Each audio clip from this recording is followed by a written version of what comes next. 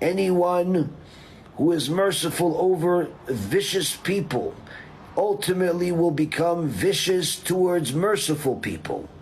There is no permission from the Torah to have any mercy whatsoever during war. Not on children, not on women, not on anybody. Why? Because if a person understands what is war and why you're fighting, you'll understand that by being merciful on the vicious. You know, a lot of people think that in order to... If you are merciful in the vicious. Peace of Christ to all of you. I hope my voice coming good and clear. And sorry, this is like a commercial break as usual. So what we see in the front of us, that Mimi Dawah, peace be upon her, she is going to expose this rabbi who he said, in the time of war, there is no mercy for anybody.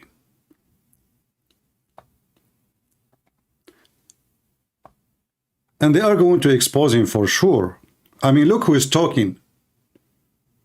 A person who follow a scumbag like Muhammad, a person who killed every single Jew in Arabia. I mean, what happened to the Jews in Saudi Arabia? How come there is zero Christian, zero Jews, zero other religion? There is zero of everything. Because the Muslim, they were merciful on everybody.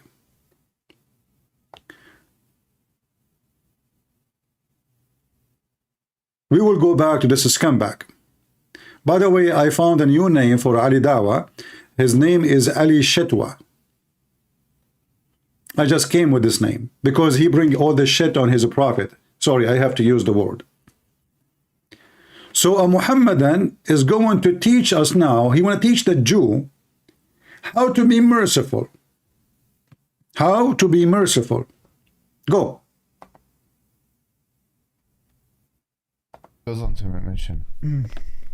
He goes on to mention more stuff. Like he mentions the Amalekites. You must remember what Amalek has done to you, says our Holy Bible. And we do remember, and we are fighting our brave troops and combatants who are now in Gaza or around Gaza and in all other regions in Israel are joining this chain of Jewish heroes, a chain that has started 3,000 years ago from Joshua ben Nun until the heroes of 1948, the Six-Day War, the 73 October War, and all other wars in this country.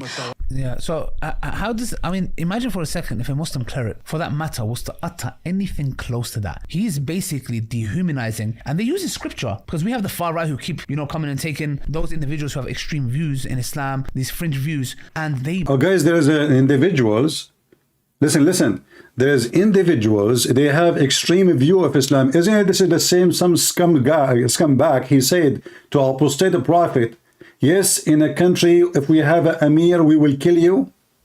And we are watching you. Isn't it this is the same guy? He is saying now there's some individual in Islam. But isn't it the individual is Muhammad himself? Isn't it the individual to kill every Jew and every Christian and every Hindu and every non-Muslim is Muhammad? There is some individual in Islam, somewhat. What do you mean Muhammad is an individual? You make it like this is what Islam is. You've got a rabbi here. Not only that, you've got an individual. I don't know if he's an atheist, but you know, Benjamin Netanyahu, the murderer, the scum, who has come out and quoted the Amalekites again. And what's he say? Can you quote it Malachite again? Scumbag Ali Dawah, do you dare to call me to show you the story of the Malachite in your stupid Quran? I mean, those donkeys, by the way, they do not know. Obviously, none of them knows what is in their book. Otherwise, the three of them, they will not mention it. The story they are talking about is in the Quran. They are complaining about what is. And by the way, that story have nothing to do with those so-called Palestinians, because those aren't Palestinians, those are Arab. If you ask any of them, are you Palestinian? They will say yes. Are you an Arab? They say yes. How you can be Palestinian and Arab at the same time? Those are Arab. They are coming from the desert of Arabia. They have nothing to do with that land. Before the year 700, not a single, actually not even 700. After, until Abdul Malik ibn Marwan, not a single person in this land speak Arabic. The Caliphate Abdul Malik is the one who transformed the language of the local, which was either the Hebrew or the Aramaic. He forced everybody to speak Arabic. He did the same everywhere. In Egypt, in Morocco, in Tunis, whatever they control, everybody have to speak their language. So now, this scumbag, he is exposing the rabbi for something written in his book. Let us go and talk about the Jews specifically. This is Allah in the Quran commanding the Jews to kill everyone he is a Palestinian. This is in their book. This is not the Torah. This is not the Bible. This is the yellow pages of Muhammad.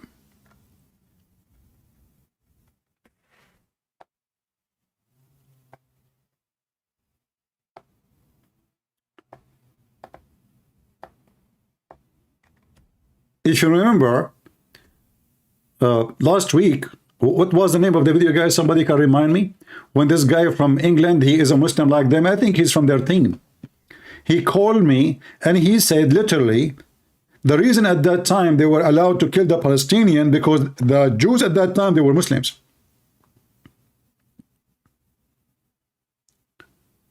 Anyone remember the name of the video so we can play it? If somebody can tell me what the name of the title in my channel, it's in my channel, and if maybe the admin can find me which minute. When this Abdul, he called me, if you remember, and he wanted to change the topic and to talk about the Trinity. And then I showed him this verse in the Quran, and then he explained, he said, well, at that time, those Jews, they were Jewish Muslims, therefore they can kill the Palestinians. And this is Allah commanding Moses according to the Quran. Here, by the way, Muhammad is a thief. He is stealing stories from the Bible, as usual.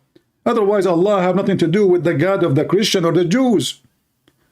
But Muhammad is a fraud. He sit with the Jew, he copied the Jews. He heard about Alexander the Great, he made him a Muslim prophet. Alexander the Great, he became a Muslim. The Islamic religion hijacked everything. The guy who saw himself in a dream going to Jerusalem, here we go, Jerusalem is their city.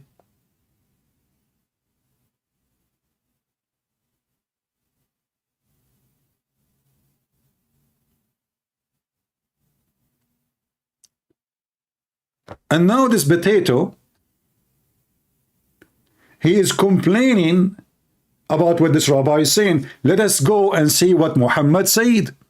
You know what? Why I want to say it to you? I will play it for you. This is their team. This is their Abdul.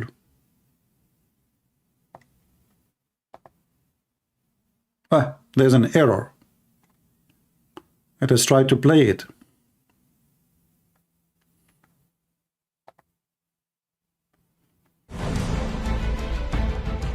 All right.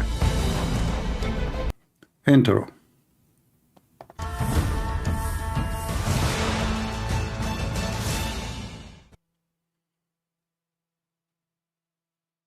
The Yahud, who are a people who they themselves have a history of being persecuted, who they themselves have a history of being the oppressed, they are the ones who are doing the oppression. Who is the one who oppressed them? Isn't it your prophet Muhammad? He raped them, he killed them, he took their women, even they raped children. He's talking about the oppression now of the Jews. You know, the Jews themselves, they've been oppressed, but now they are oppressing people. But let us see what he will say. And what a mighty oppression it is. These people whose ancestors was slaughtered by Pharaoh and his people. these people whose ancestors, their sons were killed. By the Pharaoh, remember, not by his prophet. He mentioned the Pharaoh. The Muslim, they have memory all the way to the Pharaoh, but they don't remember Muhammad killing all the Jews in Arabia. They have a history even what the Pharaoh did with them, but they don't remember. Like what? Muhammad? When? Their memory is so good to the point they went back to the Pharaoh, what the Pharaoh did to them. But he cannot remember what the Prophet of Islam did to them. The Prophet of Islam, even he dig their graves. Not only he slaughtered them, even he burned their trees. I mean, this is how much hate he have.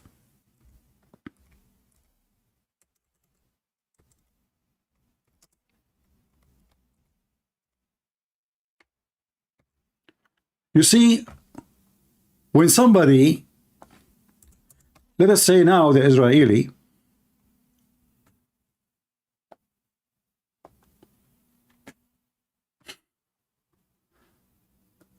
they took over Gaza again, and they did already. And now they finish Hamas. Do you think the Israeli, they will go and dig the grave of every one of Hamas members, or every grave of a Muslim? This is what Muhammad he did. This is how filthy he is. He cut their trees. He dig their graves. Not only he killed them,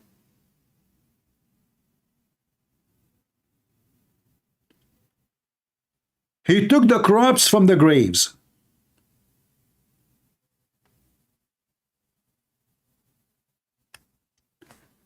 This is what Muhammad did. But those Muslims, they remember what the Pharaoh did to the Jews. But they don't remember what Muhammad did to the Jews.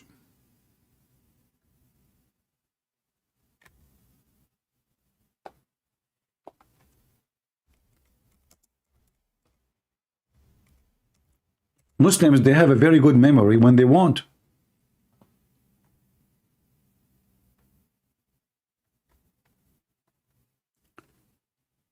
Allah Messenger, he burnt the palm trees of Banu Nadir. Why you burn the trees? He killed the people, now he is burning the trees. This is how, and by the way, the Muslim, they have articles about how Prophet of Allah, he was worried about the global warming. And he told us to plant trees. This is desert. And a tree in the desert is priceless. Yet the filthy Muhammad, not only he killed the people, he cut their trees. Why he cut their trees? He want to be sure that none of them will be back, ever. To eliminate any source of life for them. This is Muhammad. Muhammad, he committed genocide. And he killed every single Christian and a Jew. Chapter 9, verse 29, it command Muhammad, supposedly from Allah, to kill all the Christians and the Jews unless they pay him to live.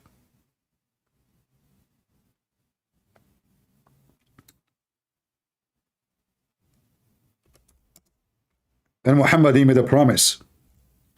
If he is victorious, he will cleanse all the Jews, all the Christians from the Arabian Peninsula. And he did. As you see, all of this is authentic reference. Do you see it? And I will not let anyone live in it except a Muslim. Do you see it?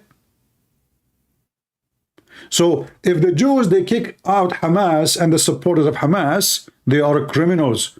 But Muhammad, he kicked them from their land, from their houses, from their farms. He took their money. Not to forget what Muhammad did to torture a Jewish man because he thought he had money. And then this guy is talking about that the Jews, they've been persecuted themselves and they are persecuting people now. But he didn't remember he's a prophet at all. He's talking about the Pharaoh. And their daughters were left alive. They have forgotten where they have come from. and they are committing atrocities worse than Fir'aun. Pharaoh killed the boys and he let the women live. These people, they don't distinguish between the boys nor... The Muslims, they distinguish between the boys. You see, the Muslims, they hide behind the boys, and then when the Israelis shoot at Hamas and to kill Hamas, the boys dies, and then the Israelis are killing boys. Hamas killed at least 800 boys and girls. The majority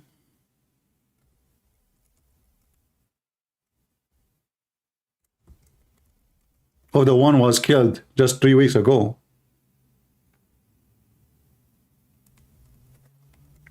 They were children and women. This guy, he never saw the videos. I assure you that when he saw the video, he was praising Allah.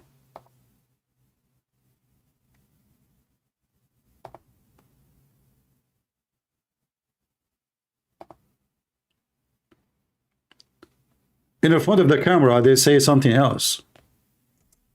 If the camera is not going to be publishing this, they will say a different story too.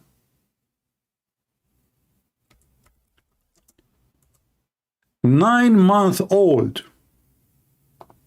Not only they kill, they kidnap. 9-month-old.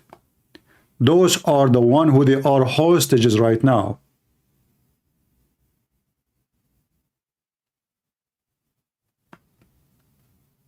Those are the victims of Hamas.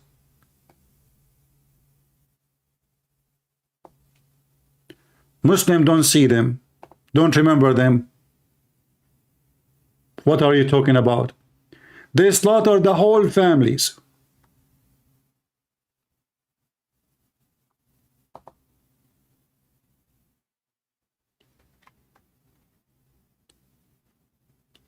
The Muslims do not know what are you talking about. Who, where?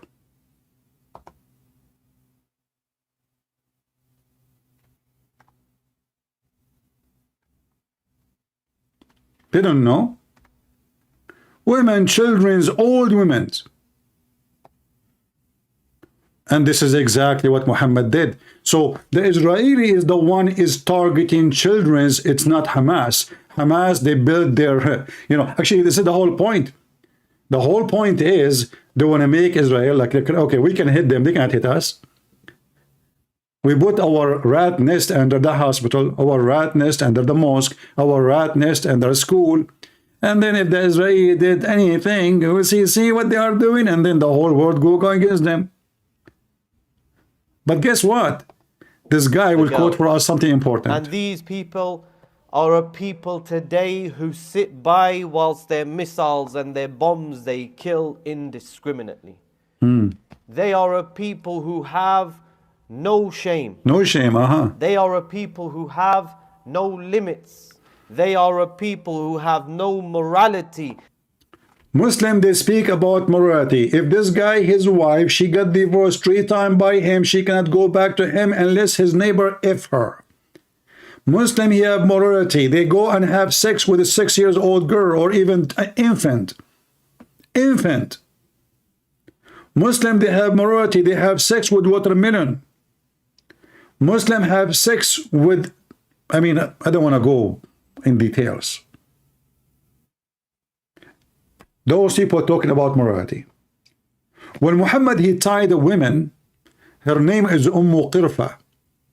She was almost close to 90, over 85 years old. How Muhammad, he killed that woman? You can go right now and search for the story of Qirfa.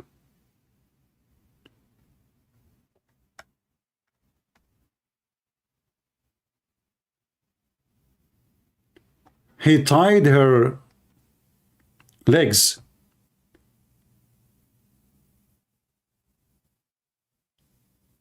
between 2 camels when she's alive.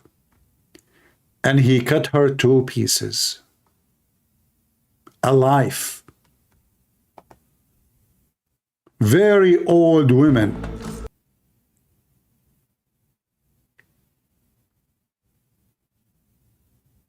Actually, I found a cartoon about it.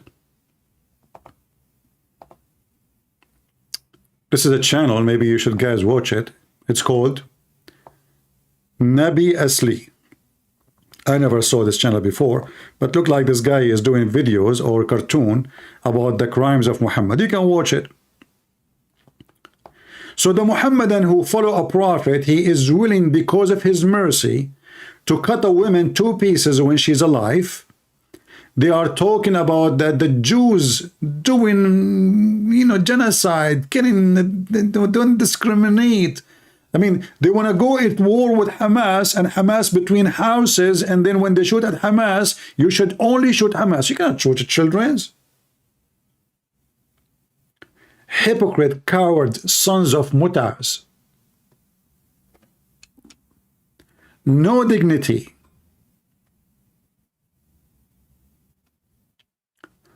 When they asked Muhammad about killing the children of non-Muslims, what Muhammad he said? He said they are from them. Kill them. Look like Muhammad, he have no shame too. Do this idiot dare to call me? They are from them. Hey prophet, when we are attacking those people, we are killing children and women. Is it okay? He said it's okay. They are from them. They are from among them, so kill them. He didn't say avoid it, try not to hurt them. Why you are killing the children? And remember, at that time it's just a sword. It's not. There's no bombs. When you are using the sword, you aim. When you are using the arrow, you aim, and people, they are fighting for a very short distance.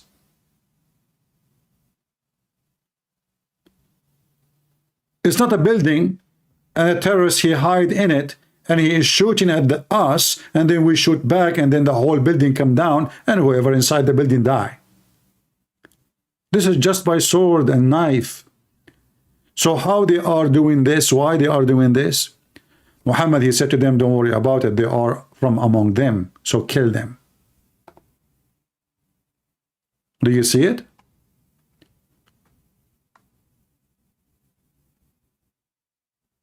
This is authentic.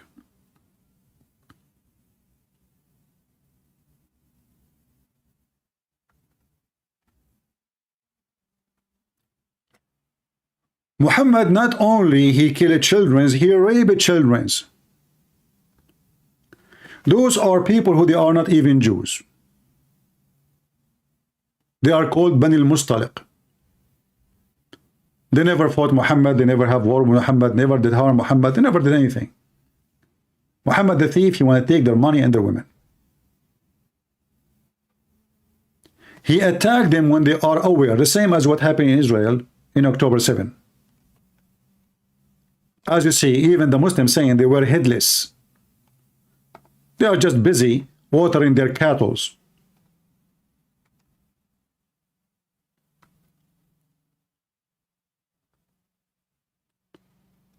The Prophet had suddenly attacked Bani Mustaliq without warning. He did not even warn them. There's nothing. While they were headless and their cattle were being watered at the places of water. Their fighting men, which mean the one who tried to defend, they were killed. Their women and children has been taken as captives, hostages for rape.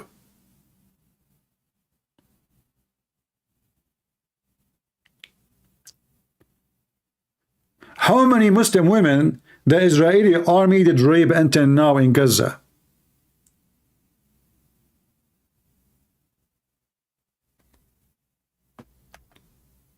There's any number?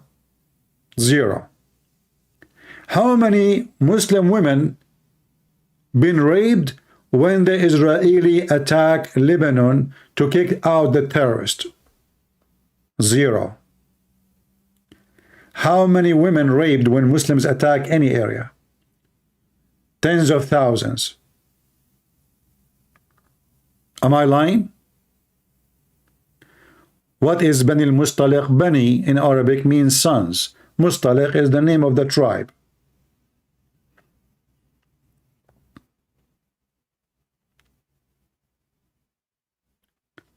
Do you people have short memory about what ISIS did to the Yazidi, to the Christians, to the Shia? Do you? How they put the chains in their hands and their legs and they took them for the sex slavery market? Do you remember when the Muslim, they are talking about their shares of women? This scumbag is telling us, he is lecturing us about murderers. So they hide behind women and children's. So when you shoot, because they don't care, by the way, Muslims don't care for the lives of Muslims. They don't care. I mean, we have a lot of population. You know, this is how they calculate the thing. Let us lose in this war 100,000. Right now, as we speak, according to the hospitals of Hamas, 400 women giving birth a day. A day. Every day. How many a month?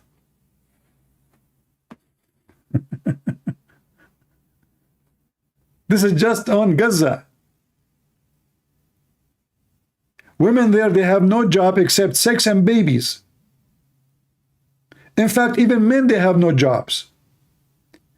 All the 2 millions, they are living for free from the assistance coming since 48. More than 50, 60, 70 years for free. They don't have a job. Free meat, free bread, free sugar, free salt, free medication. This is what the UNRWA does. Free school. They just get married, have babies. And now, I just saw a video of someone from Hamas, or let us say from Gaza. He was complaining about the biscuit. It's a bad biscuit. So you donate to them, you give them money, you give them food, they spit at you.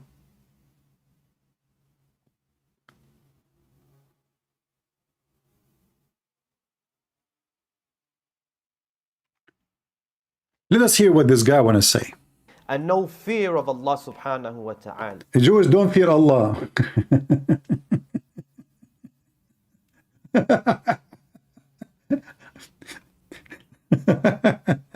Wait, what?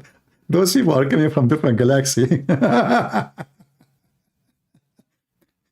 What is it? Your God Allah, He told them to kill the Palestinian in chapter 5, verse number 19, 20, 21. And when the Jews, they refused to kill the Palestinians, Allah, He punished them and He made them lose their way for 40 years in the desert. You see, when those potatoes, Ali Shetwa and Muhammad, Hijab, the burqa guy, they are talking about the Malachite, it's in front of you. And there is other verses, by the way, about the Muslims. Always they have different name for their prophets. You know, when Samuel, he been commanded to go and fight the enemy, and he did not do or did not obey him to do that. This is still in the Quran, in the chapter of Al-Baqarah. And those donkeys, Mimi Hijab and Ali Shetwa, are complaining about the Malachite when the story is in their book.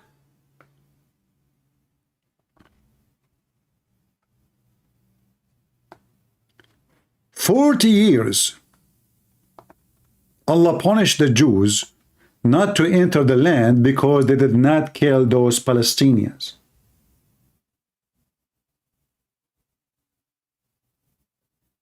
Do you see it? They refuse to go and fight.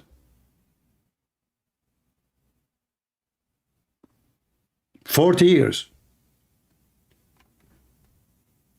You will see that only actually two men plus Musa's three, accepted to do jihad. One, his name is Joshua, or Yeshua, and the other one is Caleb. Now, by the way, story is a story from the Bible, but it's not what says here. This is very wrong. The whole story is messed up. The whole story here is messed up. I mean, the most stupid story ever you can imagine. Never take a story, a source of anything from the Quran. You can compare right now between the Old Testament story about this and what Muhammad is saying. You will die laughing. But based on the stupid Quran, only two men, they wanted to go and kill the Palestinian. And here the story, by the way, is so funny that two men only, they are willing to go and attack them at the gate. Imagine, two men, they want to invade the city.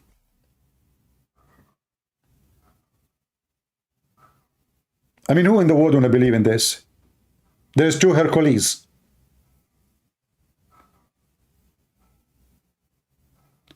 Hercules Joshua and Hercules Caleb.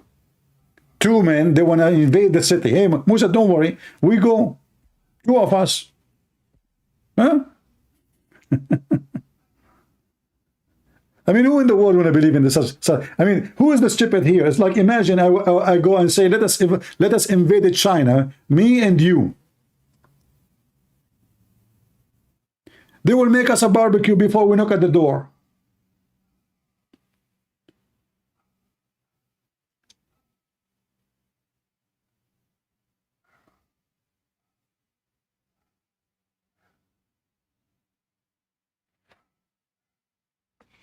And the funny here, Allah, here in the story, Musa is a bad person too, because Musa disobeyed, he did not go for war. Allah, he promised them, if you are in, victory is all yours, even for the two men. They did not go. So it was just an empty talk.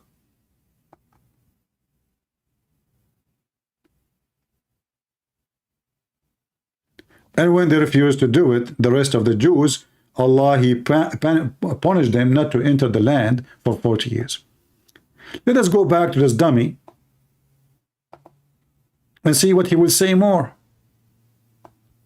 Tell us about the crimes of the Jews. I mean, look who's talking about crimes and criminals. A Muslim. And they are a people who have developed amnesia and forgetfulness, that they themselves, how they were crushed under oppressors in the past. And they are few in number. And they themselves have forgotten where they came from and where they are going. But there will come a time, ya Muslim. Now we are talking. Now we are talking. But time will come, you Muslims. What we will do, listen carefully. Muslims is against oppression.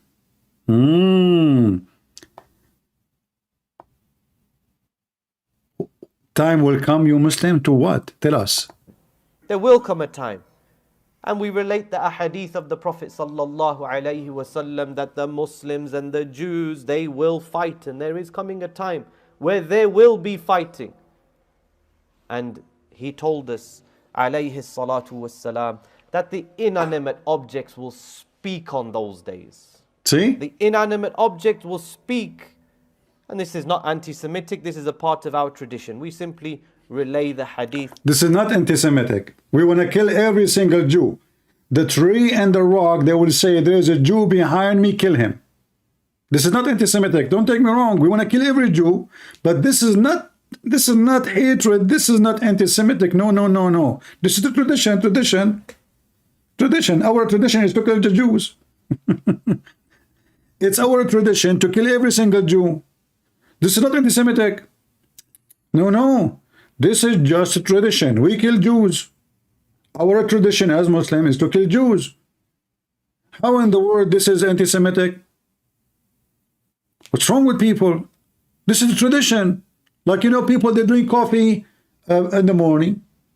Some people, they drink tea after lunch. We Muslims, Our tradition is to kill Jews. It is tradition. Part of our tradition. We simply relay the hadith and we say that the Prophet ﷺ told us that when there is a war going on. There's a war going on. They have drones that say to them, oh, so-and-so, there's a Muslim there, press your button and destroy it. So we're simply just turning it around and telling them. Turn it around. He is turning it around. If we go in the hadith it says that time will come and you will fight the Jews.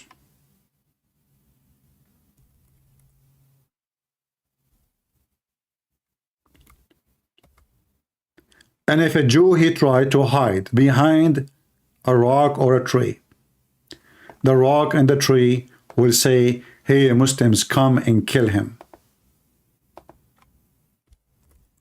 Remember, he was talking about oppression.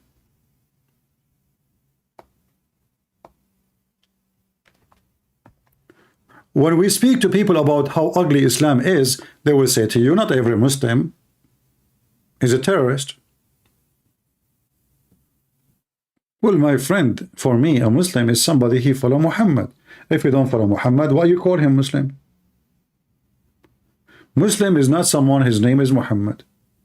Christian is not someone his name is a Christian. Christian is someone who follow Jesus. Muslim is someone follow Muhammad. So, if you follow Muhammad, you are a Muslim. And if you are a Muslim, you are a terrorist.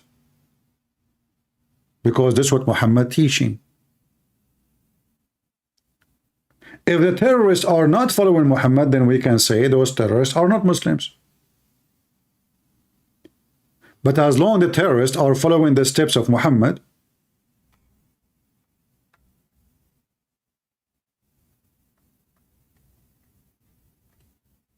then the terrorists are Muslims and the Muslims are terrorists.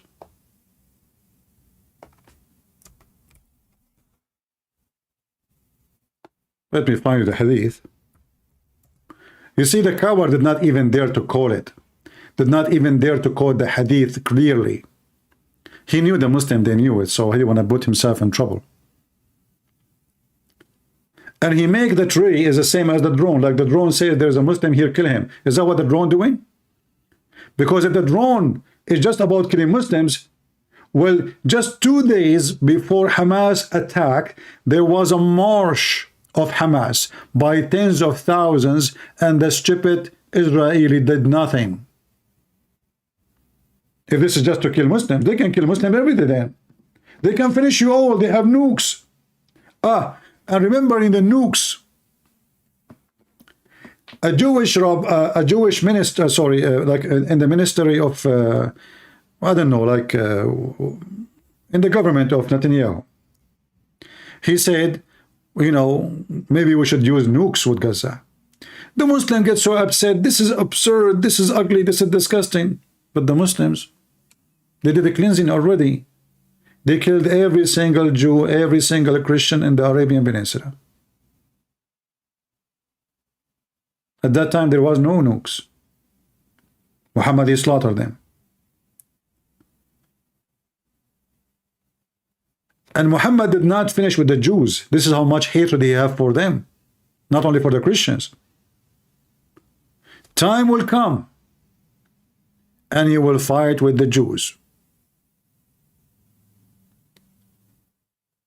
Until there is a Jew will hide himself behind a stone, which means the Jews, they will be the weak one. The Jews are in the run. You chase them around the world.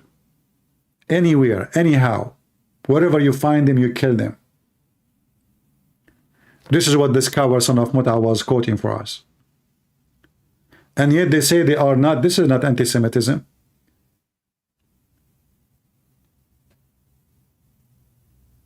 And then Ali Shetwa and Mimi Hajba, they are complaining about the rabbi when all the religion is about killing non-Muslims.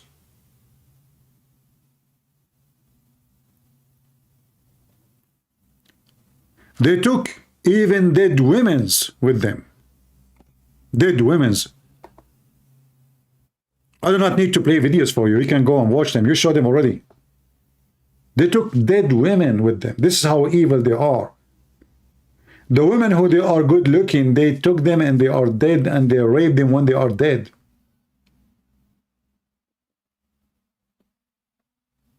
There is a woman, when she arrived to Gaza, if you watch the video, they are getting her out of the truck. You will see the blood is coming from her pant. They were raping her inside the truck.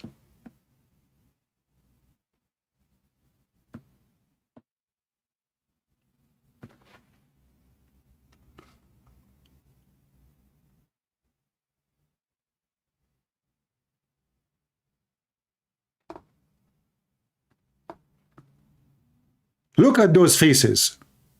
What they want from the Jews.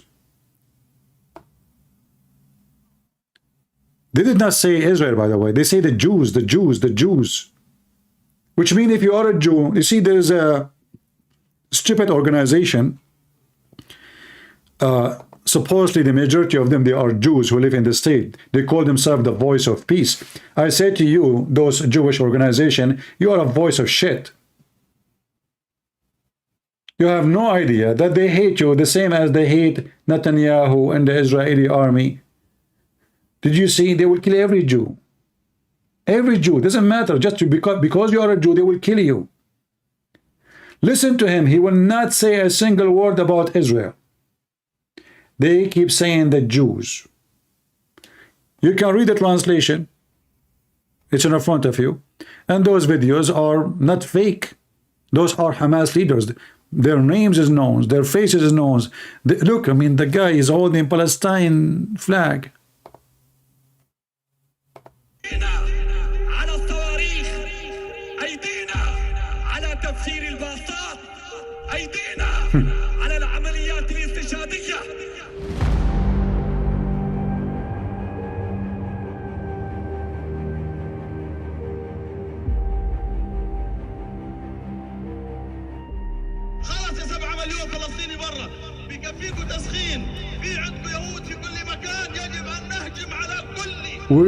He's asking to kill the Jews anywhere in the world. Did you see it?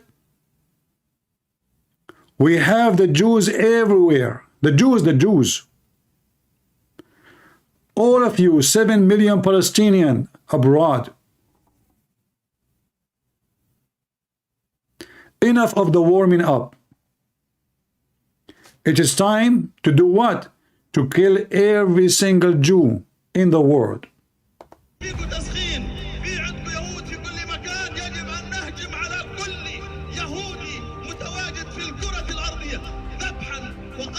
If this is about Israel, why do you want to kill a Jew who live in China, or a Jew who live in Germany, or a Jew who live in Australia, or a Jew who live in America, if this is just about Israel?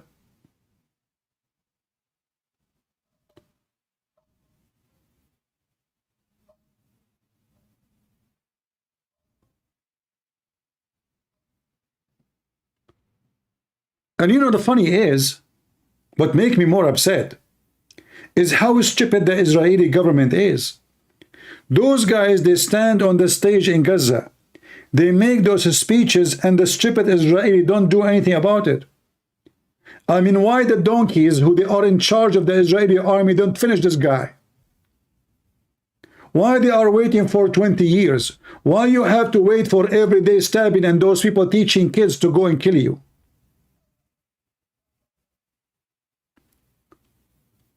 Where was the Israeli government? Where was the Israeli army? I will tell you where are they. They are just a bunch of idiots. Those leaders are not leaders. They are doing politics. They knew that those people, they hate them. I mean, you see this. This is the TV, by the way. The Gaza TV. I mean, they are just a few kilometers away from you. So imagine all the Israeli, they hear this broadcast and they see it in their own screen every day, and the Israeli army do nothing about them. 2 days before the attack, actually not 2 days, less than 24 hours.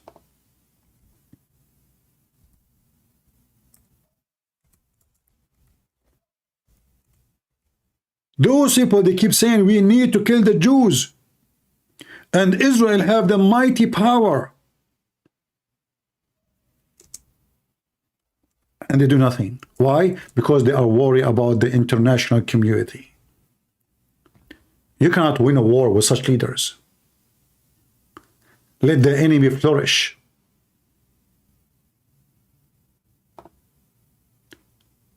Let the enemy grow.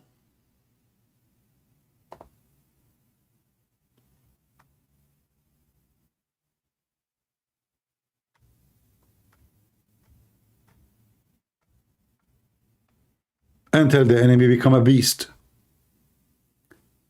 And the enemy come to kill and rape their women. I don't blame a terrorist for being a terrorist. But where was Netanyahu, and where was the prime minister before him, and where was the prime minister before? Those guys are there for more than 20 years. Not only that, the stupid Israeli, they thought, okay, they are in Gaza, they are shouting they want to kill us, let them there. They allow Qatar to pay for every one of those salary. Every single penny in their pocket is coming from Qatar. Not from Saudi Arabia, not from Egypt, from Qatar. And then you can ask yourself, it is the money of who to buy the weapon they have, and how they get the weapon? Simply because the Israeli army, they are asleep. They are leaders in drugs.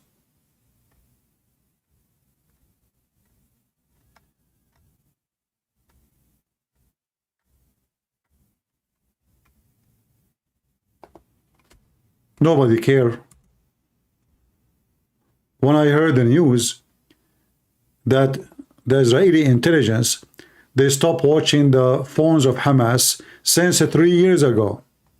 Why? Because it's a waste of time. It's a waste of time to watch your enemy. Can you believe it?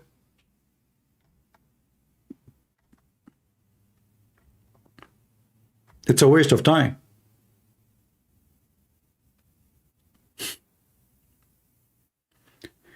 Those people, day and night, they are saying, we want to kill you, we want to kill you. And not only that, they go and they stab them every day. If you go right now and see how many Israelis died from stabbing just last year.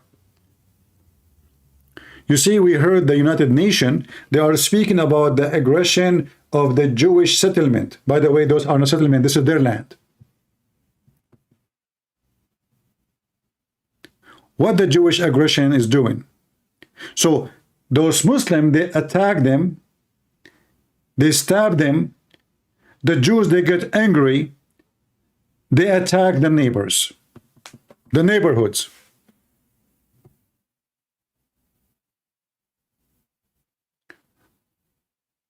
To be a good Jew for those people is just to stab you and to do nothing in return. This is how you can be a good citizen Jew.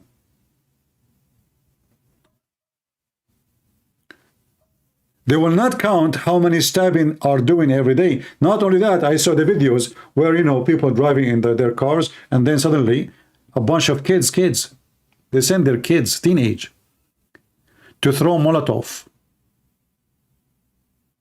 They put oil, gas, car oil, use car oil, mix it with gas, and put a piece of fabric coming from the ball, and they throw it at the cars on the highway. Burning as many cars, killing as many they can.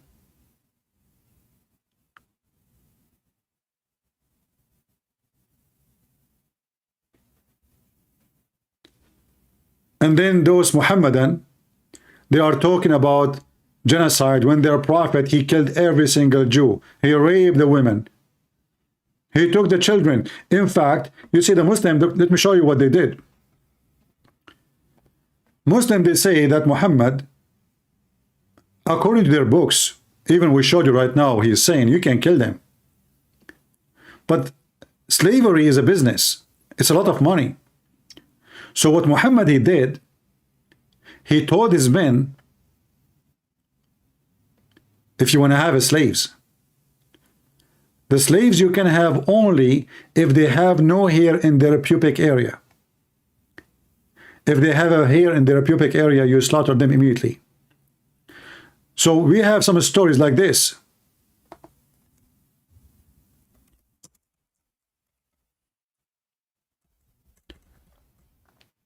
This is a Jewish guy.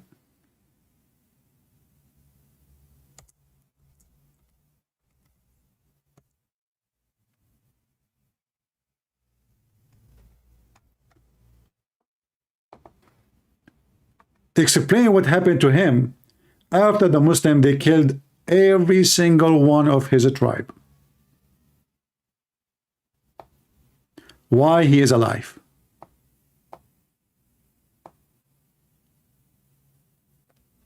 I was a young boy and they were not sure about me, kill him or not to kill him. But they did not find any pubic hair, so they let me live. And here I am among you.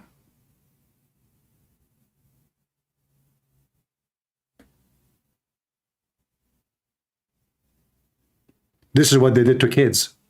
They slaughtered all the kids.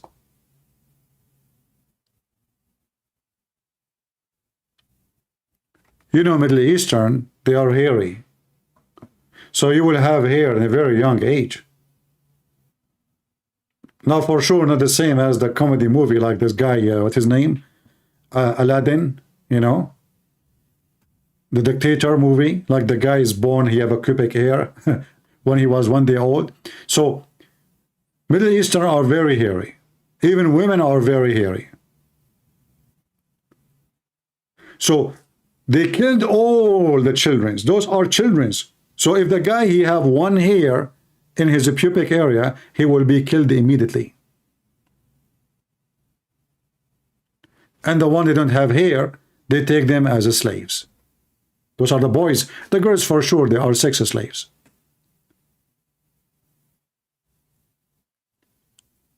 Did the Israeli line up the children of Gaza and ask them to take off their pants so we can see if you have a hair in your pubic area? How many they will slaughter if this is the purpose? This is what Muhammad did. Did the Israeli ask all men to line up, take off their pants, and the one have a hair, we shoot him? This is what Muhammad did.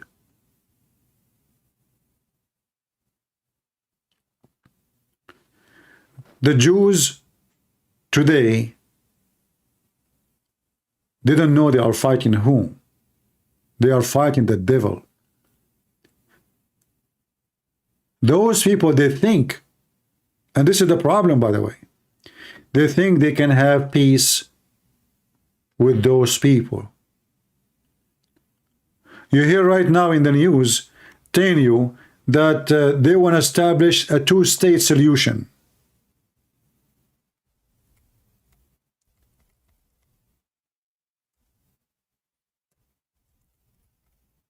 Who is the donkey want to believe that if you establish 2-state, 5-state, 10-state, you will have peace?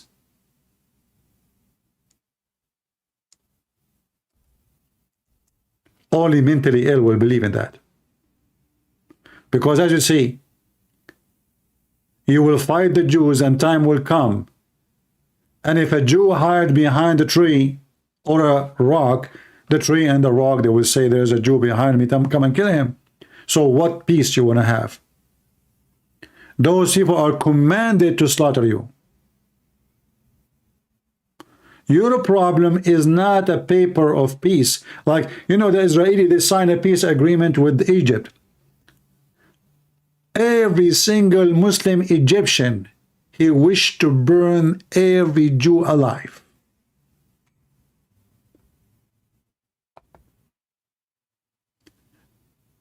And they will burn the piece of paper agreement with you as soon as they get their power to conquer you. The Jews, they knew that, you know that, they know that, everybody know that, but nobody want to say it. They are desperate. They want to sign a peace agreement with Saudi Arabia. Who is the fool here? Are you really going to have a peace with them?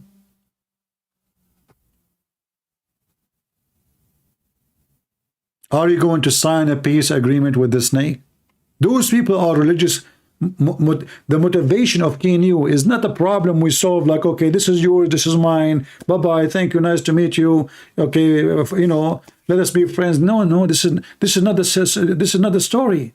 The story is, this is their religion, they have to kill you.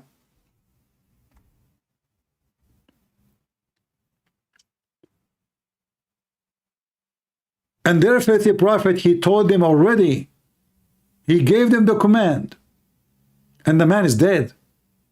We cannot call Muhammad, say, hey Muhammad, can you say something else? Like change it?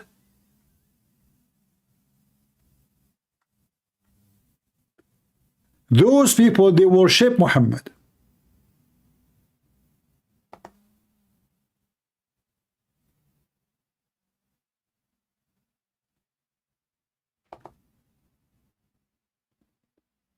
Everybody is doing politics, but nobody is telling the truth. The truth is ugly.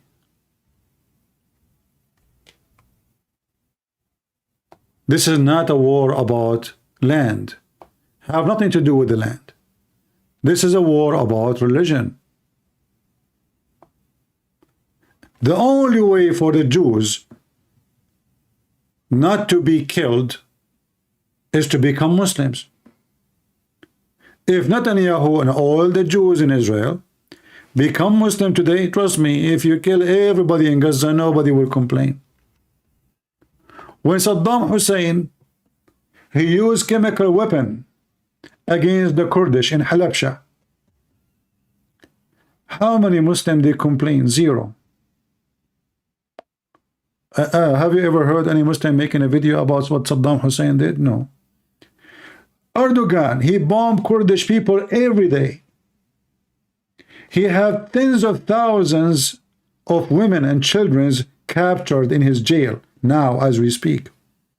He took towns and villages now as we speak of the Kurdish. They kicked them out of their houses, and they, in place on them, they put Arab Syrian instead of the Kurdish. Nobody complained because he is a Muslim. Erdogan is a Muslim, so he have a license.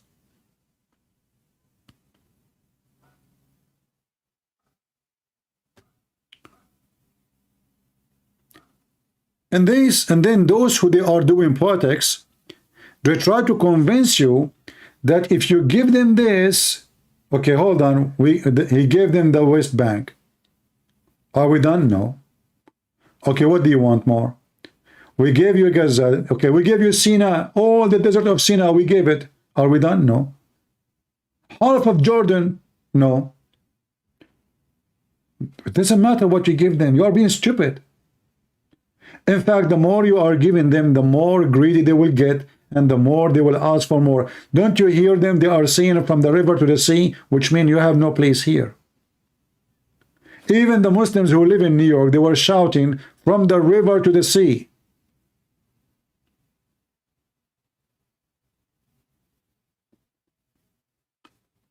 They don't want you anywhere near. So the stupid Israeli, because they are desperate for peace, they keep giving lands. And the more they give lands, by the way, the more they become weak, because that will give the enemy easy access. I mean, you can go in the heart of Israel in 1 hour drive. Israel now is so small, so there's no borders.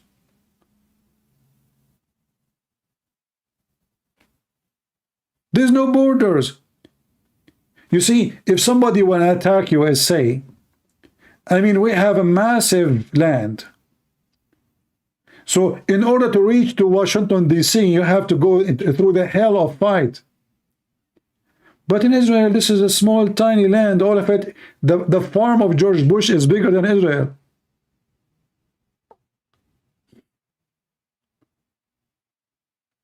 If you go right now and search for farm for sale in USA, you will find some farms in the size of Israel for sale.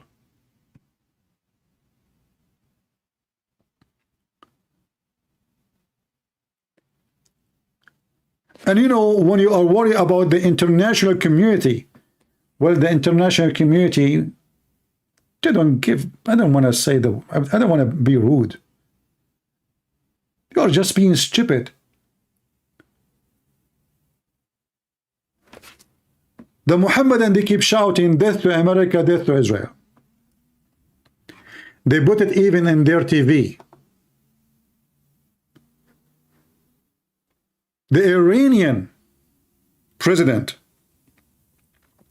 tomorrow, actually today, he is going to Saudi Arabia because they have Islamic summit. What is the slogan of Iran? Death to America, death to Israel. So a minister of Netanyahu cabinet, he said, maybe we should use nukes. The whole world went so upset. But those people, they keep saying death to America, death to Israel, death to America every day.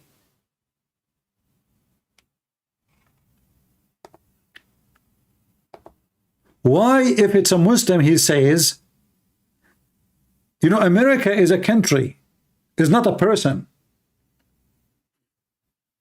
Israel is a country, is not a person. Why, if the Muslim, they say, death to America, death to Israel, that is not a problem.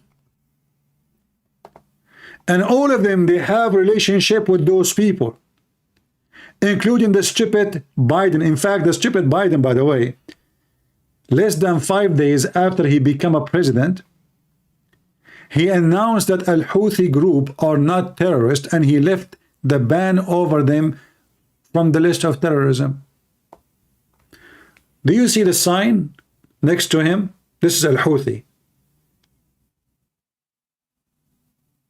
a drug dealer, Shia terrorist in Yemen. There is two signs, one in the left and one in the right. The one in the left is about jihad, but let us read the one, I mean, depend how you know your screen. So in the front of me, I'm talking about the screen. The one in my right, or on the right of the screen, the one have those three lines in red. Let us zoom in. Allahu Akbar. Okay, this is the first one. What is the second line in Arabic in red? Al-Maut to America, death to America. Okay, what the second line after that? Al-Maut to Israel, death to Israel. What is the third line? Curse on the Jews. What is the green line? An-Nasr al-Islam, victory for Islam.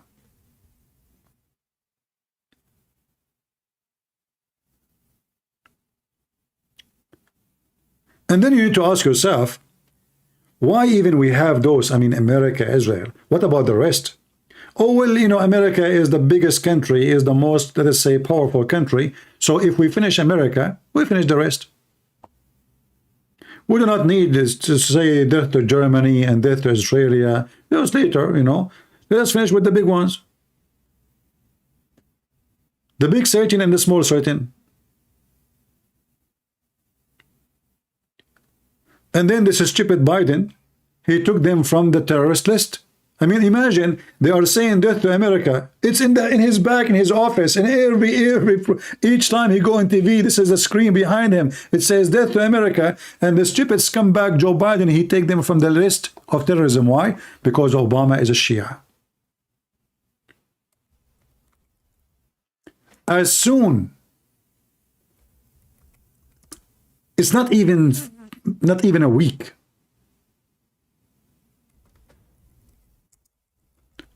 Biden, he left them from terrorist sanctions.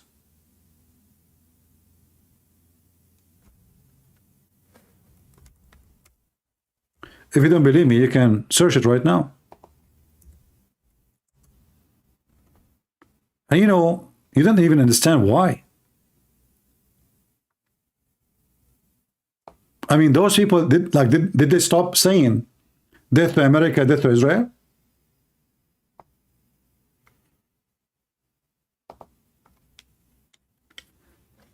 At what day Joe Biden became a president? Somebody can tell me?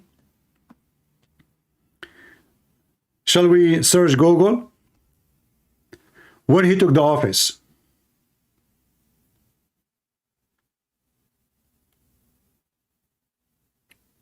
Can somebody tell me? When Joe Biden, he took the office. Not when he is supposedly elected, which I believe not true. What day exactly he became a president? Officially in the office.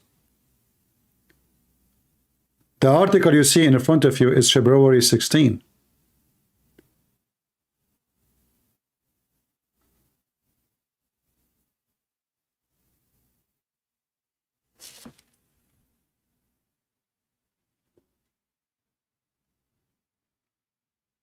In January 6. Okay. In fact, this article actually, by the way, is not like when the news happened, but Joe Biden right away, as I remember, right away, I mean, he took the office. This is here, it says 2021. So obviously this is not when it happened. This is when he submitted the papers or the command to lift it up. And then it takes time. But this is telling you the priority of Joe Biden. I mean, what we have to do with Yemen anyway? Why he is worried about Yemen terrorist group? It is Obama.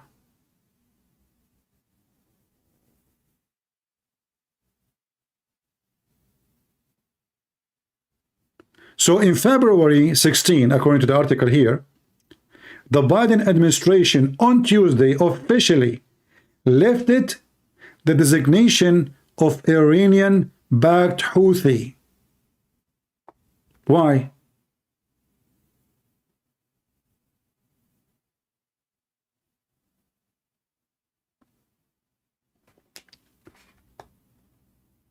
The guy, he just took the office. And this is telling you how Obama, he do everything to support Hezbollah, Al-Houthi, and Iran. You will notice right away, when Obama in the office, money come like rain to Iran. He want the Iranian to sign an agreement, so after 5 years only, they will have a nuclear bomb. Which means by now, they should be having it based in the Obama agreement. And he gave them all the money they want. Obama is gone. Biden is back. But this is Obama still. This is why the guy, he just took the office. If the guy, he entered the office in January 6, 2021,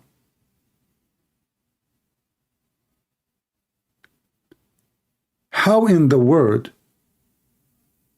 took him less than 3 weeks to do this?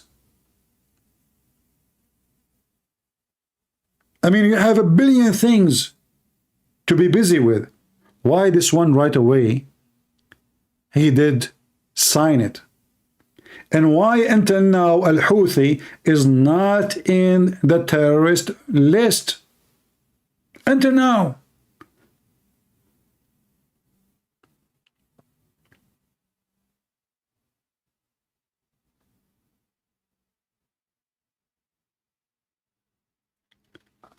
When you vote for Joe Biden, you vote for Obama. When you vote for Obama, you vote for Hezbollah and Iran. The guy is a Shia. He support them. He armed them. He string them. He want them to be powerful.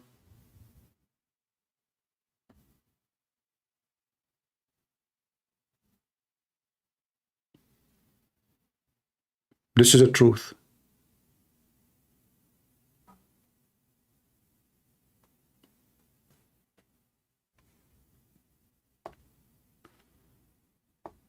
Somebody might say, well, how come Biden right now is supporting Israel? My friend, you don't understand what's going on there. This is not him. He cannot support anybody. You see, America is not what you think. Those guys, they calculate their numbers. 412 people, they voted for Israel. That means the majority of this country, they are in the side of Israel. This is how they calculate their numbers. So if you want to win the election again, he have to be in the side of Israel. If the majority of the Congress voted against Israel, he will change his side. Otherwise, obviously, he is the toy of Obama. He is in the side of Hamas. He is in the side of Hezbollah.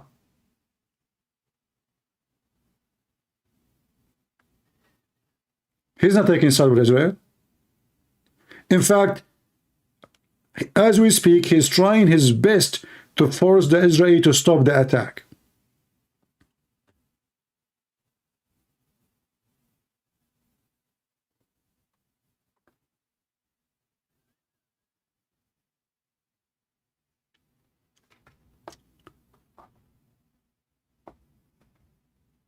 The terrorists, they have friends in the West, powerful ones, presidents.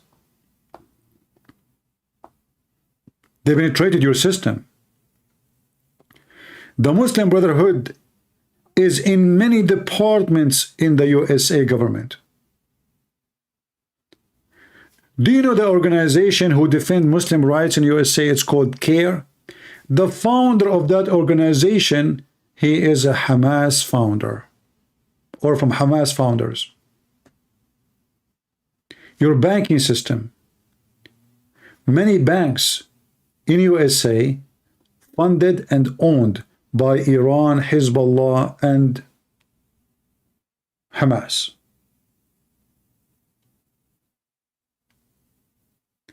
They make billions of dollars from drugs. They are heavily connected to South America. In fact, Hezbollah right now, they have camps in South America to train men for fight.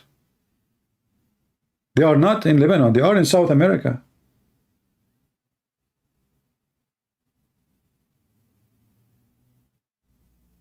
If you don't believe me, go and search right now.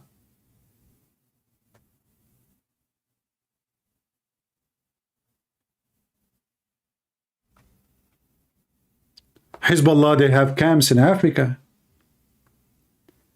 They have camps in Kenya. They have camps in Nigeria. They have army camps. This is not just a local, many people think this is just, south of Lebanon. They are bigger than you can imagine. And drugs money is coming like rain.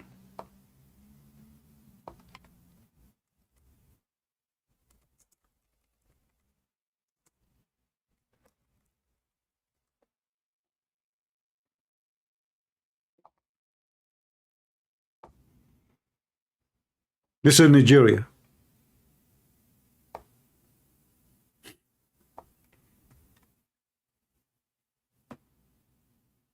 This is where? This is Nigeria.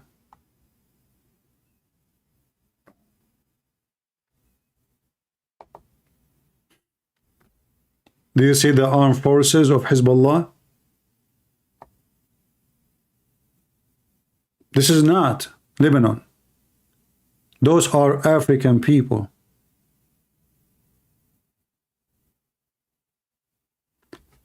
Almost in every single African country, there is Muslims there. They have an army.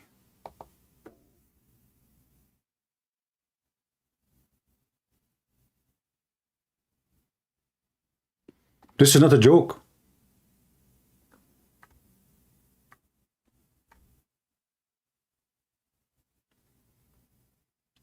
You go, you search for South America, the same.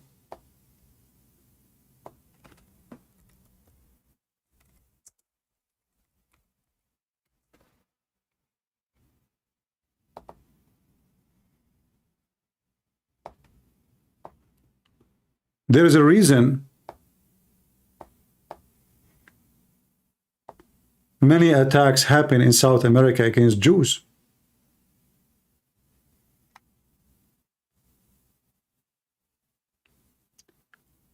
Latin America is a huge base for them, and they have the money, and they are recruiting a lot of people,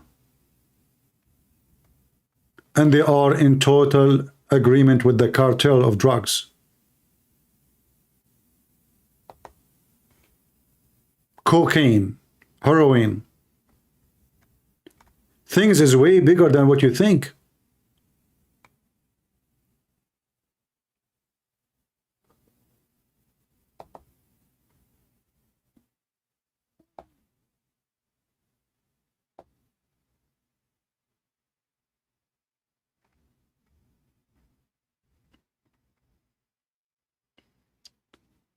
Those people, their plan is to take over the globe.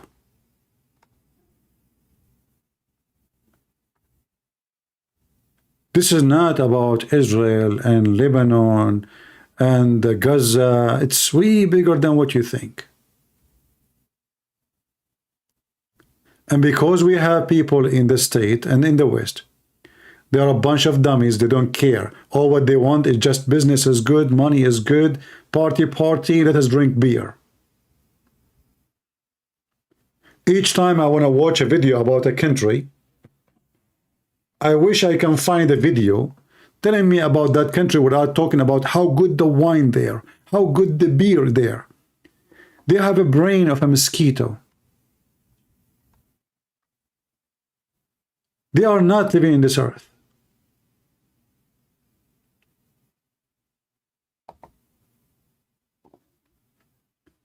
You have tens of millions, they are willing to die for the sake of killing you. And you have tens of millions, they are willing to die for the sake of a beer.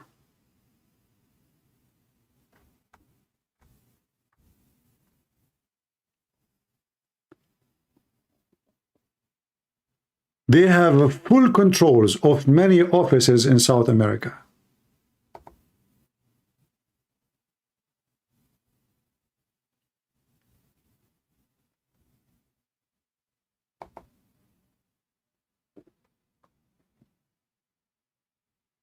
And it's just in front of you, but nobody, you know, I mean, nobody will mention it to you, right?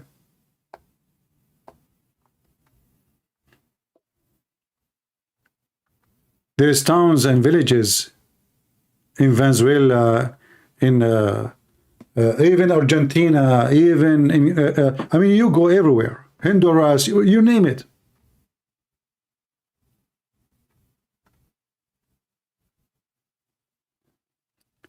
And drugs is the key.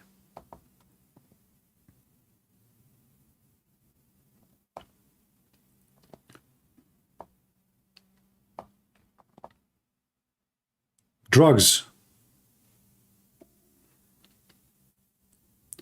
You know, when they shot the big bank in Canada, I forgot the name of the bank. I was looking at the news.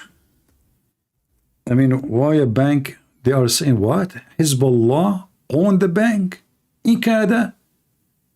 And this is a bank is functioning like for 20, 30 years?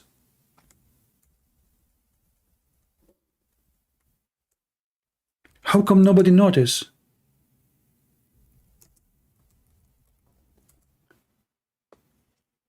They have a huge network of money laundering and businesses in the West.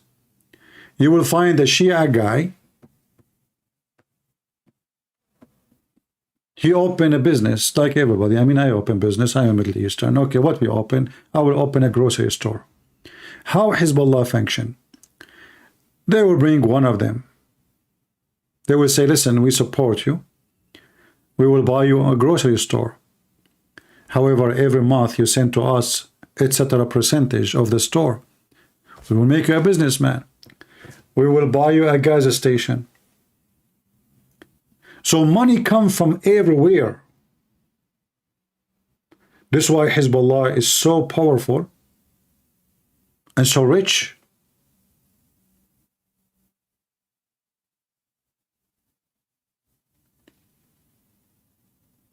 Drugs, they sell to the West. Money come back.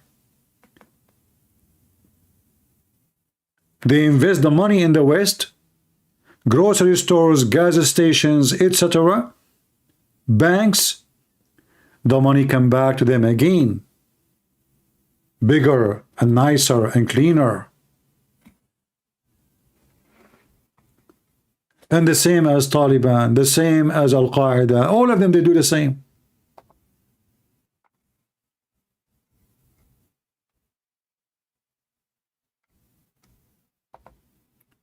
You know, when those are like in South America, if you ask yourself why they are so like so much with Hezbollah, I mean, what is the connection? What is the relationship? I mean, those are not even Muslims. Money. They shower them with money. Those leaders are corrupt.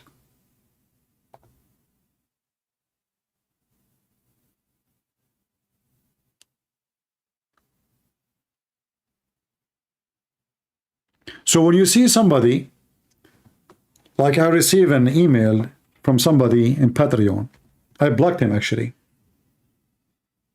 I told him, I don't want your donation, you know, don't come over here again. I mean, all of them, they are like donate to me like $1, $5. I don't know what they, let me see what this, the guy, I'm not going to say his name. Just to show you how stupid those people are.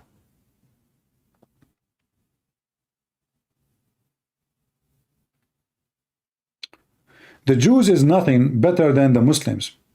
They deny Jesus as God who died on the cross. Why do you choose side in the war? By the way, the Jews left Israel a long time ago. The country belonged to the Muslims. Look, this guy is a Christian, supposedly. The country belonged to the Muslims. So Jesus never was there. And he don't tell us why the Jews left. And why I am left. Why I left my land. Why I'm not there. So if you left, it's not your land no more. If Erdogan, he took Constantinia, this is not Constantinia no more. And this is a Christian guy. This is a Christian guy. And then he said to me, the Jews pose a major a threat. He don't even know like to say a threat. He said a threat to the whole world. He claimed to be Christian.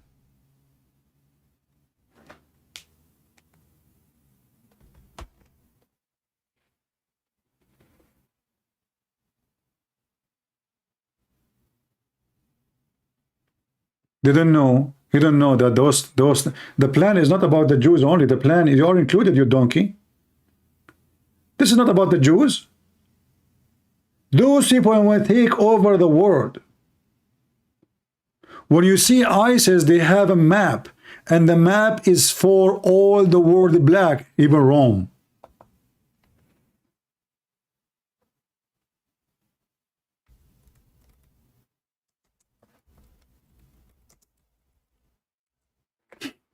Why? What they have to do with Rome? Well, they hate the Catholic. They want to kill every Catholic. Okay, what about if you're Protestant? They want to kill every Protestant. What about if you're an Orthodox? They want to kill every Orthodox.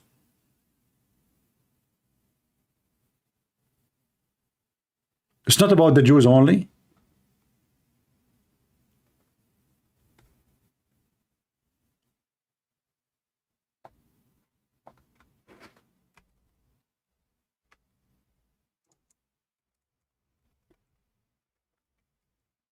Until now, you will find tons of videos made by Muslims speaking about taking back Spain.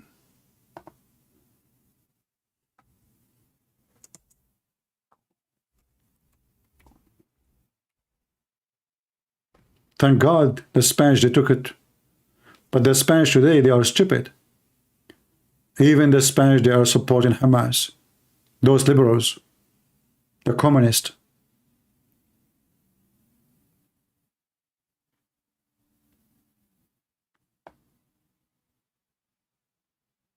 This is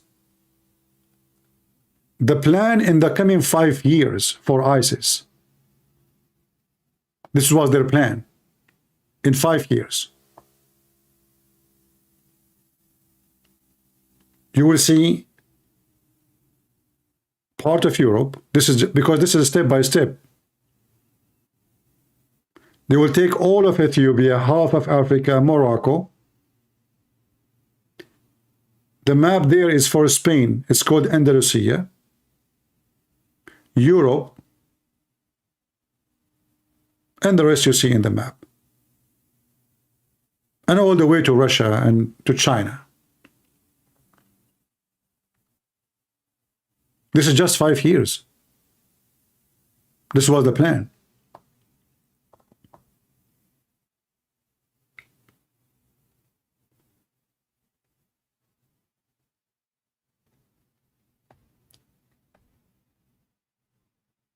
And they keep releasing maps. The more they succeed, the more they want to do more maps and to tell you what is the next, where we will be next.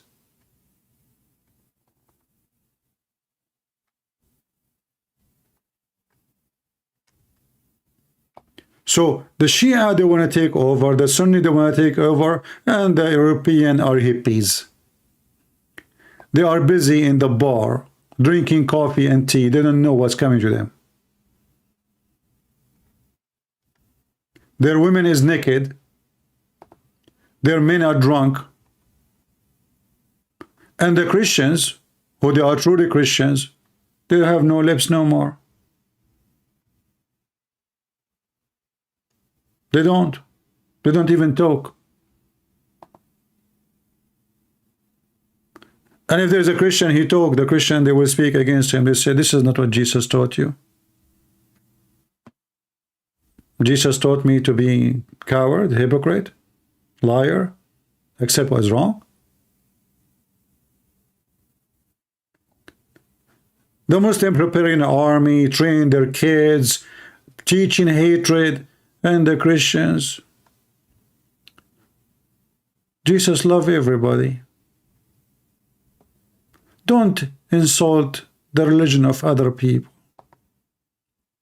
It's not right to insult the religion of somebody else. You go to the church. The priest is a hippie.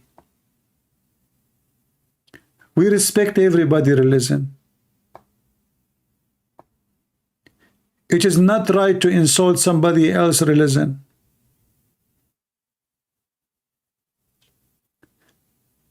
Jesus loves everybody.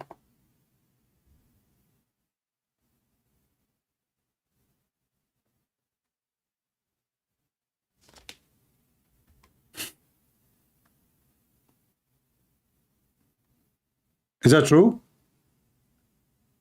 So you have 1 point something billion teaching their kids to hate you. And you have a bunch of hypocrite Christians making Christianity a religion of hippies.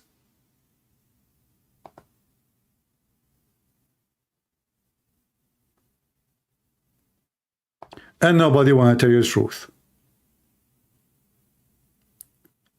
And the truth is so ugly to the point the second you say it to people, people will accuse you of all kinds of things.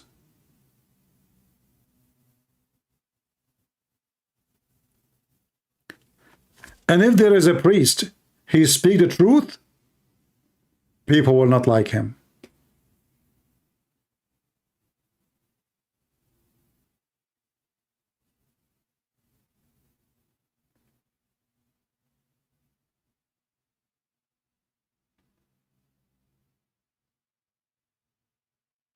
You know, I remember when I started doing what I'm doing today, which I did long time ago. Each time I speak, Christians don't even, nobody will listen. In fact, if not 9/11, nobody will be here. I remember I used to open my chat room and Pal Talk, hoping that people will listen. Nobody care. 20 people, 30 people, 40 people coming to listen. And most of them, they take the microphone and they argue with me. They say, this is not what the Christianity, you should preach the gospel only. You should not attack other people's religion. That's not what Jesus taught us. And then 9/11 happened. Suddenly, my chat room is overloaded. Overloaded. You know what overloaded? There is a limit. The chat room cannot take more. I paid from my pocket to buy a chat room where I can have a maximum number of 300.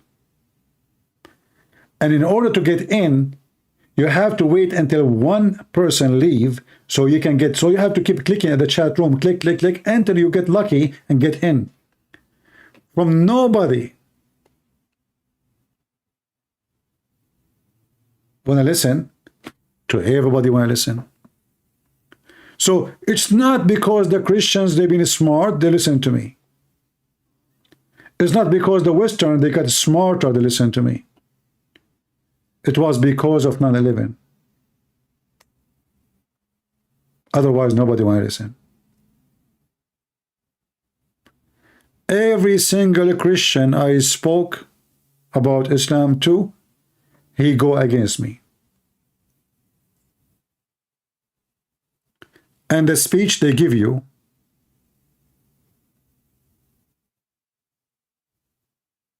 this is not what Jesus taught you. And then you show them, a friend, Jesus called them hypocrite. Jesus called the Pharisees, who they are rabbis. They are not Muslims. They worship the same God as our God. He called them murderers, evil hypocrites. And then they say to you, you should not insult someone else's religion. My friend, I'm not insulting. I'm explaining to you what this religion is about. They say when you explain to us, this is an insult.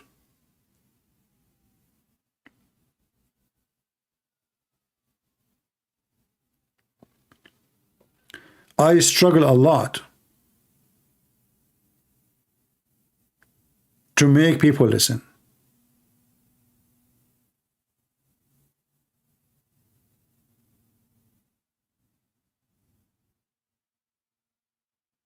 Took me a lot of work.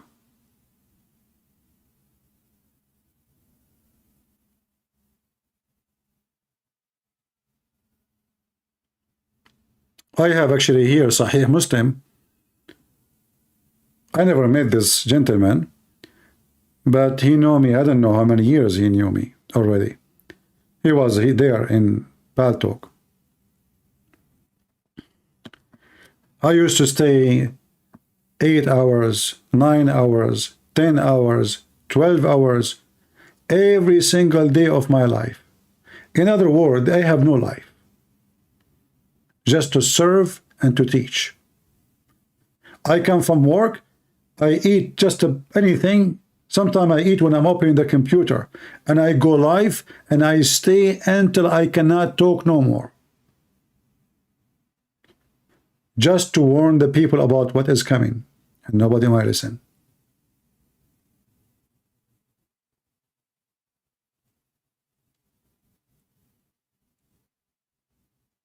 Nobody.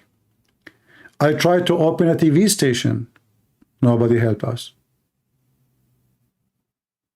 You know, the old days was not like easy like now. I mean, I go live in YouTube. No, you know, you cannot go live. What live? This was impossible before. Today is very easy. I mean, everybody can make videos. Today, your phone is a computer. When I started, my computer take an hour to get in. Sometimes the modem stuck. To load one video, it might take you 3 hours, 4 hours, 5 hours.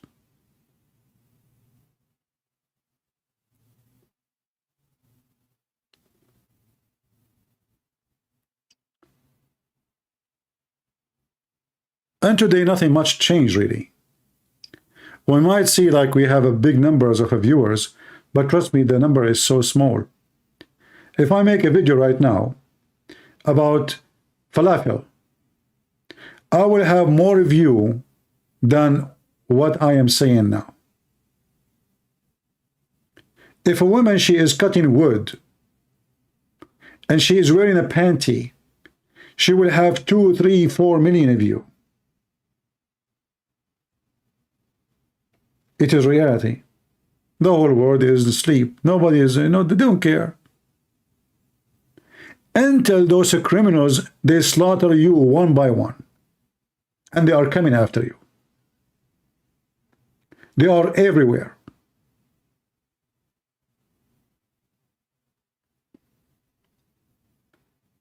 The whole world is asleep.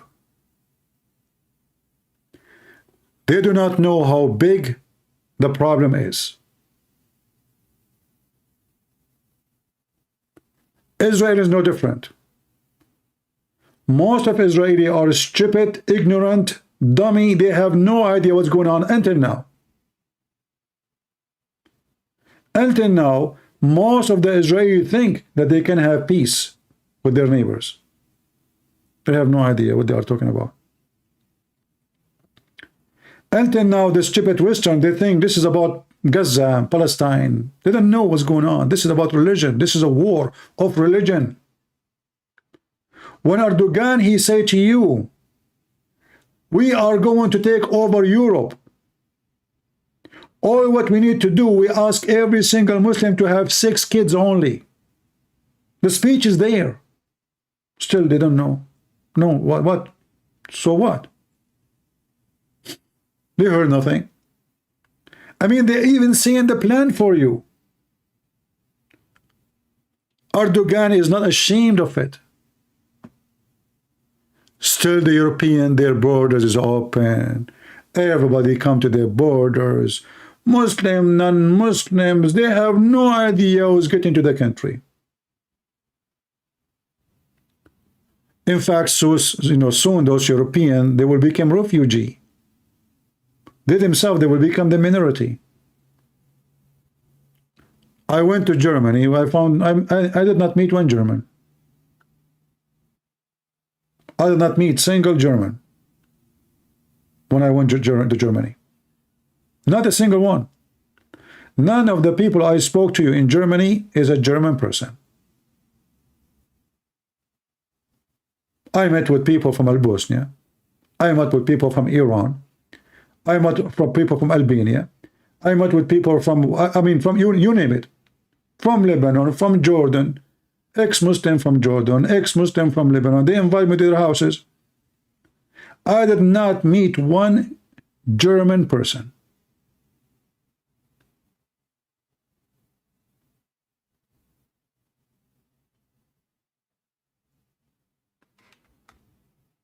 So what the future of those countries? Even if there is no Islam and Muslim, and you have no future. Those countries are doomed. The Prime Minister of England is Indian.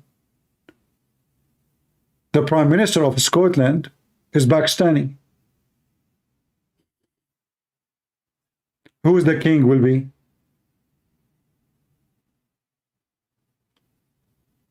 From Afghanistan? Just wait.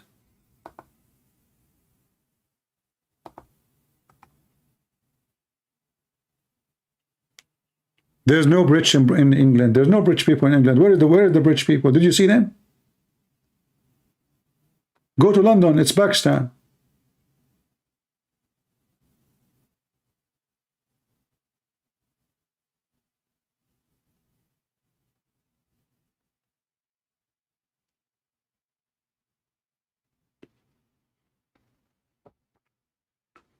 So they are preparing themselves to take over everywhere. And there's a competition between the Shia and the Sunni. The Shia, they have some strongholds. Mostly it is in Africa, South America. The Sunni, they are trying to take over Europe by population.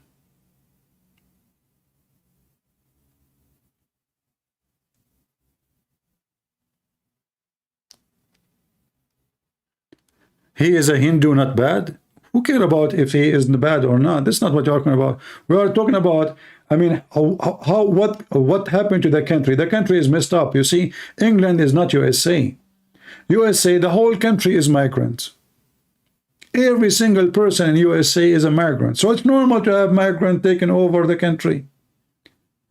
But Europe, when you see that the prime minister is Indian and the other prime minister is Pakistani. So the question is, where is the rich people?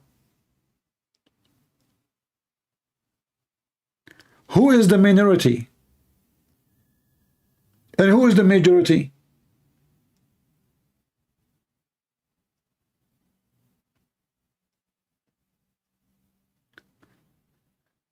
The Prime Minister of Scotland, he want to bring all the people of Gaza to Scotland. Have fun. They will make Scotland the land of peace. Beautiful. Flowers every window.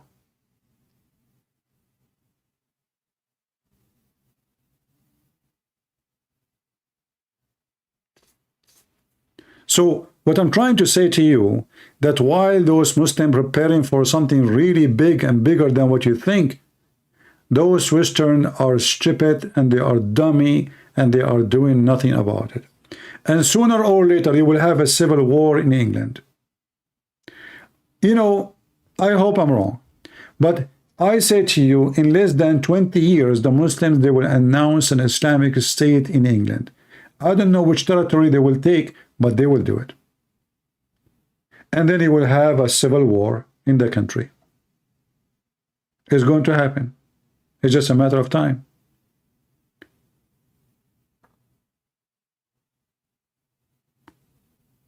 You don't even have an army in England.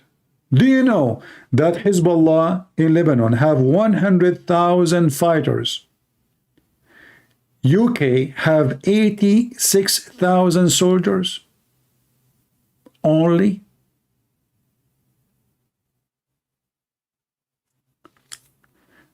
The people who went in the street just last weekend, if you send the 86,000 soldiers in the street, what they can do? They can't control the street. You don't have an army. You are ready for nothing. They trust their nukes. But are you going to nuke yourself? Are you going to nuke London?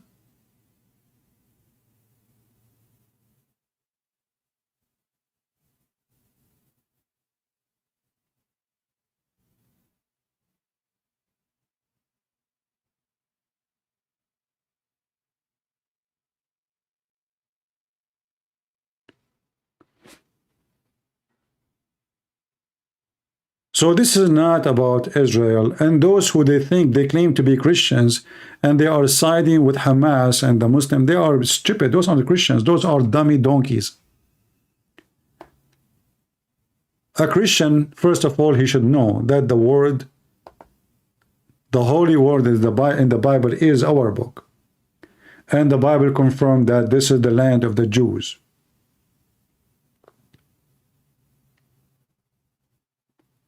It was and always will be. And no matter what anyone try to do, nobody can take that land from them. A Christian person, he will never side with evil, no matter what. You see, let us say the Israeli is the one taking over Japan. Then we will go against Israel. This is not their land. What do you have to do with Japan?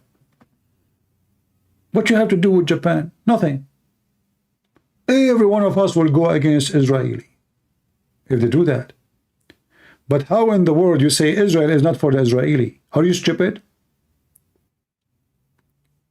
There's many people, they claim to be Christian, but they have hatred to the Jews. That hatred have nothing to do with the Christianity. Those are evil people. Poison it. The devil is within them. There's a demon inside them.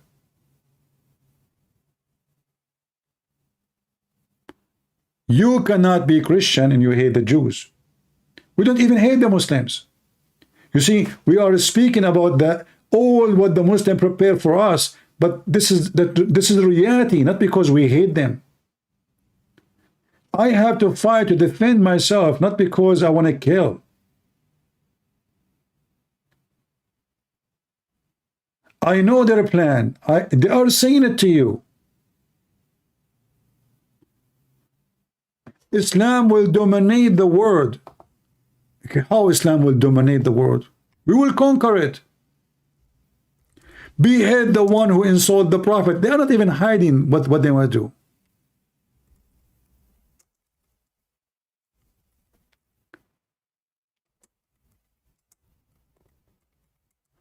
Islam is not a religion. Islam is a gang. It's a cartel. It's a mafia.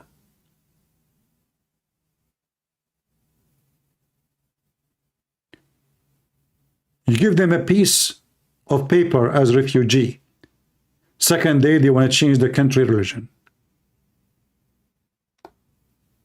All those people, they come for free, eat for free, shelter for free. They have no jobs. They have no skills even to do a job. Second day, they want to take over your country.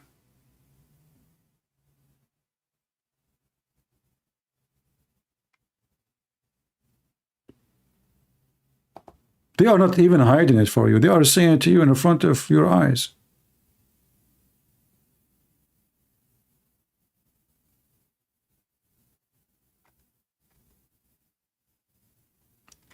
But how you can make the deaf hear and the blind see? They don't. And until now, you know what you hear in the news. How we are fix the problem with Hamas. And then if we get rid of Hamas, who is going to take over? They think if they get rid of Hamas, things are solved. They think Hamas is just an organization and okay, we go, we kill Hamas members. That's it. The rest will love us. And the other knows the donkey there. Who want to believe in this? All of them, they hate you. As long they believe in Allah and His Prophet, well, Allah and His Prophet told them, kill them wherever you find them. And you will see the IDF, you know, saying in his video, we are not against the civilian of Gaza. We are in war with Hamas. We are not in war again. Let me remind you, we are not in war with the civilian of Gaza. We are at war with Hamas. I mean, who is this? They will never finish the job because they don't know they don't even dare to name the enemy. The enemy is Islam. You want to fight the problem? Fight Islam. Ask yourself, if the people of Gaza are Christians, if the people of Gaza are Christians, do you think what's happening will be happening? Do you think those Christians in Gaza, they will attack the Israeli and they will rape the women and they will kidnap the children and they will stab? They will not. The Middle Eastern Christians are the most oppressed. How come we don't do that to the Muslims? Egypt is the land of the Coptic. When the last time you heard Coptic people raping Muslim women, stabbing Muslim women? The Arab Muslim, they occupy their land for the last 1400 years. What is the name of Egypt right now? The Arab Republic of Egypt. This is Africa. How Africa became Arab. They hijack everything. Egypt now is an Arab. They took over the country. They forced people to speak Arabic, and now that's it. The whole country is Arab.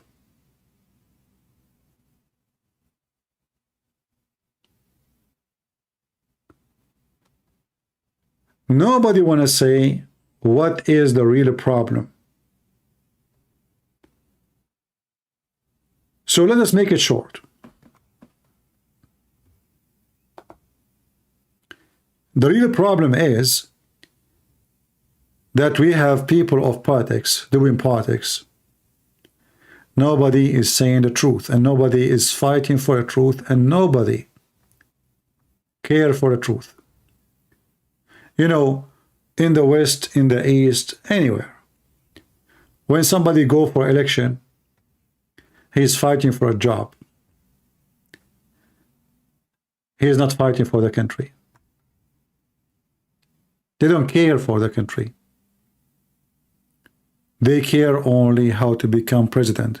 Trump, non-Trump, all is the same garbage. You know, Trump, he was making a speech. I saw a video of him today. He will stop the Islamic terrorism. But he is the one who left the sanctions on Qatar. He is the one who did not allow Saudi Arabia to invade Qatar.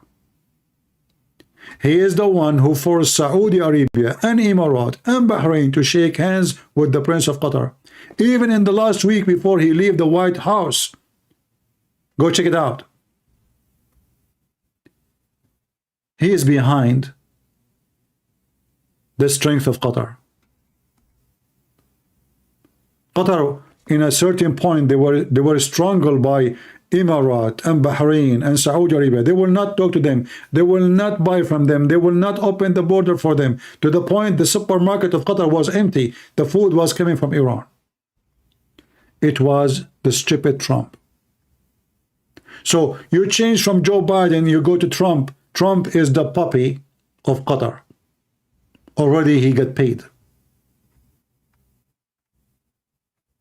How you want to fight terrorism when your biggest friend, which you protect, and the one who rent from your son-in-law a building for 99 years. The Qatari government, they could not find a building to rent in New York, except the building of somebody who is officially in the government, in a very high position. And he is the son-in-law of Trump. Look at the consequence. Obviously, Trump is not corrupt. And I know many of you will be upset. You support Trump, right? The truth hurt.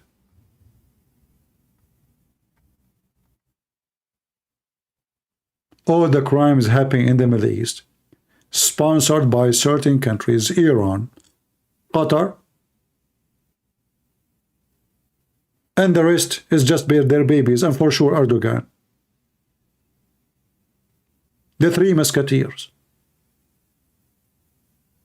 This is the major threat for all that territory, even the world. Trump, he put sanctions on Iran, very smart. That's a good move. He opens sanctions in Qatar. So he closed the faucet here, he opens up the faucet there.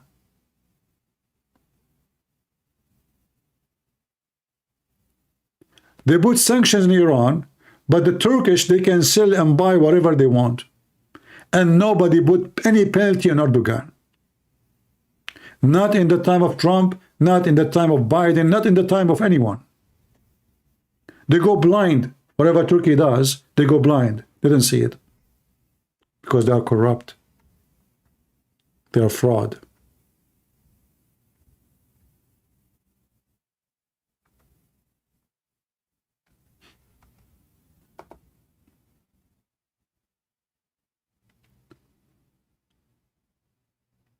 And now,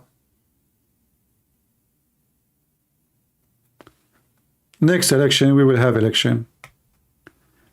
And look who is in the image.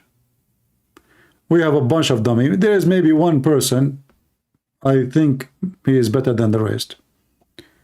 That is the governor of Florida. The rest are a bunch of dummies. A weirdo woman, her name is Haley, I don't know what her name. The other one, I don't know, I don't even know how to say his name. He's weirdo and stupid. All of them. So, if you vote for Trump, you vote for Qatar. This guy, he have no shame. The Crown Prince of Saudi Arabia, he give him a check. He hold it like he won the lotto. I mean, are you president of USA?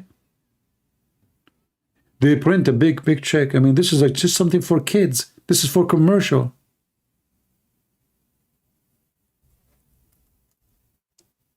And then Trump, he say, oh, they spend a lot of money on us. This guy is just a big kid.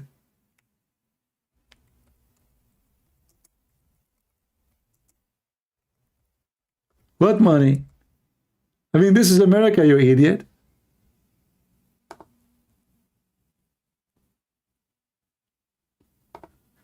Even the Saudi were dying and laughing at this stupidity. Look what we sold them. Look how many millions. What? This is America, you donkey. So they bought from you $13 billion weapon to do what with it? To attack Israel? And what is $13 billion for a country like USA?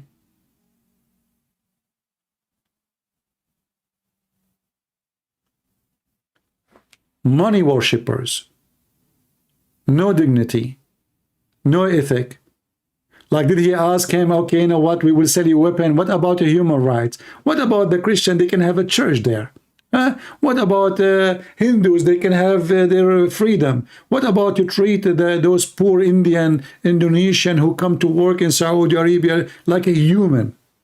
No, no, no. All what we care is how much money. There is no ethic.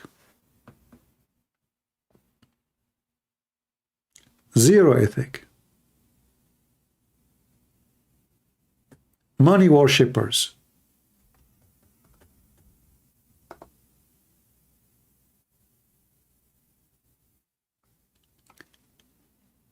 Well, I think that Ron DeSantis, at least he is educated and he is not corrupt like them. However, sometimes you think of somebody highly after he's in the office, he might act different.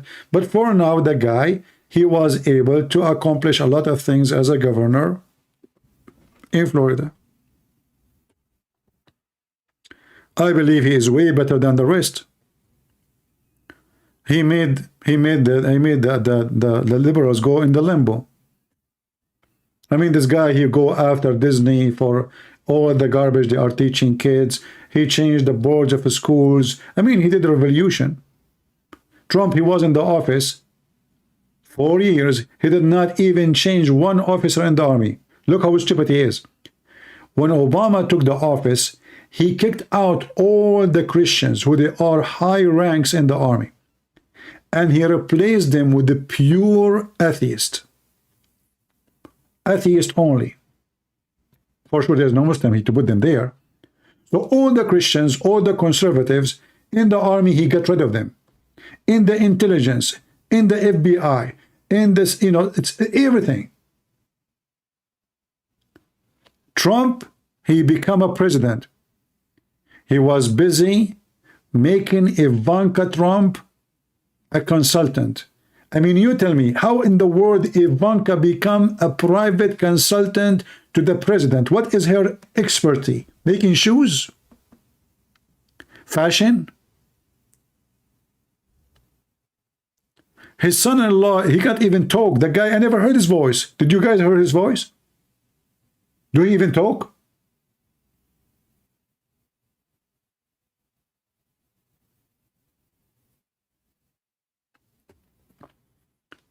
And now next year, if we have Biden and Trump, what we can do? We have to vote for Trump. We have no choice, but not because he's the best. Absolutely not.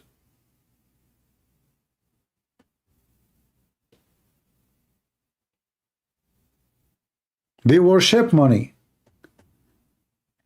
I mean, $12 billion, 12.5. That's a lot.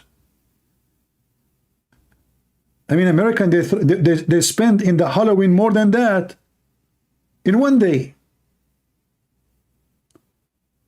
What is he proud about? I mean, he don't even respect himself. What $12 billion? So what?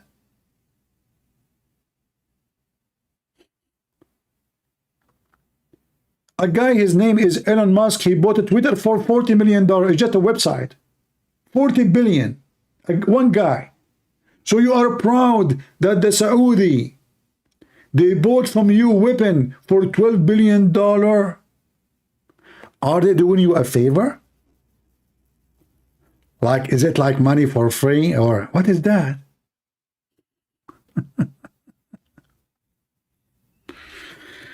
Anyway, I know people will be upset whatever we say, but the reality is ugly. We don't have leaders. You know, and this guy, he kept talking about if he is there, you know, no wars will happen anywhere. And yeah, we saw what you did with the Azerbaijan attack Armenia. You brought them, they shake hands, second day, the Azerbaijani attack again and took half of the land. You and Putin are the same shit.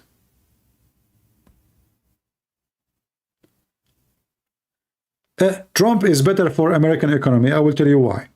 For a very simple reason. He just support drilling for oil. We have a lot of oil. All the problem you see right now in the economy, because the stupid Biden, he stopped oil production. This is a country have a lot of oil. Why we want to buy oil? This is the only difference between Trump and the rest. He support oil drilling in USA. The stupid liberals, they don't. They are willing to buy oil from Russia, buy oil from Iran, buy oil from Venezuela, your enemies. But they don't want to use the oil they have. This is how stupid they are. The oil alone can fix all the economy. Because, you know, when oil is expensive, that will have an impact in every cost. Electricity, transportation, shipping, making, manufacturers, everything. Because everything run by electricity. Stupid liberals. But that will not fix the problem. The problem is way bigger than what you think. Trump, he was in the office for 4 years. This guy, he talked too much. He talked too much, but he do nothing. He keep talking about what happened. Employment was low, etc. was low, etc. was low. The Iranian, they took a drone for us in the Persian Gulf. The drone cost more than $1 billion. This is not a drone of $10,000. Trump, he did nothing. The Iranian, they shoot missiles at American bases. Trump, nobody got killed. If somebody get killed, I will respond. More than 20 soldiers get heavily injured. Trump, he did nothing. He's a potato. He's a coward. He is not a leader.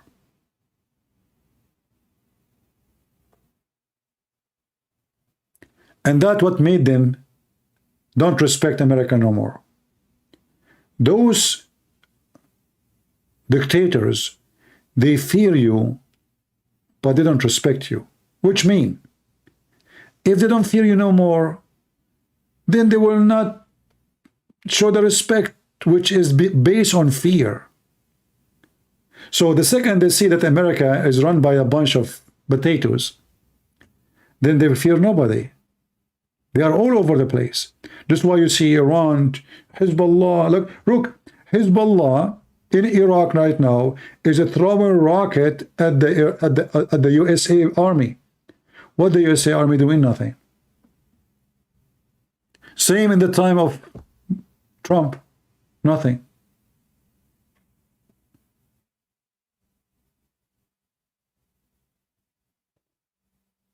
Nothing.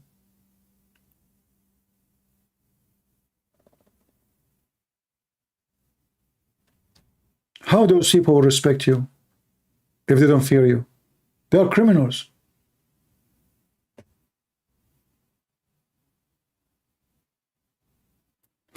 This is stupid Trump, the same as Biden.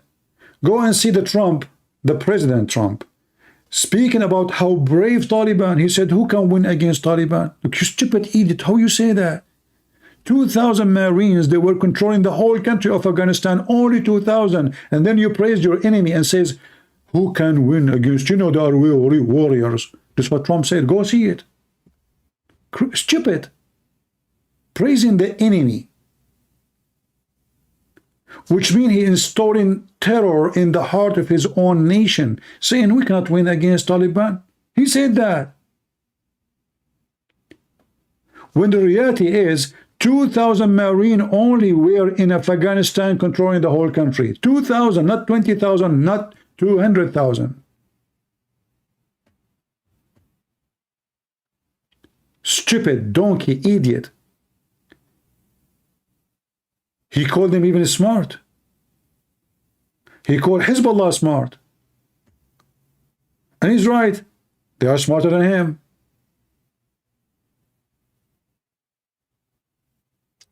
So you don't know where to go. You finish with Biden, you go to Trump, you go to Trump, you wish to go back to Biden because what we have a bunch of dumps.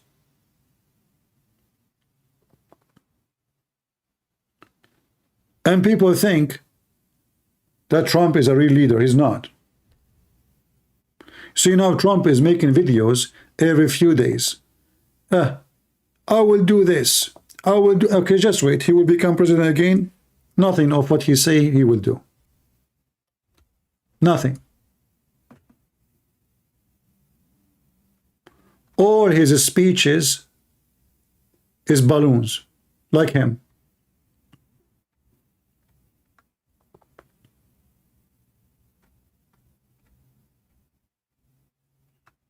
You know, the day he made his children's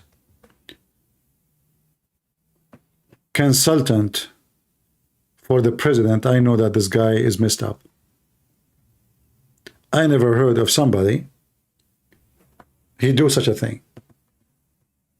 His daughter and her husband, none of them have any experience whatsoever in any of that. The girl is a Barbie, she work in fashion. The husband, God knows what he do. He don't even talk.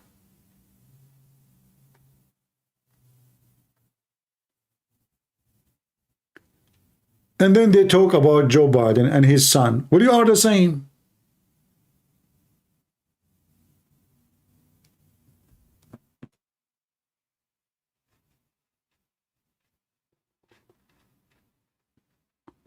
I don't know what to say.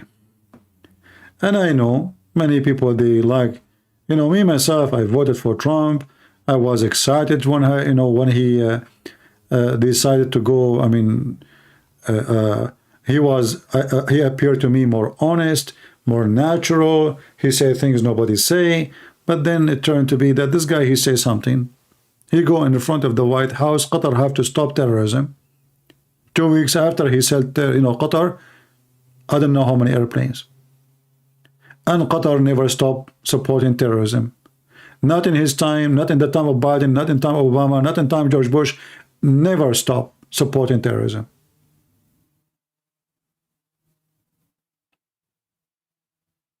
And American, they go blind. Anything happen in Turkey or Qatar, American, they don't see it.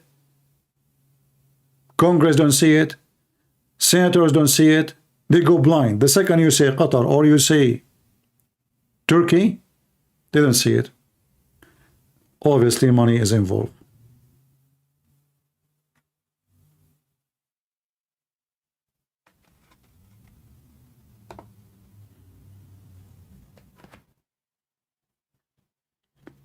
Anyway, if he become president again, I hope and I pray I'm wrong.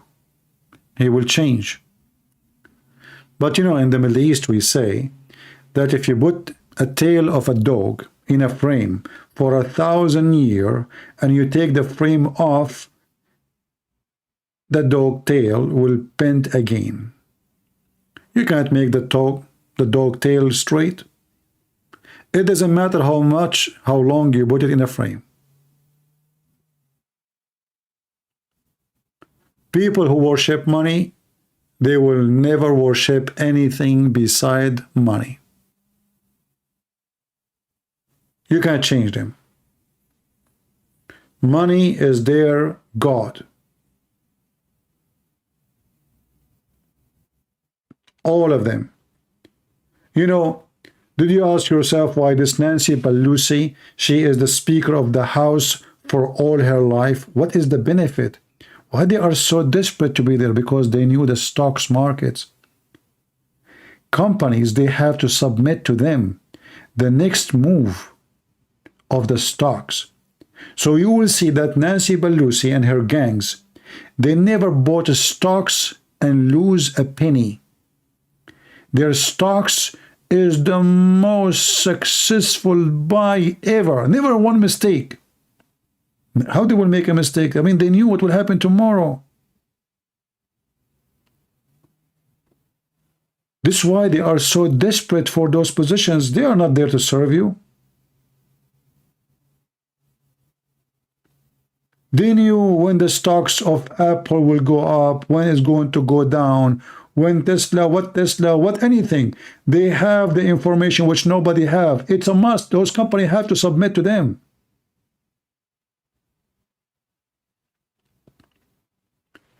And then Nancy Pelosi, she called her friend, hey, honey, my daughter buys stocks from this company. And the other guy, okay, then, you know, and they are the one, and they got so rich. And then you ask yourself, how those people live in those big fancy villas when their salary is nothing? They are not fighting for a salary. Trump, he donated his salary. Supposedly, like, he's a good guy, you know, he don't care for money. He's here to serve you. The son of Joe Biden, he called the Chinese, what do you want? I called to my dad. Oh, okay, tomorrow. Okay, send me the money. Don't worry. Don't forget to send it to my uncle, not to me. Okay, okay.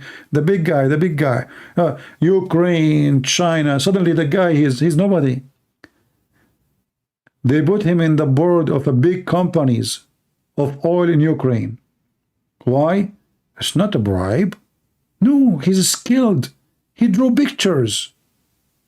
I mean, he's an artist. Come on. This is what energy company they want. An artist. He can draw energy. All of them are the same garbage. And those poor Americans, they believe them. So, you know, I don't want to make you, like, I don't know. I mean, I already made you feel depressed, maybe. Speaking about all those guys. At the end of the day, we have to say that Trump is better, way better than them. But doesn't mean he's good. He's way better than those stupid liberals. But doesn't mean he is good. Not in my book. Unless he changed. And my experience with people, you cannot change people unless it is something spiritual happening to them. Spiritual, not physical, not money. So you can make a criminal peaceful like a dove if he believes in something in his heart, like believing in Christ. But you cannot make someone worship money, someone, he's an angel. You cannot. That is mission impossible. Because then everything he do is for the sake of money. This is God. The Lord, he says, you know, the man a treasure is where is, you know, where is his treasure is his heart. Where your treasure is your heart. If your treasure is money, your heart is with the money. If your treasure is God and ethic and morality and good things, then your heart is there. Those people, their treasure is money. All of them. And then you have to survive with it, hoping for best.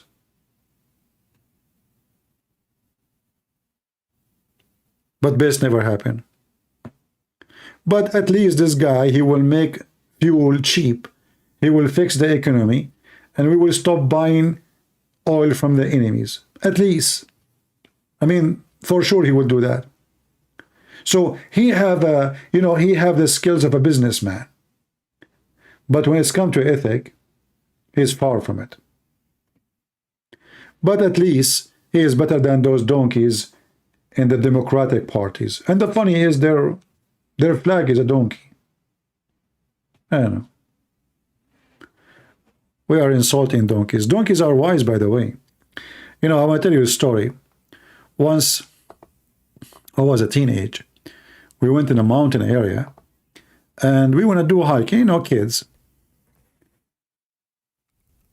So the villager, he said to us, take the donkey with you. We said, we do not need it. Why? What for? I mean, we are too many. We cannot even ride the donkey. He said, no, no, no. You will lose your way. All those mountains, after you pass, you go inside the mountains, they will look the same. You will not be able to come back home. You will lose your way. So when you are done, let the donkey go and follow the donkey. And you believe it or not, the donkey, he took us in a very short cut. Extremely shortcut, like we were like surprised. We tried first to go back. We start guessing, go here, go here. I said, okay, let's see. No, the guy, he said the donkey. Let the donkey, let's see. And we were shocked how the donkey was able to go home. So we as a human, we use the word donkey supposedly to insult, right? Or the donkey is stupid. But in reality, donkey, he have better, let us say, directions than a human being. Let us say donkeys have better sense of reality and direction. They are animals, yes, but they don't do stupid things like a human being. They have more common sense than a human being. You will not see donkey think he is a female.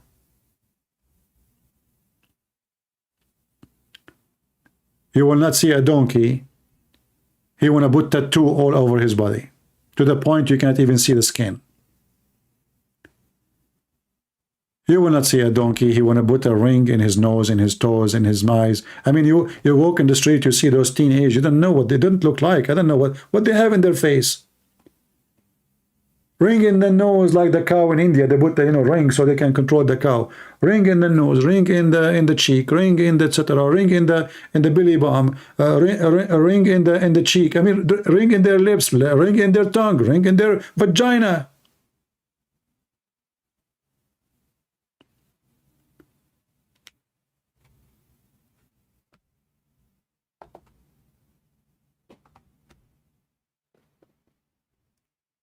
So we use the word donkey, but in fact donkeys, they have better understanding of life from a human being. Human being is messed up. Today, before I go home, I stop in Walmart to do some shopping, and I saw two teenage girls. I was looking at their face. What happened to them? Honest to God, they have like at least 15 rings in their face, 2-3 rings in their eyebrows, in each one of them, rings in the like your eyelashes underneath of the eye. I mean, this is very painful, very disgusting, and very stupid. Ring in their nose, one from here, and then there is a ring go inside the nose, like between the things, and come in like the cow thing. Ring in their lips. They just pass by. I cannot believe it. I mean, this is, they look stupid, they look ugly, they look dummy, they look weird. And yet, you ask yourself, where is the parents? And what happened to those kids? How they end here? How they end in such a situation?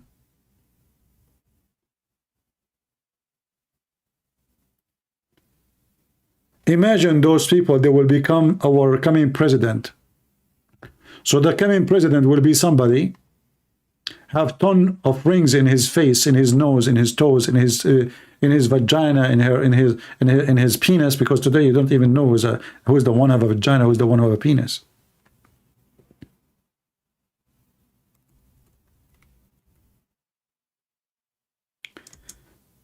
Or maybe those who change the look of their body.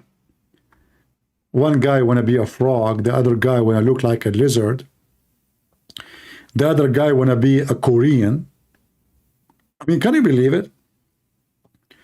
Somebody is a singer. They want to be like him.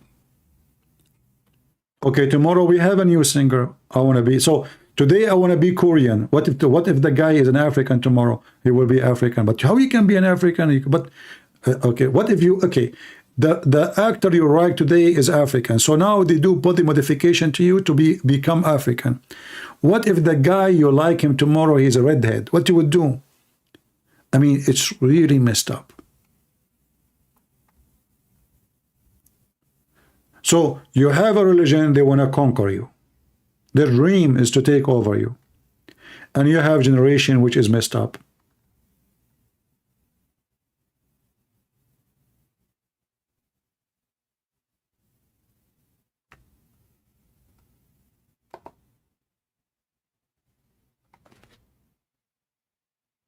I don't know what to say. How many of you is upset from me now? Give me one if you're upset.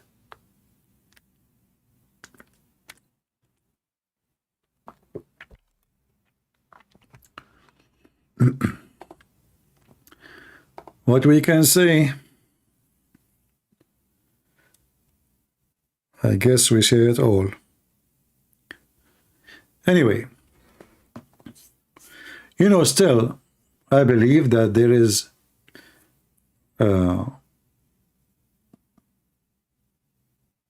like every time in life, there is, let us say, the bad and the good.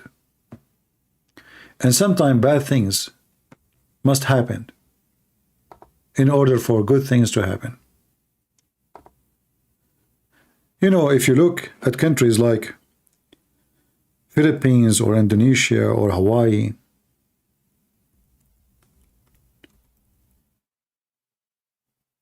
they look so beautiful, right? But in the same time, if you think about it, one day this land was the land of death, not the land of beauty. Imagine how powerful those volcanoes, who's behind such a greenery and amazing scenery.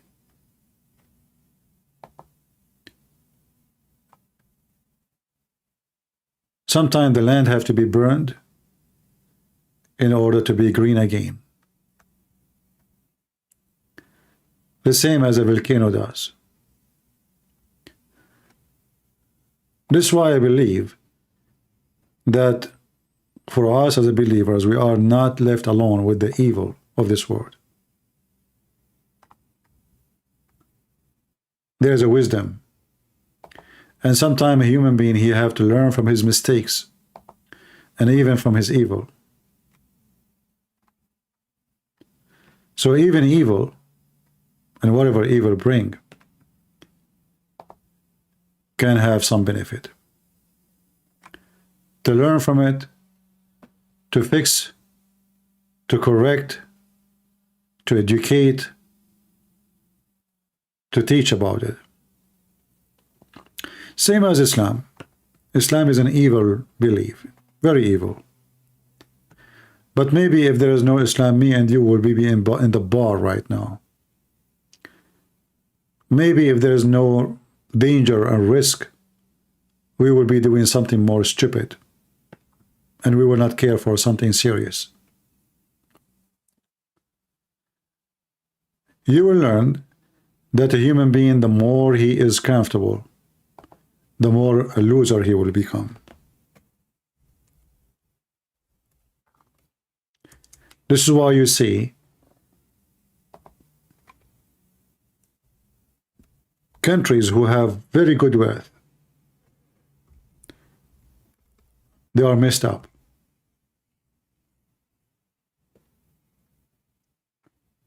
People sleeping in the street, people in drugs,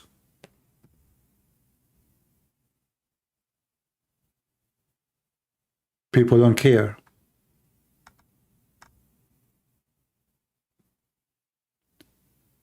And then you see a guy who just came from India, from a poor family, successful, happy, have a family. He even make good money, sent to his family in India. Good for him. And then you will see a guy born in his country, grow up all his life in his country. He's homeless. He have no jobs. He cannot have a job, for he chose to be loser.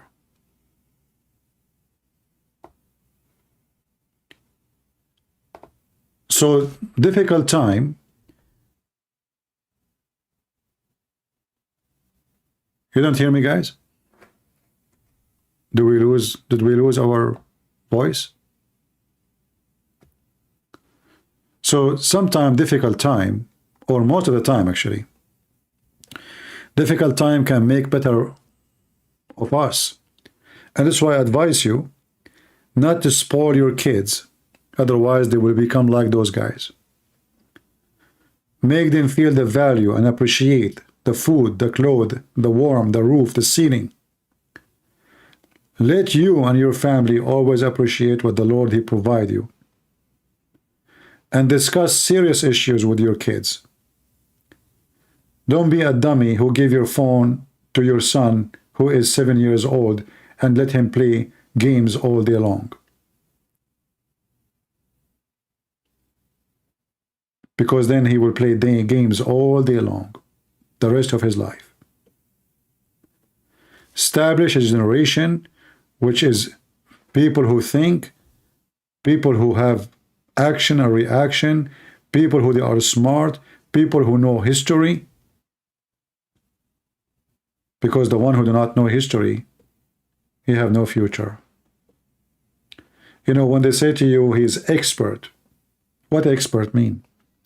It means he have history. He learned from history. Expert in anything. For your experience come from something you practice, you or something before you, or someone before you. So teach your kids, and don't be a dummy. Computer games is not an education. Will not make your son smarter. Maybe it will make him good in using his fingers fast, you know. It might increase some skills, but will make him someone very much social isolated, not a thinker. He do not know how to answer a question. He have no idea what to say, and if he speak the F language. For this is what they do exchange when they are playing games.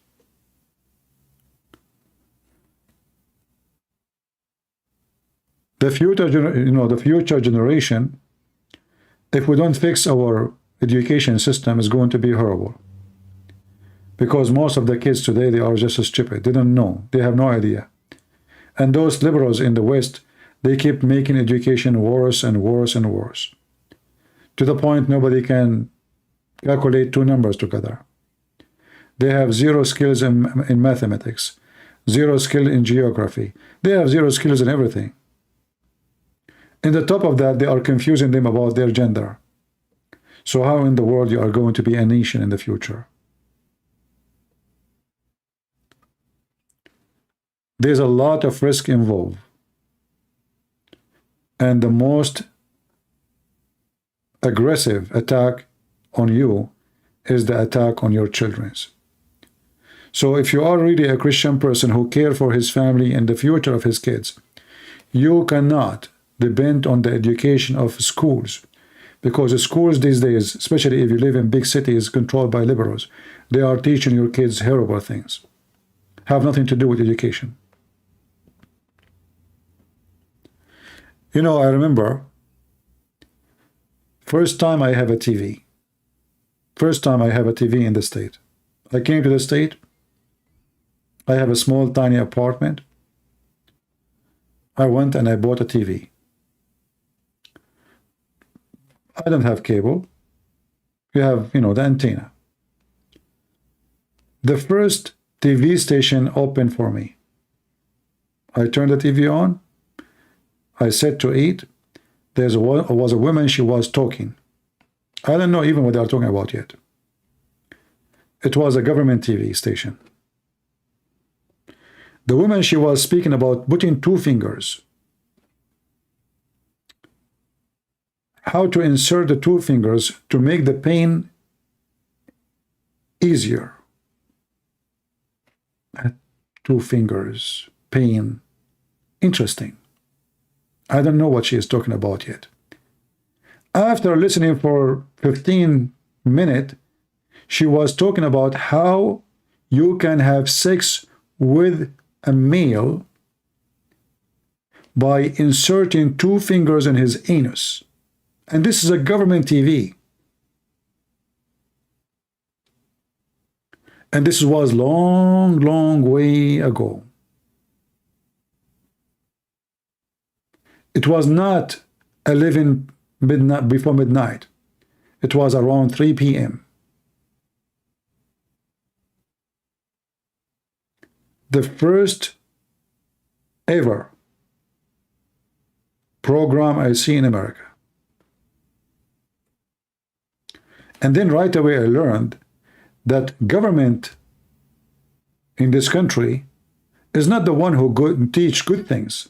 It's the opposite. Government, they want your children to be pervert. And I'm talking about the government is controlled by the liberals. And this is why the government TV is controlled by liberals until now. In the time of Trump, he did not change them. In the time of George Bush, he did not change them. They are all controlled by liberals. And this is why I say to you, if you depend on government to teach your kids will be screwed up. Like now, this guy, the sentence in Florida, he did a great job actually. He took a lot of books. A lot of books. They took them from the library. Any books can teach kids to be stupid and bad, they took it away. But this should be done 60 years ago. Christians, they were watching and they have no voice. Finally, they are moving. Finally, they are doing something. But still, we cannot trust the schools anymore. You are the first school. You have to teach your children.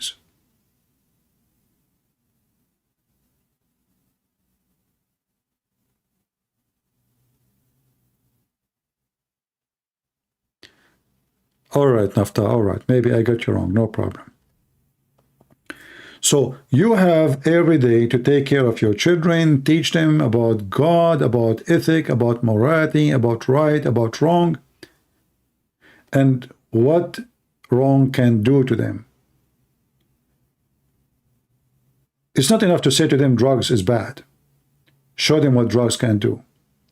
It's not enough to say to them that sleeping around is bad. Show them, and I'm serious, show them. You see, if you go right now and you type in Google, sexual disease.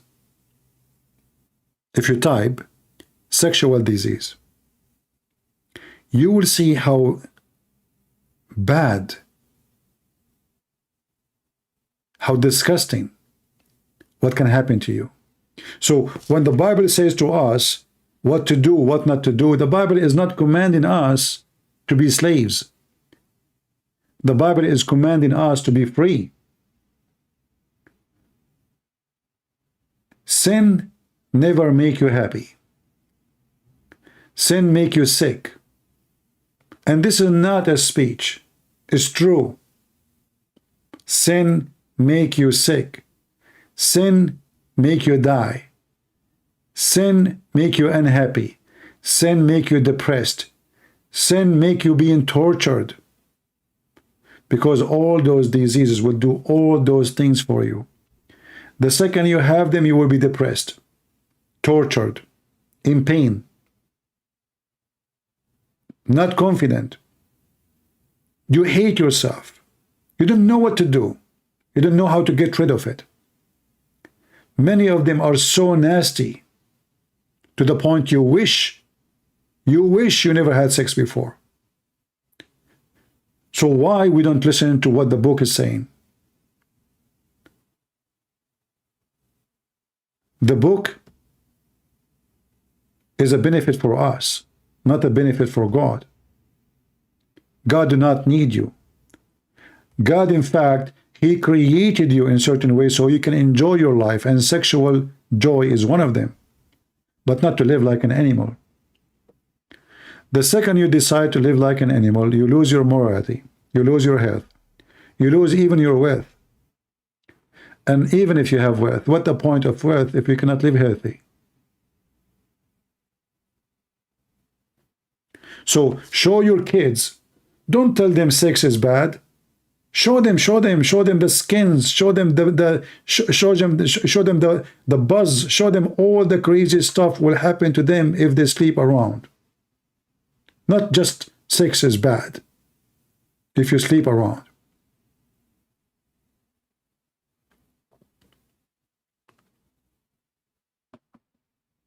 Sex by itself never was bad, never meant to be bad.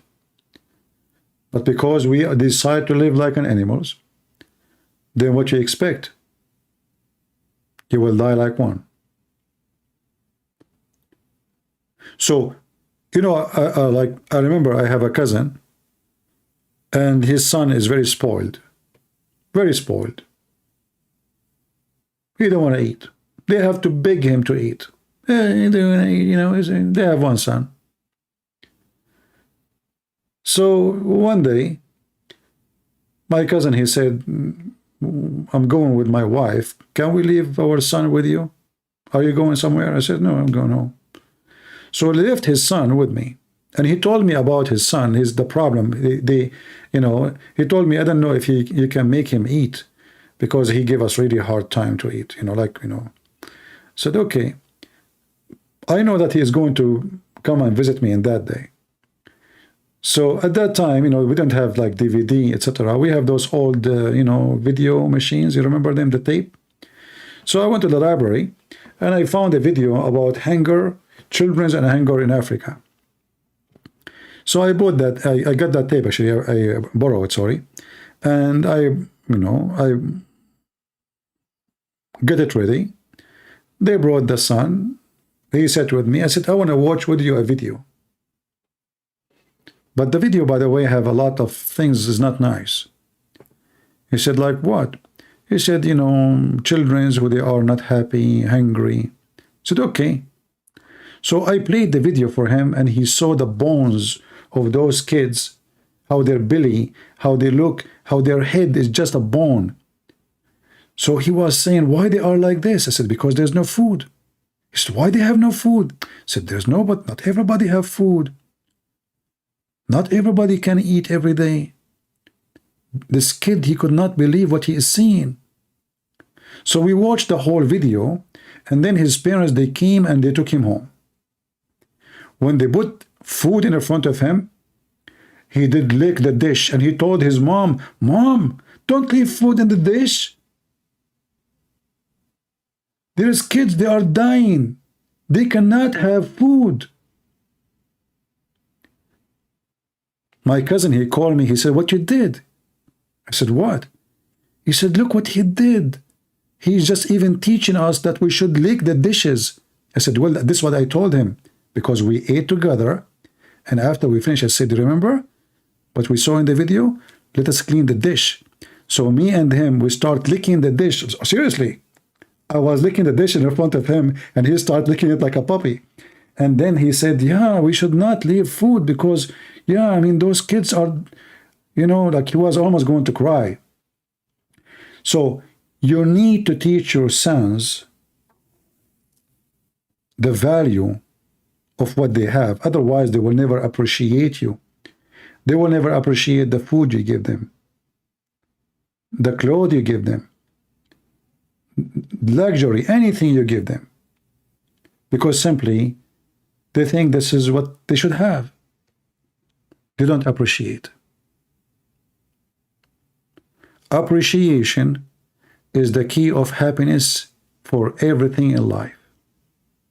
If you don't appreciate how you look like, always you will be sad. And always you don't know what to do. And always you are worried about how people see you. And always you will spend a lot of money in making yourself look better. And you will never look better because you, in your eyes, you don't look good. It's how you see yourself. So it doesn't matter what do you do to yourself, it's still you yourself. You are not happy with yourself. So how in the world you will like yourself? You don't. Appreciation is the key of everything. You see, the Muslims, if they appreciate what God gave them, they will not be killing others. But they don't appreciate. They learn how to be greedy. They want to take over. And they themselves, they are victims of their own crimes. You try to take over others, others will stop you, will fight you back. You kill them, they kill you, and then you cry. Appreciation is the key of happiness. A woman, she got married. Her friend she got married to. Oh, my friend, her husband is better than mine. He's more worthy. His job is better. Oh, he is more handsome. No, she don't like her husband. A year ago, she was calling him honey. A year after, she called him bunny. 2 years after, she called him stupid. 4 years after, she wanted a divorce. Appreciation. If you don't appreciate your food, you're always hungry. If you don't appreciate your roof, you never had one. So we need to learn, and we need to educate ourselves, and we need to educate our children. Today we spoke about many things. Maybe some of them have nothing to do with our title, but it doesn't matter really. At the end of the day, we are here to share with each other and to learn from each other. Did I say something you guys don't like? Any one of you here don't appreciate how we look like? Me, myself, I appreciate how I look like. That's why I don't have a mirror. You know, I don't want to get scared.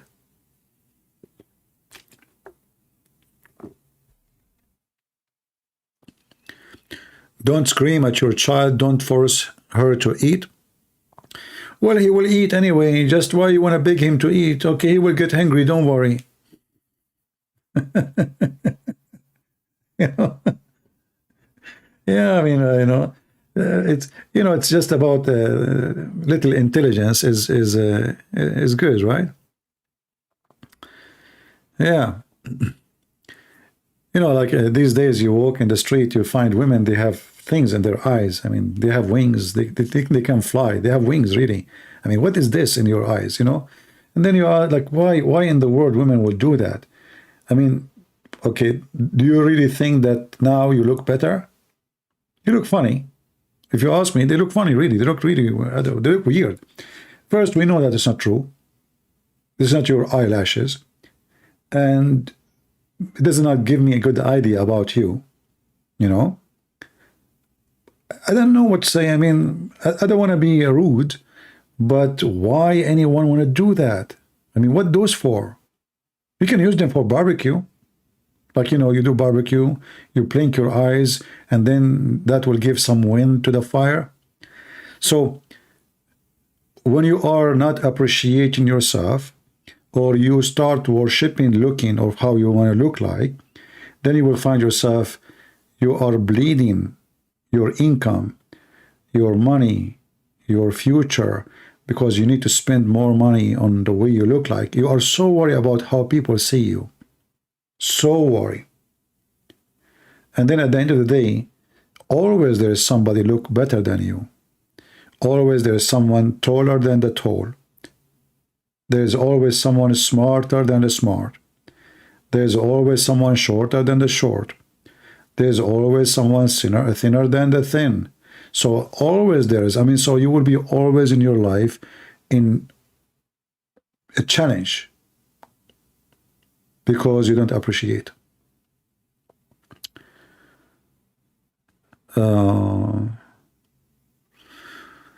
Thank you, Dominique.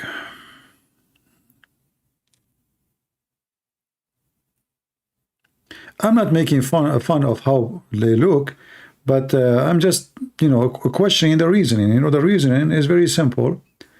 You are not happy with yourself, and you think you can get more attention if you have those. You know, If there is nobody, if I go in the street right now and nobody will see me,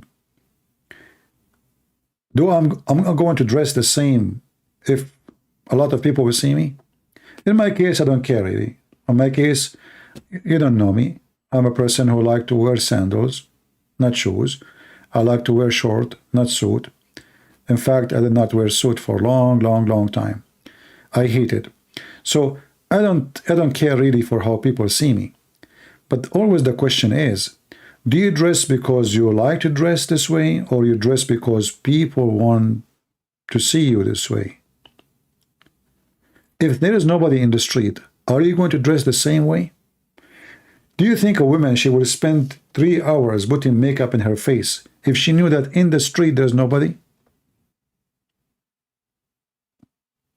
I don't think so. Right? So am I putting makeup because myself, or because I want people to see me in a certain way? And you know, I learned that in some culture, they think that if you are good looking, you have a good heart, which I believe this is absolutely false. Good looking can be the opposite, can be deceiving. In fact, there's a lot of people, they have very good looking, they have very ugly heart. But you know, some culture are very wrong. Like Middle Eastern culture, as an example, everything in our culture is wrong. Even family is wrong. Love is wrong. They don't even know what love is. Love for them is to own you, not to love you. Love for them is, you know, like to strip you from your freedom, to be a slave of their own words, of their own thought, of their own plan. Everything in the culture is wrong. But yet, if you speak to the Middle Eastern, like me, they will tell you how much proud about their culture and how better they are than the Western. But if you go in details and reality, you will see how awkward, how stupid the culture they have.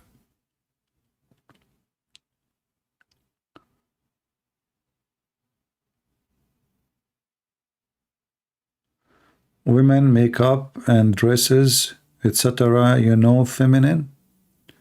Well, you can be feminine without all those things. And I'm not saying don't put makeup. I'm saying you have to have reasoning with your things you do. I understand if you are a little bit old trying to cover the wrinkles in your face, okay. But don't be obsessed with your look.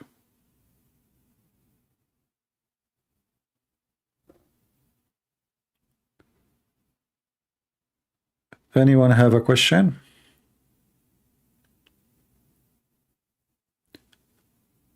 Love is a good lipstick. And I know people like the way I say lipstick. And they told me, why you don't change the way you say it? I said, I'd like to say it this way. It's lipstick. It's not lipstick. So it says lipstick. You know,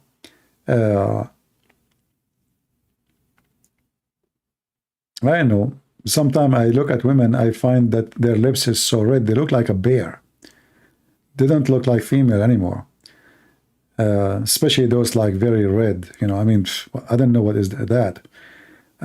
For me, I prefer to eat kimchi, and that will make my lips naturally red. Or, you know, and the other day I ate hot pepper. In fact, the first one I ate, it's not spicy at all. It's not hot. From the same plant. So I ate the first one carefully. I did bite the top of it, and you know, it's not hot. So it's like I ate it, all of it. Then I thought the second one will be the same because I get from the same plant. I did bite almost half of it in one bite.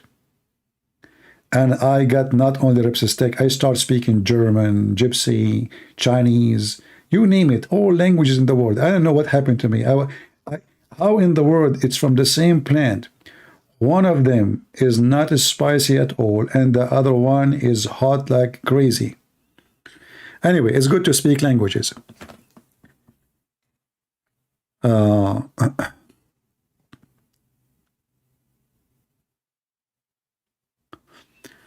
right.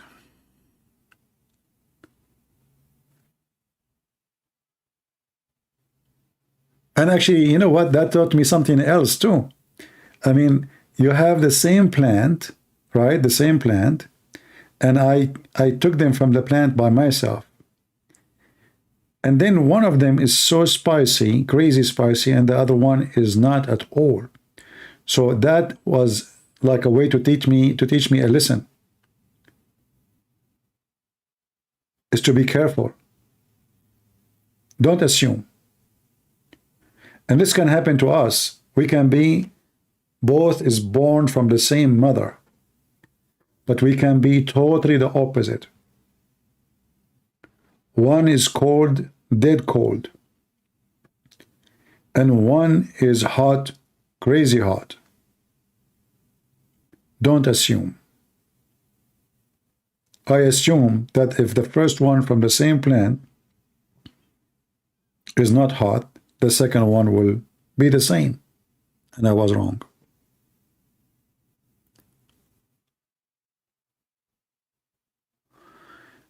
Do you have information about 6-8 number?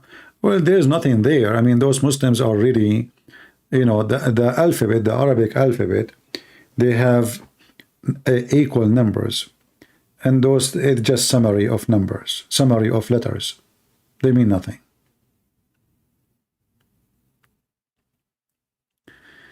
May I go to America to change my religion? I am not an immigration officer, and if you are talking about asking for asylum, well, cross the borders, go to Mexico and come before Joe Biden go. You deserve it more. All right. Do you know Saudi and UAE have professional ballot companies now like Europe? Ballot? What do you mean by ballot?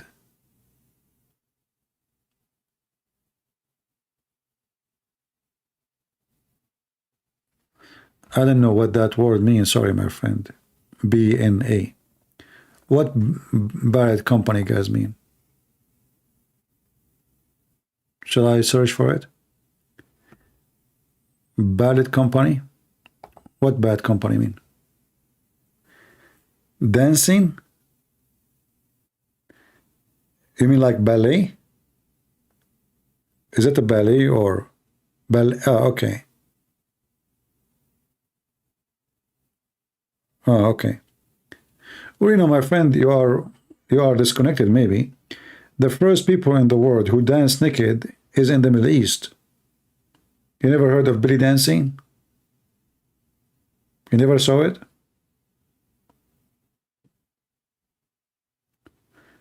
You know, and the funny in this society, if a woman, she get naked in the street, everybody get upset. But if she is a belly dancer, she's okay. Very awkward society, very awkward culture, you know. If a woman, she wear those clothes and she, you know, do normal life, people will eat her alive. But if she is doing belly dancing, she's okay. No sheikh complain. Hamas don't complain. Right? There's an actor, his name is Adil Imam.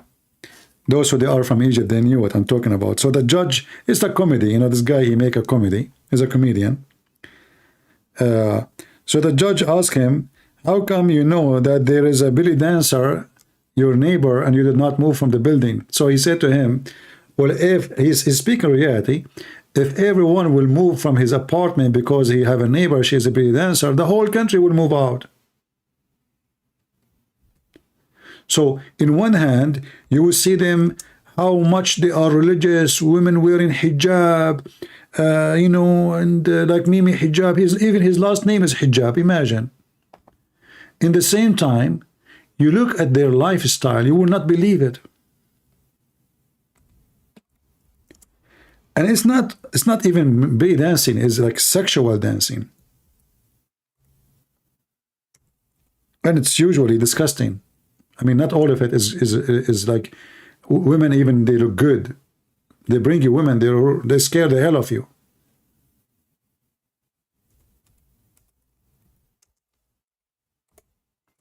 Maybe I can show you something here.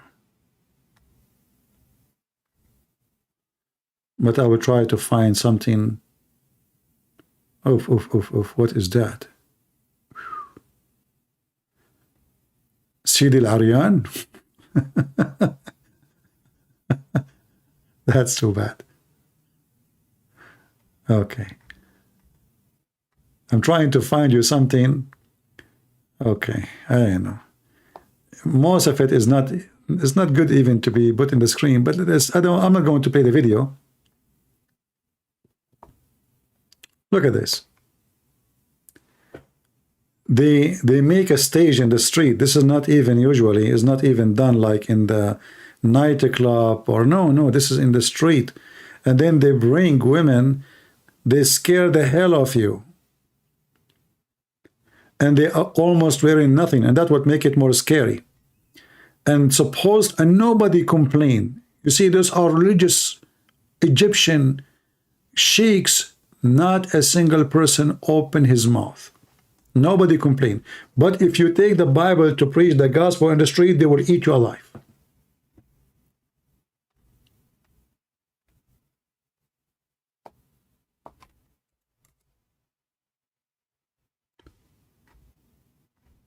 Let us see if I can find you something we can put in the screen, because most of it is really bad.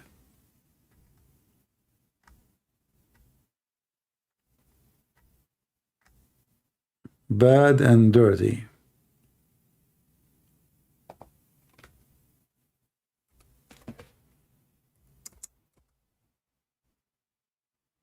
Oh boy. Oop. Things is really getting weird. I'm not going to show you anything if I'm seeing it right now. Oh boy, what I did type here. I can't show you this.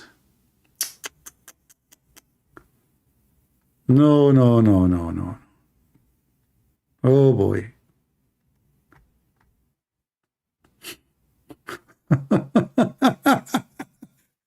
Guys, I can't show you, sorry. I'm serious, I can't show you. Oh boy. I was searching for something. Maybe I can show you something, but none of this can be seen. Yeah, this is the land of haram and halal. You know, haram, you know, yeah. Okay, maybe this one can be lawful, like little bit acceptable. Finally, I found something I can. Look at this. This is Egypt, brother.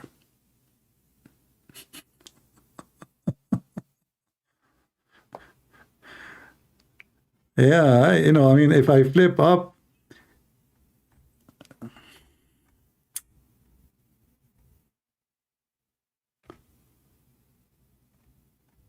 oh boy. You know what? I feel like I am disconnected with the Middle East. I typed this, I did not type those words for a long time, and now I see crazy stuff. Things is really messed up there. I wasn't expecting this. I was expecting something way less from what I'm seeing right now. Oh man.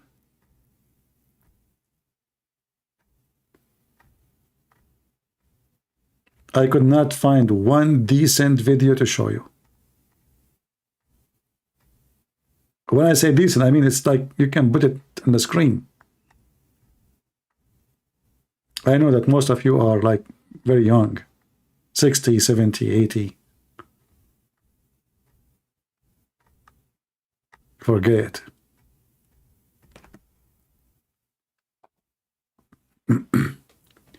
Yeah, but if you are a person who have a gospel, then they will make you shish kebab.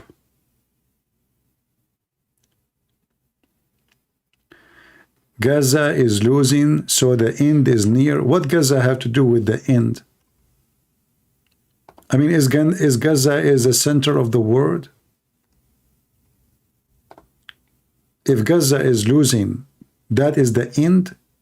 Are you talking about the end of the time? Or you are talking about the end of the war? Well, what I saw in the news, okay, as long as you mention this,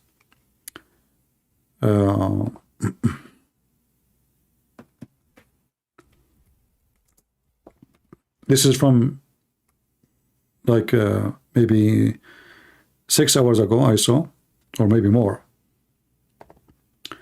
Obviously the Israeli, they are really doing, they are moving way faster than what I thought. Let me see if I can find you.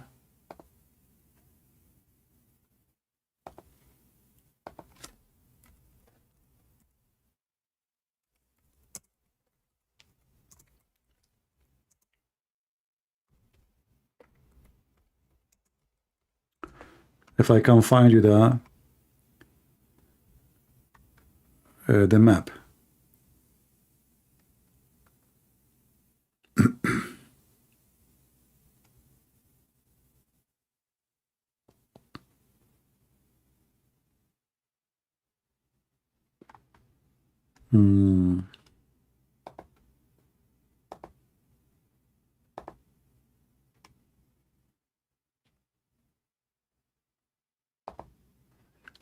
All right, maybe this one here. All right, this one actually is not too much accurate. This is a Wall Street Journal map. I saw the map from Israeli forces, more like way more details. Anyway, so the Israeli obviously right now they are controlling those areas, as you see in the screen.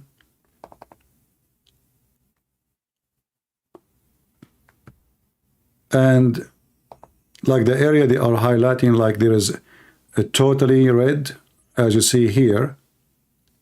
This is old. This is not really now.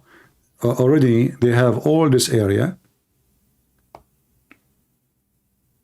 totally under their control.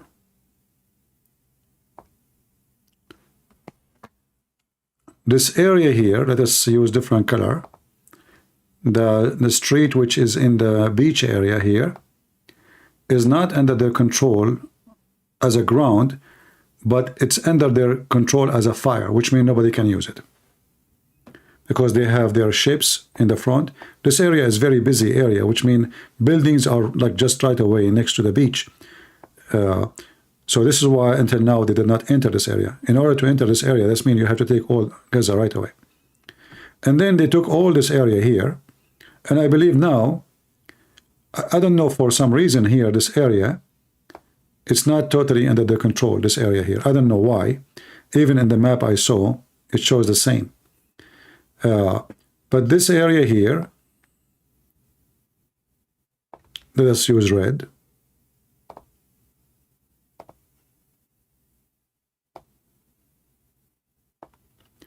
And all this area here is under their control. And I'm not sure really why here this blue section, why did not take it? It doesn't make sense. Maybe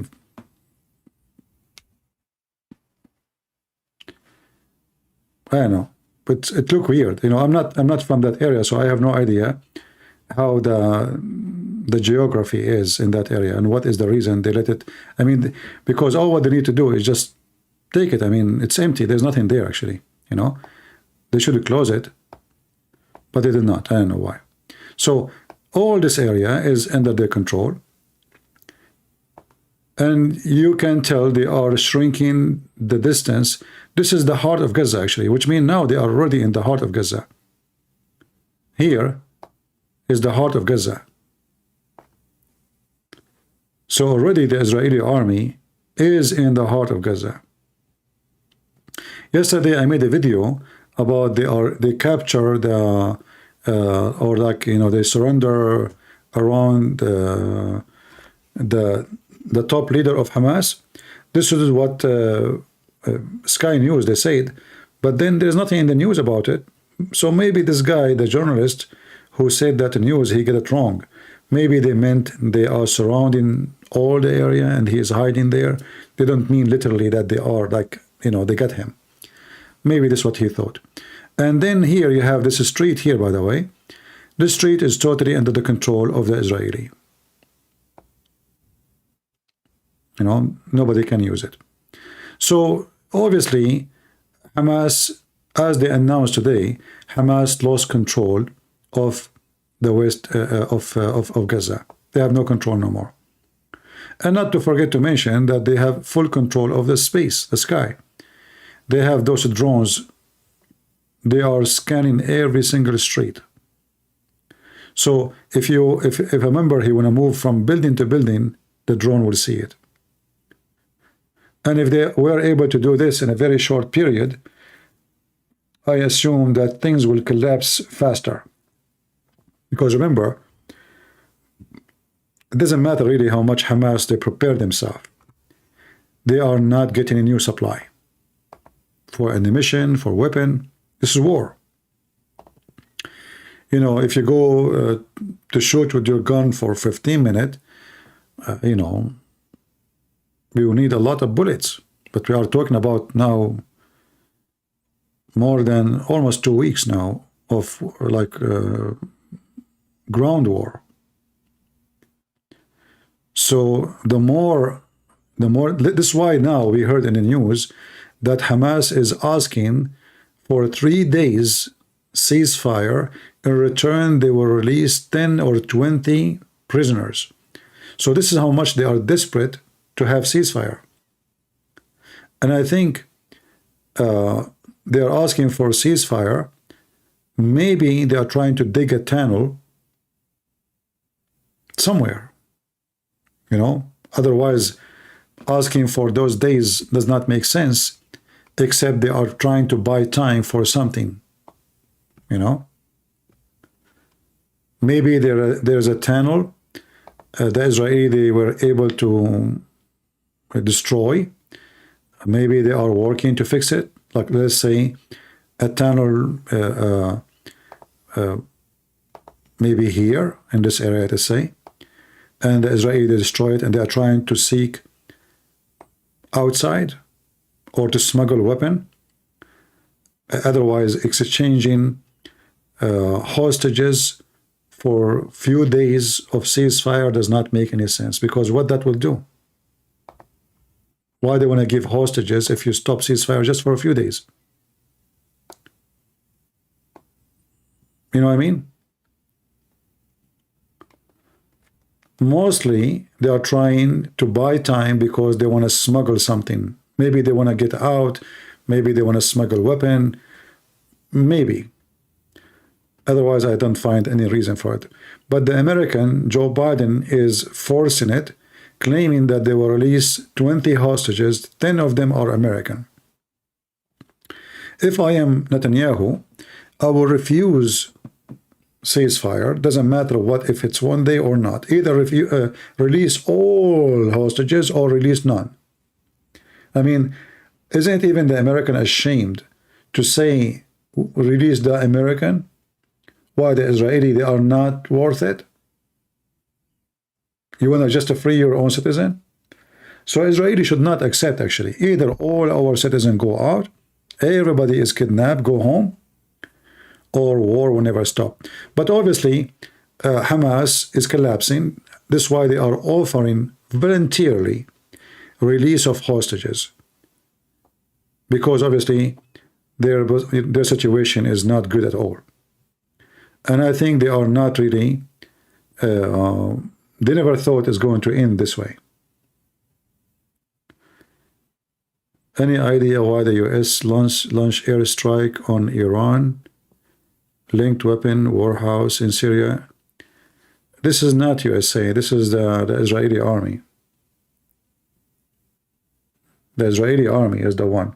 And you know, those attacks they are used. You know, the Israel, they don't want to attack Hezbollah in Lebanon, deep in Lebanon, because there's an agreement since 2006. So they don't want to be the one who break the agreement. So they beat Hezbollah in Syria because Syria is not part of the agreement. So they don't beat Hezbollah in Lebanon, they go after Hezbollah in Syria. But this is something they do always. I mean, this is not new. If you go right now and search how many strikes Israel did to Syria, or Hezbollah in Syria, you will find in the 365 days, maybe at least 200 strikes. So this is long before Gaza war. All right? Always Israel attack Hezbollah in Syria. Always, non-stop. Almost every week. For the last few years. So anyway, I believe Hamas is collapsing so fast, and Qatar and Erdogan and all the scumbags in the world, they are trying to buy time for Hamas so they can either smuggle weapon or get some help. There is something. Otherwise, there's no reason for them to beg for, you know, what 3 days will do. What exactly the accomplishment, what they will do. Why a terrorist organization, they will release hostages when this is the treasure they have? For 3 days, why? I think they are digging a tunnel somewhere, trying to do something. So the Israelis should not give them a break or time to rest or relax.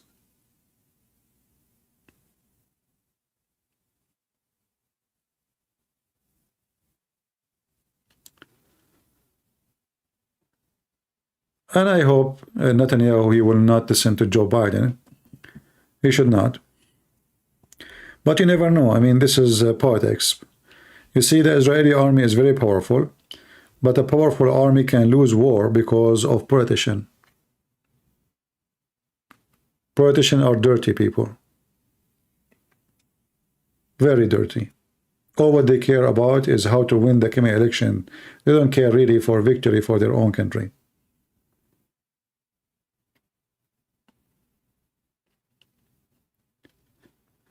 They cannot regroup because you see what the Israeli did.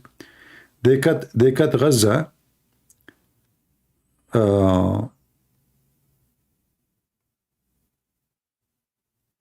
Like there is a cut even here. You see the map here is not really accurate. So Gaza already became 3 parts. So regroup what? I mean, they are just isolated. The only thing I can think of that they are trying to repair a tunnel destroyed by the Israeli army by the bombing. You know, maybe they have those big machines who can dig fast. You know, the one they use them for ground, you know, under bridges or mountains. We don't know if they have some high-tech machine, diamond machine, you know. There is a small size of them. So if they have that, they can dig again and they can reach somewhere else. But there is something behind this is 3 days ceasefire. They are begging for it. And the Israelis should be smarter and not to let it happen.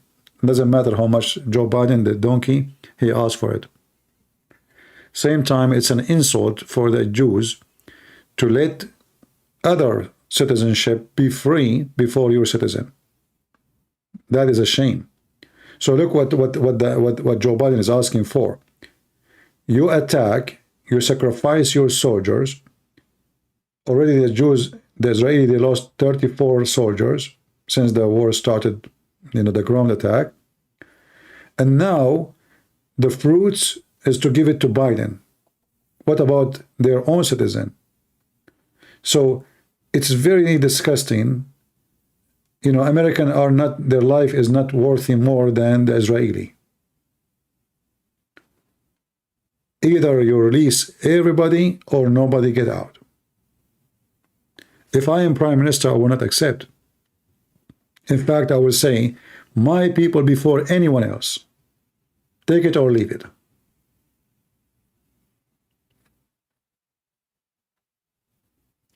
So what Joe Biden is doing, he is putting pressure on Israel. Do me a favor, the same as I did favor to you. Like, you know, I stood with you, I announced we are with Israel, blah, blah, blah. So do it for me. I want to, you know, I have election is coming. I want to look like a hero. So it depends how the Israeli government, they think about it. But for me, it sounds very fishy. And it's not the right thing to do.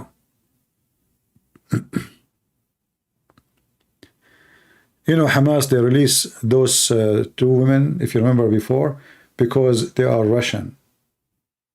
That's all. You know, they are Russian.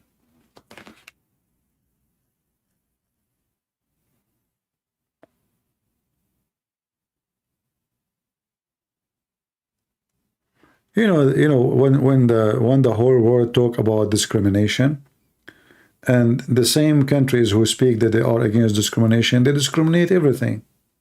Like now, there's, I think, about 25 employees from Thailand being kidnapped. Anyone heard about them? Did you hear anybody speak about them? Nobody. Why? Because they are poor Thai people, you know. People speak about the American, they speak about the British, they speak about the Scottish, they speak about the Australian, but nobody speak about the people from Thailand. Why? Because those are poor people from Thailand. So discrimination is in every step around you. Everything. Like if you are in Indonesia right now and you want to go somewhere, are they going to treat you the same way as somebody have American passport? No. Most of countries will not even give you a visa. Me, myself, if I have a Middle Eastern passport, and I am the same person, and I have an American passport, by the way, I have only one passport, American passport. Do you think I can go to Europe with Middle Eastern passport? No. Do you think I can go to Australia that easy, go in the airport? No. Nobody will welcome you. So, you know, like they speak in the world today about equality and, you know, all this is just garbage. In reality, they don't treat you equal to anyone. If you are coming from a poor African country, you are not welcome. If you are coming from a poor Asian country, you are not welcome. If you are coming from here or there, as long as your country is poor, you are not welcome. But if you are coming from Emirat or from Qatar, even if your country support terrorism and you have a bunch of millions of dollars in your pocket, you are more than welcome. That is reality.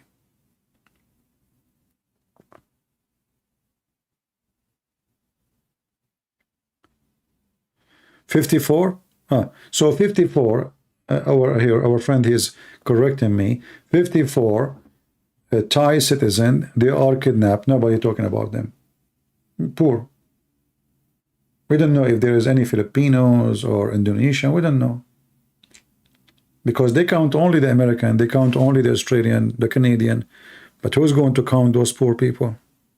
Nobody. You know. Who's going to free them? Nobody. Those people will die and nobody will remember them.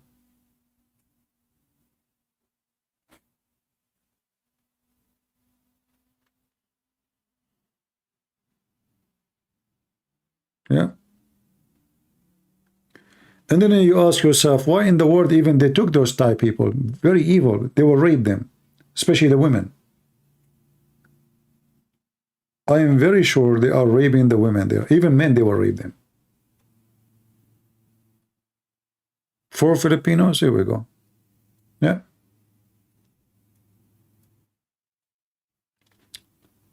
Is the Philippine offering, is Thailand offering to send forces to free their citizen? No.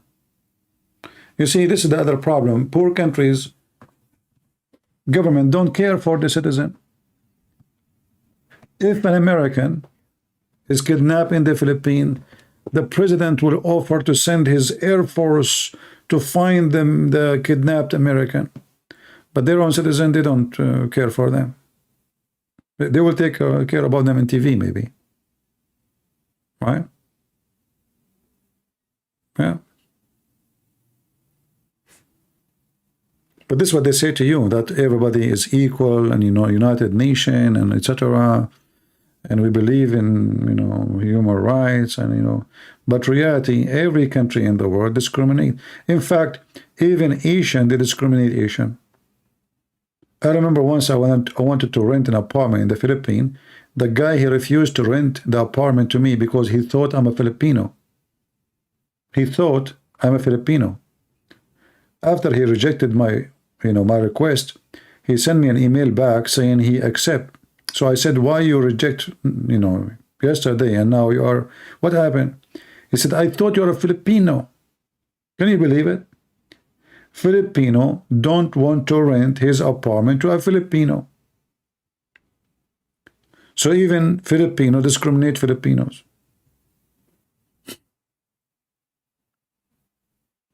So why the rest will not discriminate? I mean, if you are an Asian discriminating Asian, you don't want, you know, they don't want a Filipino guy.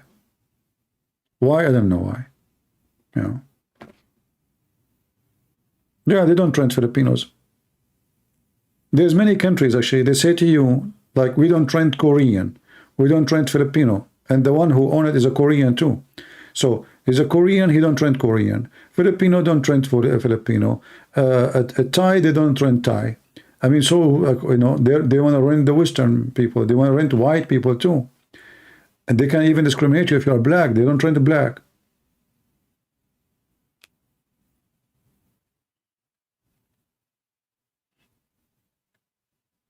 I'm sure if he knew that I'm an Arab, he will sell his house, but you don't know that, you know.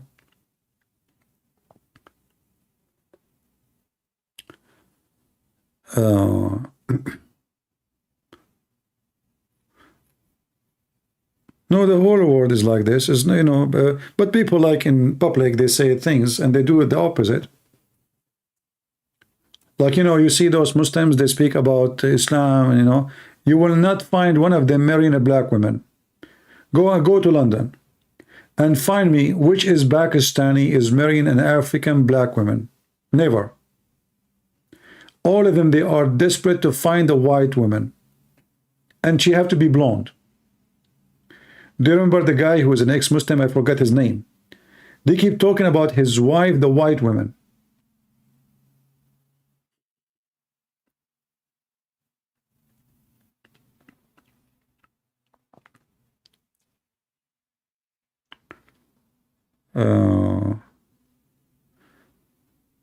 CP must be looking like a handsome Filipino.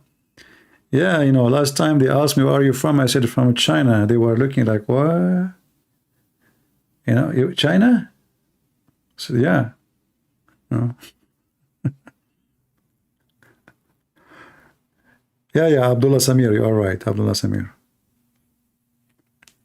You know, like, actually, I saw a comment in the previous video. People, they are guessing where a Christian prince is from.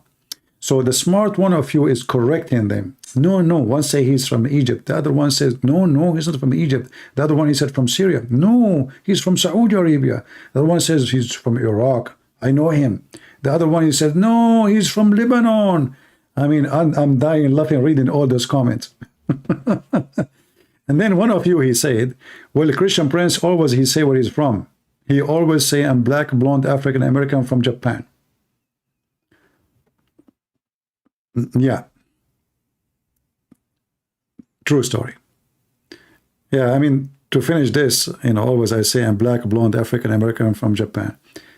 What is missing? I mean, black, blonde, African American from Japan. So I'm white, black, and Asian. Okay. If there's anyone is missing, and American, Indian American. All right.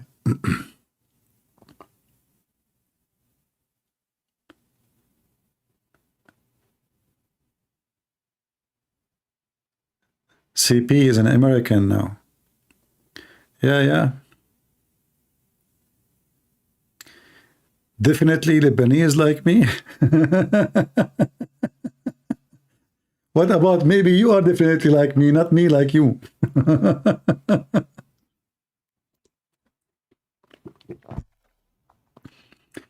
Anyway,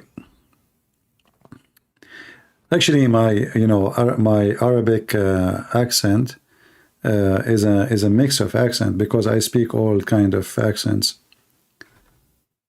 not only one or two. All right.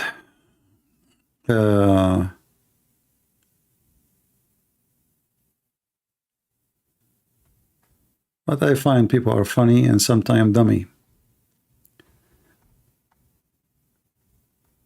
You should focus on what is important, and what we say is important, not something is silly.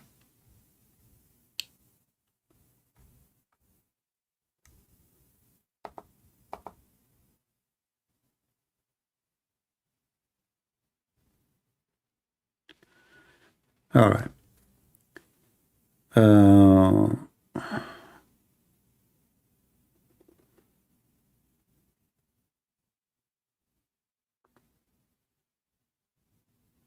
I can hear a French accent from CP sometime.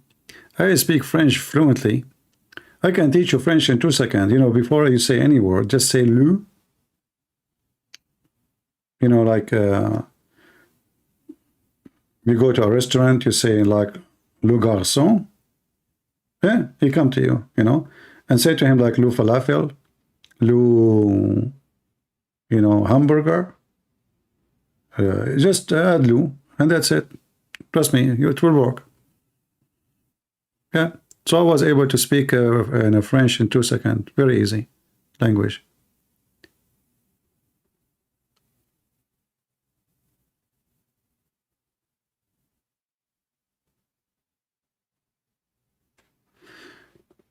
CP is not Asian. In the Middle East, he was oppressed for being Christian.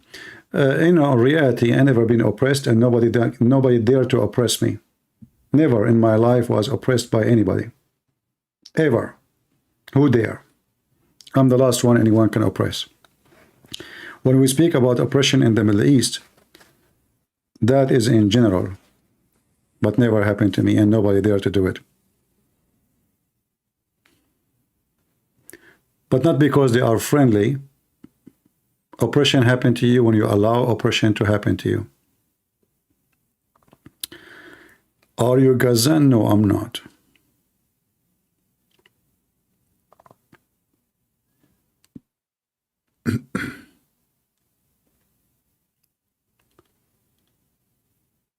All right.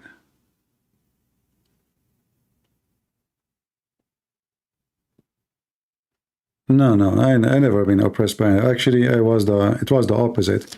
You know, I was, you know, when I was young, I was a troublemaker. I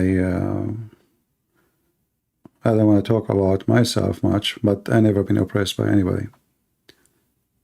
No, there's nothing about you know, Muslim. They cannot be unjust to me. They are unjust, but I believe strongly that always evil ones, they show their evil to you when you are weak.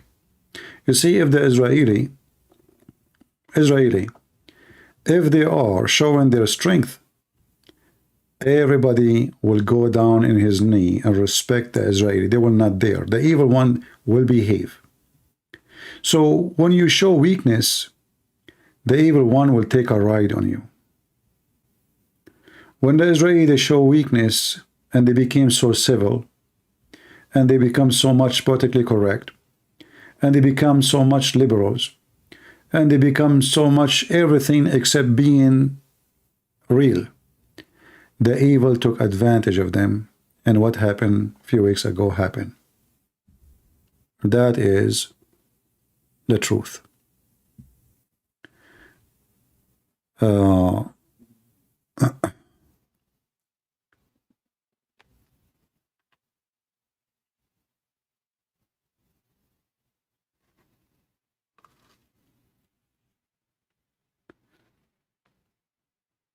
Have you ever had encounter with Jesus Christ? You mean what? Like, you know, the Lord is speaking to me? I never, you know, but sometimes I see dreams. And sometimes those dreams come to be true. sometimes they scare me. You know, like I found that what I saw, it's really happening. But I never spoke to the Lord or anything. But sometimes I see dreams, and those dreams, it's hard for me to explain. And sometimes I avoid seeing those dreams because they happen. You know, as an example, when I saw a dream about many things, like you know, the earthquake in Turkey. Sometimes I see details in dreams, and those dreams come very true. Like I can even see a dream of me talking to a person, and then the exact sentence, I hear it from that person. So I don't know if this is like something, I don't know how to explain it. I have no idea.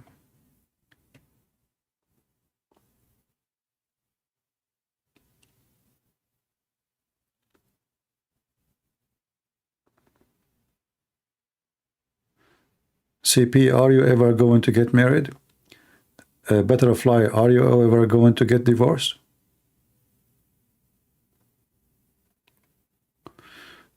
What do you think about the Kurds? They are people like everybody. And there is a big change in the Kurdish society. A lot of them, they are coming to Christ, which is very good.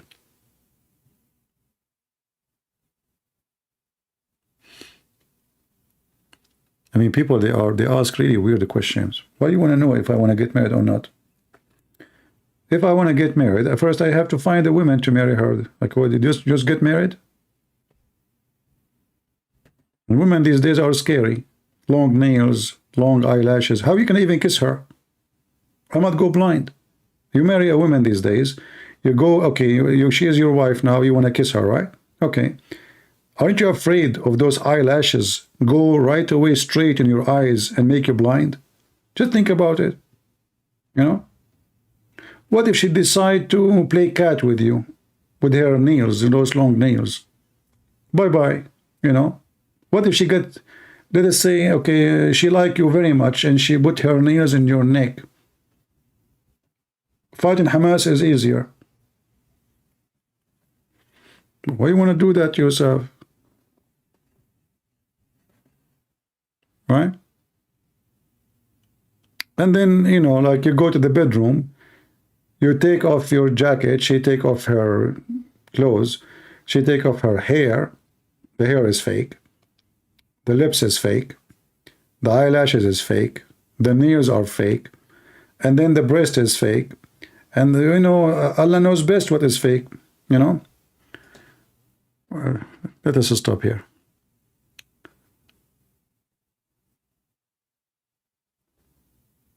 I'm just joking, okay? Don't take me seriously.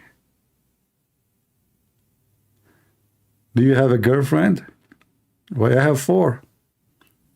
I like to practice like, you know, like foursome. One only? What for? And what are you talking about? That boring. 4. We play cards, hide and seek. You know, like one go under the sink, the other one hide in the closet, the other one under the bed. Like, do you see me? Especially if they are 6 years old, you know? A lot of fun.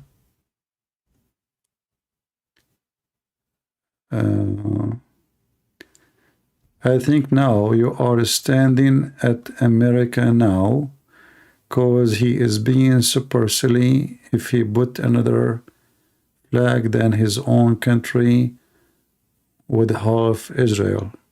Oh, that's deep. Yarmiya, my friend, you must be working with the CIA. Yarmiya is thinking about it. Christian Prince, he have American flag and Israeli flag. Yarmiya, what do you think? Maybe I have 1 foot in America and 1 foot in Israel.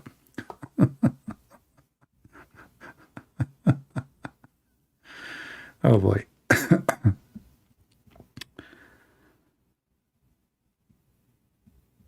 Yeah.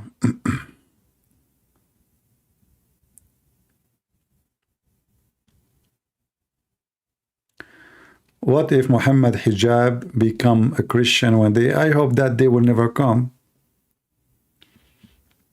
We don't want trash. We want quality.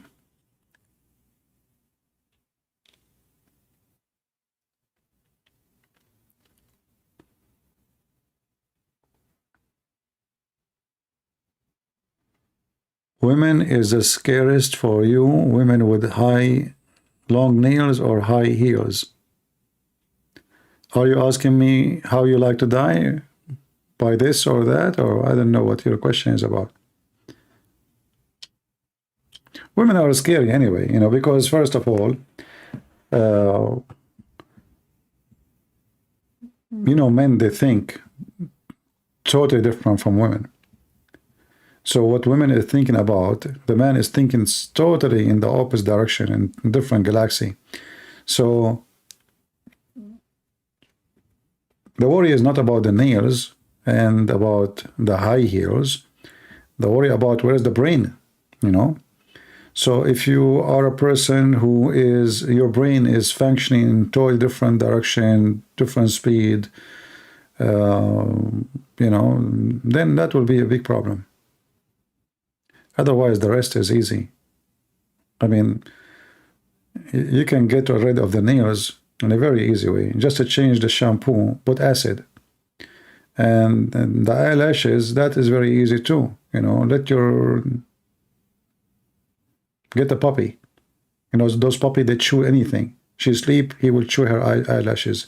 He will come lick her eyes, lick her face, and he will take it. So, I mean, there's many ways to get rid of those things. Are you single? Yeah, I am.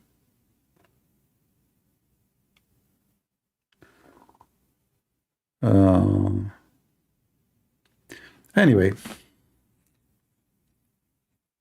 I'm sure many of you are married and happy, and I wish you the best.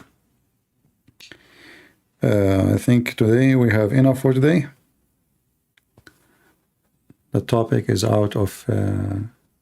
I mean, look what we were and look where we are. I think I will delete this video. We were out away.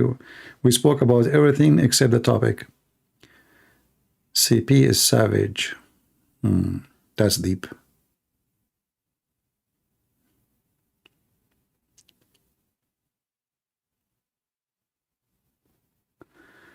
The best feeling in the world when your baby call you daddy? Not if I am his dad. He will wish to go back.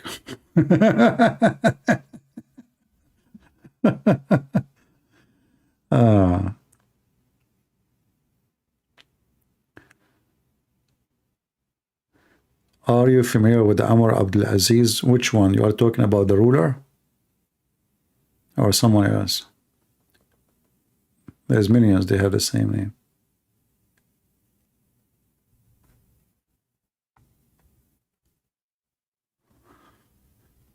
All right.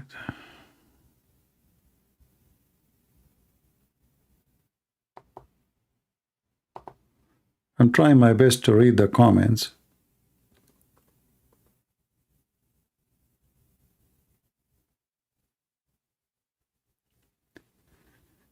How did the rabbi expose them? No, we exposing the rabbi did not. They are just playing his video.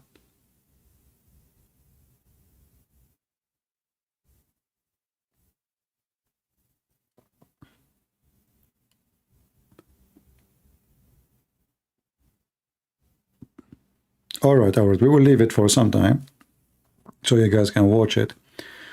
But because, you know, we spoke about many things, I wish we, you know, focus on the topic. But anyway, it's good. We spoke about many things people like, as long as it's helpful. The important is sharing and learning, and we learn from each other.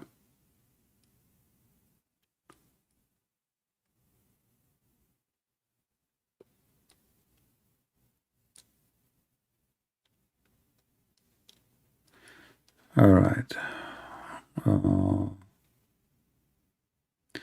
Can we do a Christian call only? Yeah, we can do. Actually, if you mentioned that a while ago, we can take some calls, but maybe now it's late.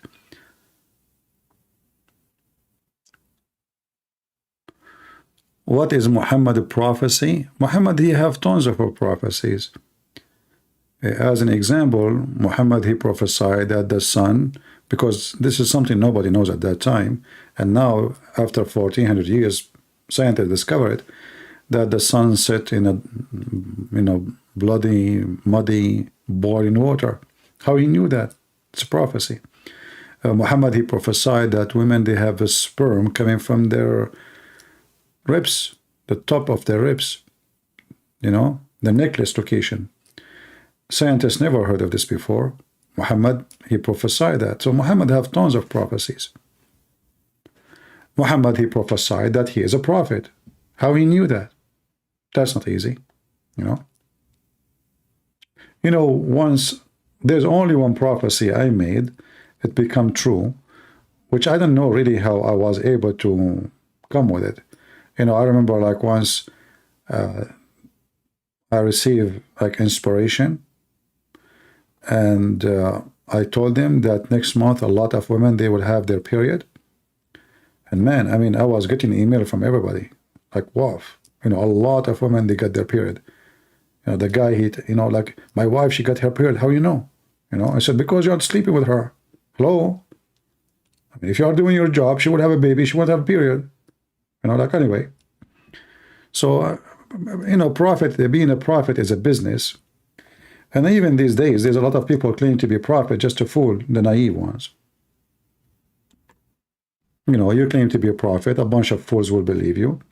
And they will start giving you money, and they will show you respect, and they offer you their women, and, power, money, sex. What do you want more? Prophet, perfect.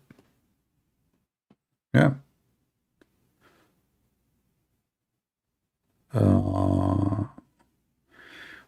Would you actually debate and control debate? I have a video on my channel. I challenge them to debate me, and I accept Zakir Naik to be the moderator. The video is there. Correct, guys? I made a video, and I mentioned 3 or 4 names, and I said any one of them can be the moderator, and the rest they debate me. All of them, they are Muslims. Zakir Naik, I don't know the rest of the name. Go watch it. Just to show you that they are afraid of me. Like when I called Mimi Hijab, how many times he hung up on me? I did not even ask him a question. The only question I said to him, how come you don't say inshallah? That's it. He asked me, you said that, hang up on him. You said that, hang up on him. He was very much intimidated. He told them he's going to debate Christian Prince. How come he don't debate me the same he debated David Wood? He don't. I called him live on air. Cowards. He was trying to get rid of, the idea of the fear of debating me. So now he want to make the Muslim, you are finished, boy. Why? You said to the women, suckle me. Your sister, she is a whore. She is the one who accused Jesus. He was doing things to his mom. And I was quoting your filthy prophet. He hung up on me. Did you say that to her? I was quoting your filthy prophet. He hung up on me. Bastard, So he want to show that he's a man, but the fact he is terrified in his heart and his testicles. And look how many they were sitting waiting for me. Lili Dawah, Mimi Hijab, other 3 people, camera, screen, computer control. Yeah, and then he denied that he knew me too. And not only that, look how evil they are. They put the computer, which my voice will come from, far away from the microphone. So when I answer, people don't hear me. Nobody can hear me. If not, I'm going live, and people from my broadcast can hear both of us. If you go to his recording, nobody can hear me. They do it in purpose. They put the speaker, which my voice will come from, far away in the other side of the room.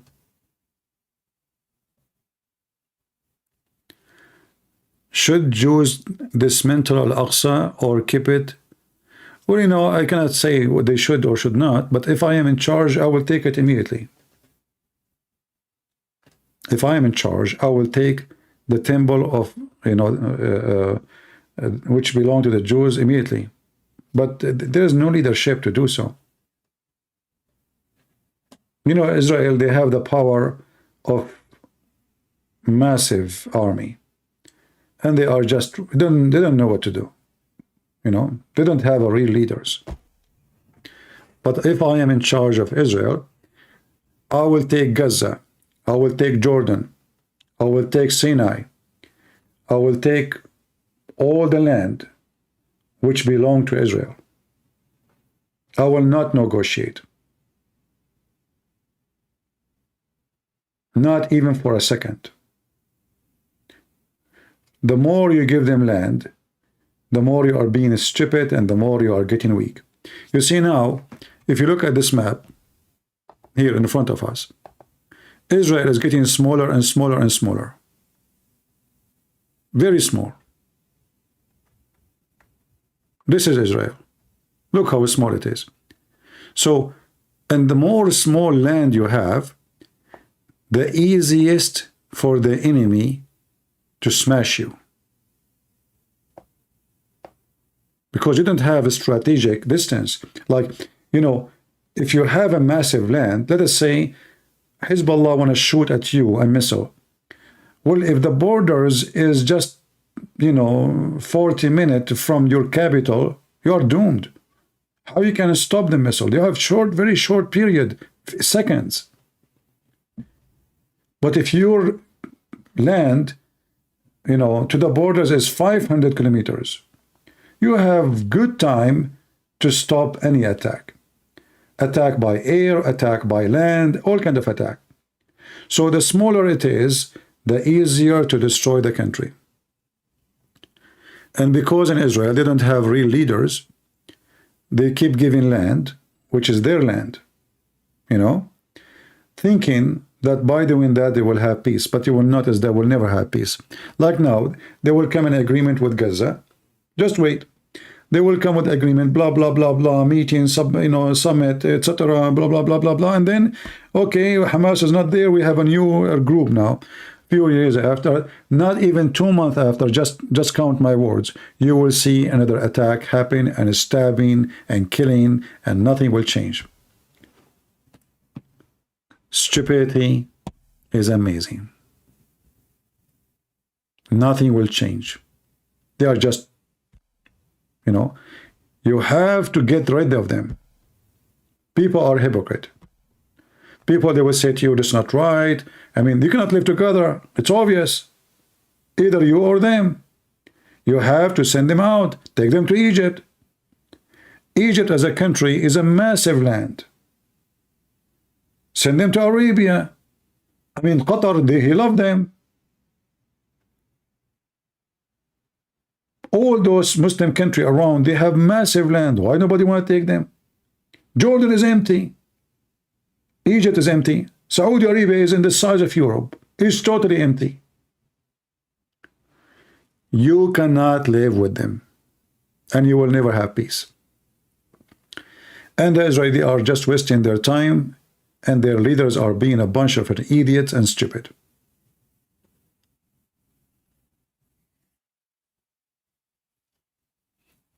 This is how I see it.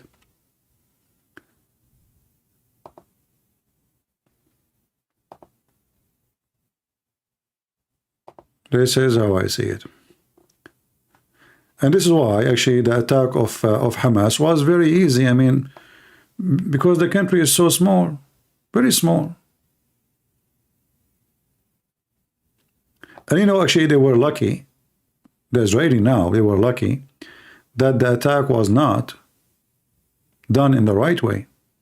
Because if Hamas, just to explain to you, if I am in charge of this terrorist organization, I will not go and attack the neighbors here. That's what they did. I will go here.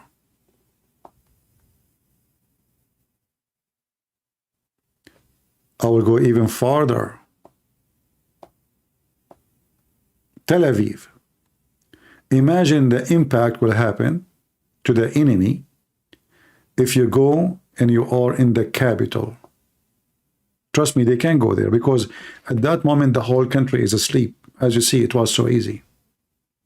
And the distance from here to here is very short. It's not really a big deal. Nobody's watching. Same time,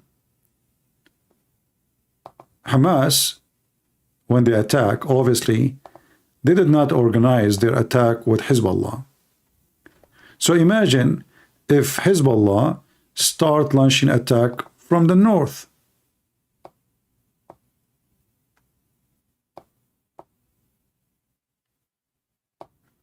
And then Hamas is launching attack from here.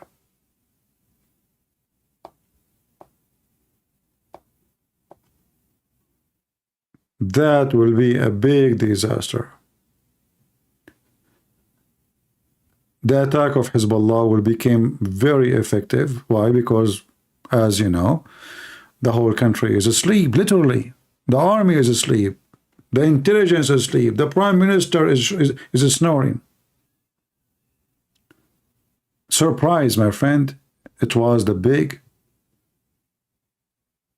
point of this war. But what happened? When the 5 hours pass and Hezbollah did not do any attack, zero. That gave time to the Israeli to wake up, let us say, to, you know, to notice what's going on. Those 5 hours were, you know, very important. Otherwise, the number of casualties was going to be really, really way bigger. And the impact would be really horrible. And this is what happened when you give land. See, the Israeli, they went all the way. They took all the south of Lebanon before. And they gave it to them for free, without peace agreement. This is how stupid the Israeli were. All this land was controlled by the Israeli. They withdraw. And then Hezbollah get closer. And now they get more powerful, because when they withdraw, Hezbollah claim victory. They claim that they are the one who kicked them out. When in fact it was just because of politics. Stupid politics, you know, politician. So they withdraw, and then Hezbollah become in the border. And now they want to fix it. They have to go back and do what they did 25 years ago. As simple as that. And I think this is the only solution. This is why I'm saying to you that Israelis, they should take more land, not give more land. Because the more land you give, the more you are risking your country, and you will never have peace. They hate you. They are just fooling themselves. I mean, think about it. Hamas, they don't even have an army. I mean, this is just you know, a terrorist organization. RBG, I mean, nothing. And they were able to do this. What if they have the weapon of Iran? What they will do?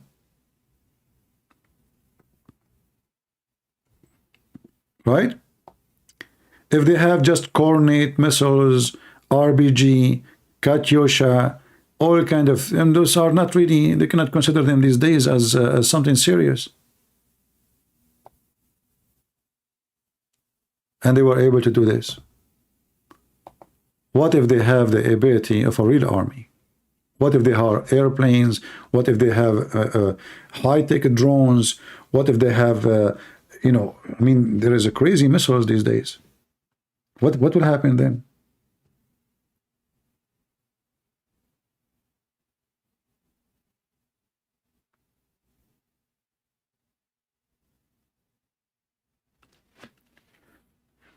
So I believe the Israeli are doing a big mistake when they give lands by so-called peace agreement. All those peace agreement, they can be broken any second, any day. And they can take you in surprise too. You know, what is the guarantee that Egypt will not attack Israel tomorrow? There's any guarantee?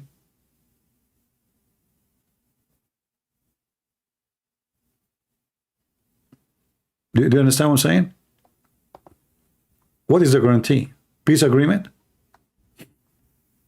Are you serious?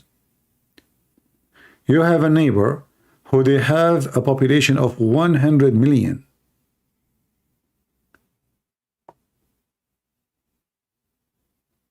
What is your guarantee of security? A piece of paper you sign with them? The stupid Netanyahu, he was supporting the Islamic fighters in Syria. Why? Because they are fighting Hezbollah. Oh, okay, so the enemy of my enemy is my friends. Very stupid. If the Islamic fighters in Syria, they took over, what does that mean? Those are sponsored by Erdogan. So look what the donkey Netanyahu was trying to do. He will bring Erdogan to his borders, literally. Because you get rid of Iran or Hezbollah from Syria, you open the borders to Erdogan. And Erdogan will love it. Instead of Erdogan being here and the massive army of Turkey here, and they have no border with Israel, Erdogan will take over Syria. Trust me, because those are his puppies. And this is what he was actually, he wanted to do. He wanted to take over Syria, and that will make him really very powerful. You see, Syria, they have phosphate. And phosphate is very important to generate uranium. Not only for fertilizer. And in the world of a new energy today, they are trying to replace the oil fuel. This is what they want. They are second country in the world with phosphate. All this area here is a phosphate land. Massive.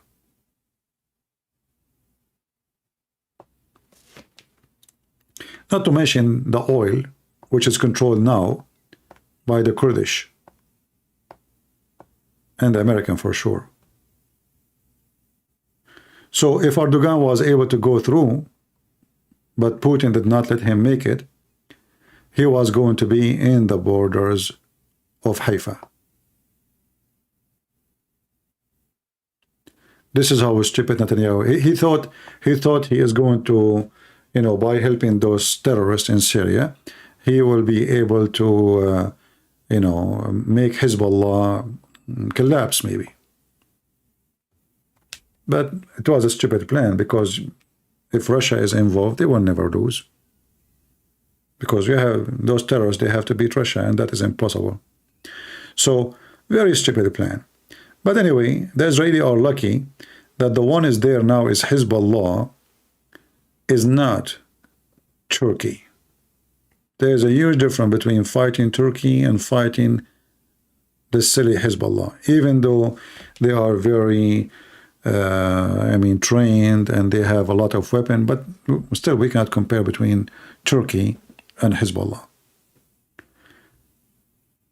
Netanyahu is, for me, is the most stupid person ever became a prime minister in Israel.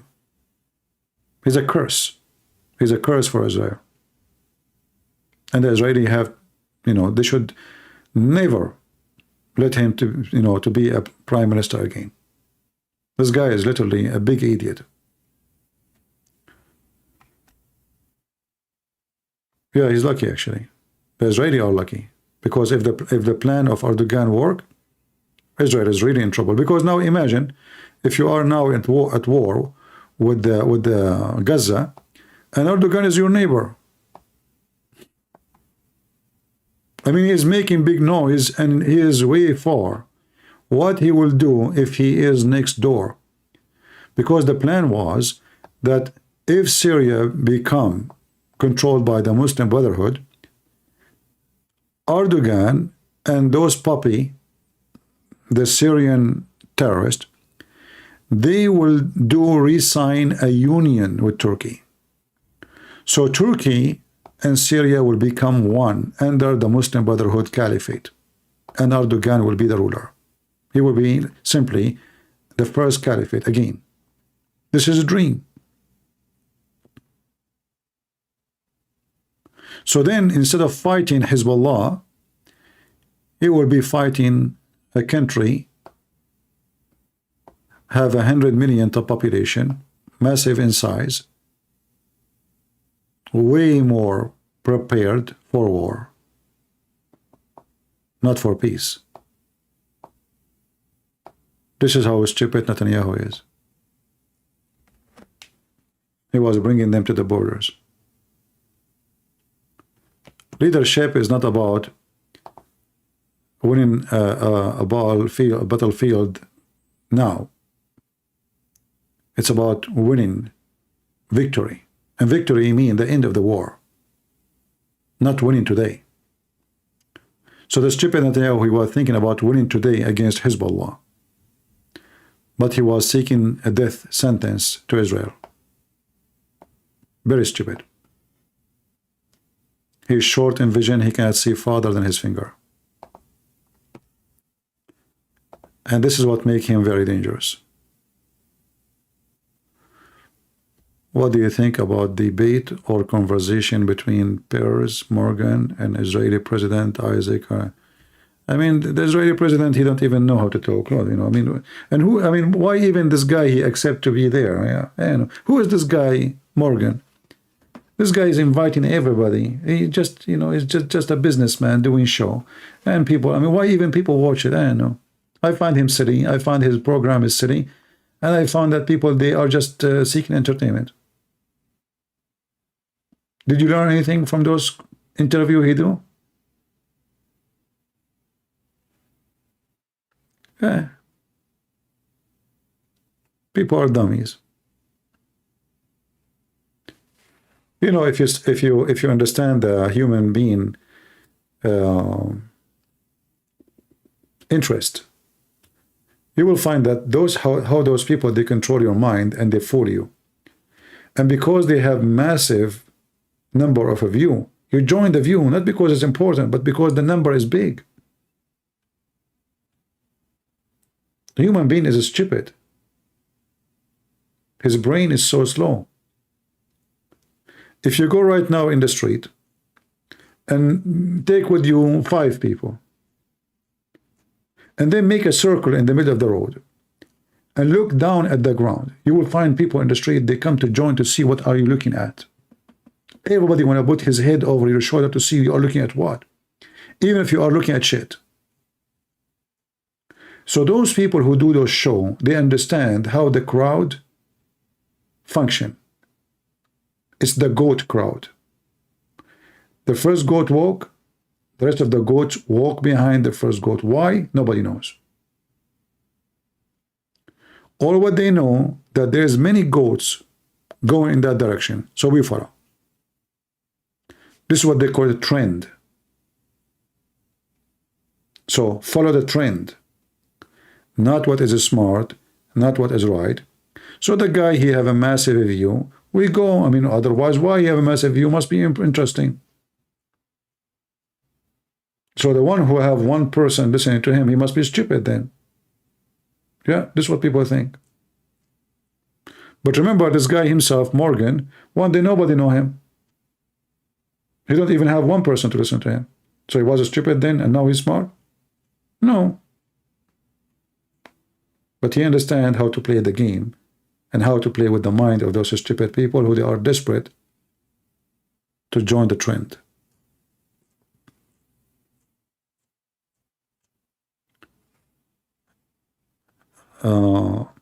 You know, if you look at those short videos, I wish that YouTube don't have those short videos. Keep suggesting for me the short videos. What is the most important short video, especially in your phone? A woman, she is doing a move, wearing very short skirt. 28 million, 32 million, 60 million. And then you ask yourself, why people they click? It simply is the legs, is the ass, is the trend. Human being, even though we claim that we are smart and we are different, like we are not the same as goats and cows and donkeys, but there's not much different, Still the animal inside you work.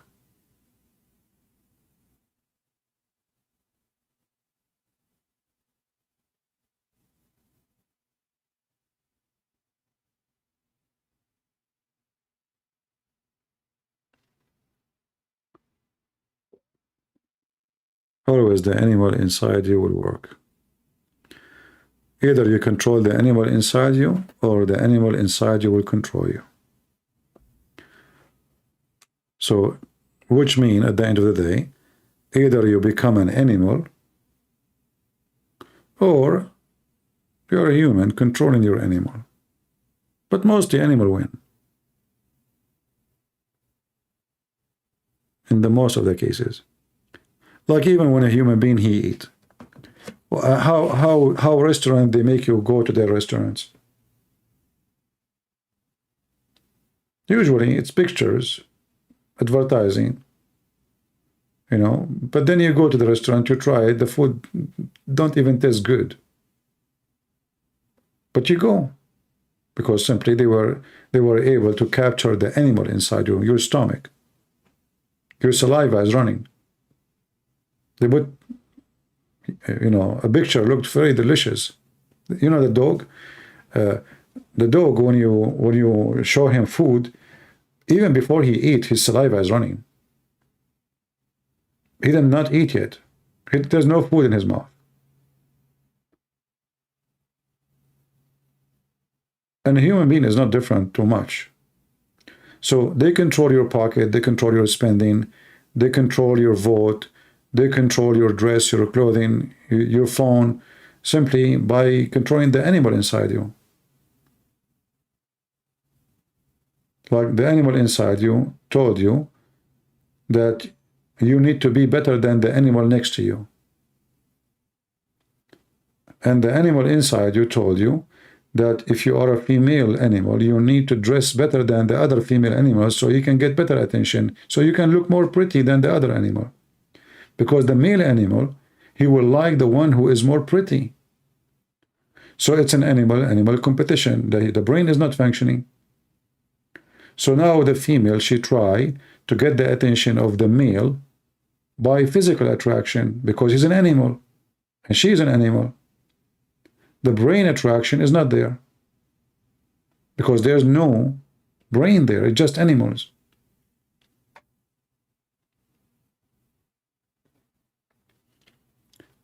What do you think about Akora? I don't know. I don't know what this movie is about.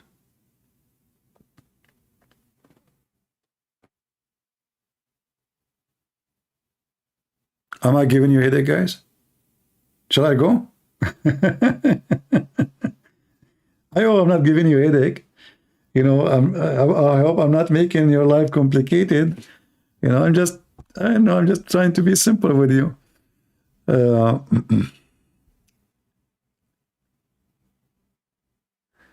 It is the opposite. I don't know what is opposite about it.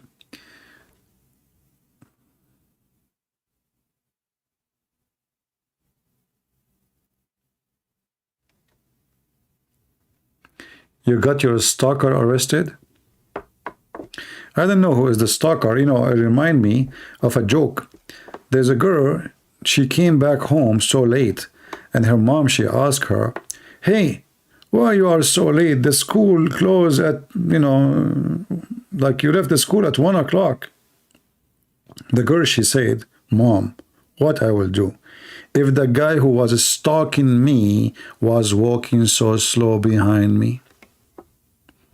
So you arrested your stalker? How you notice that he is your stalker? You must be stalking him too.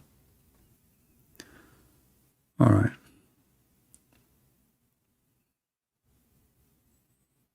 Yeah, she have to walk slow because the guy walking behind her is so slow. He don't walk fast. So who is following who? I don't know. Does it matter if you are in the front and he's in the back, or you are in the back and he's in the front? It doesn't matter. Sometime you might be following somebody, but in fact you are the one walking in the front and he is behind. It doesn't have to be that you are behind and he's in the front. Right?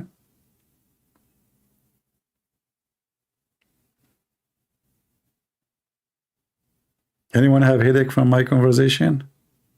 You hate me, don't you?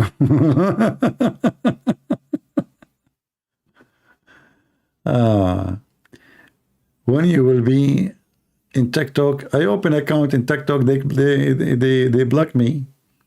I mean, you know, this TikTok is garbage. Most time they flag your video and write it, you know.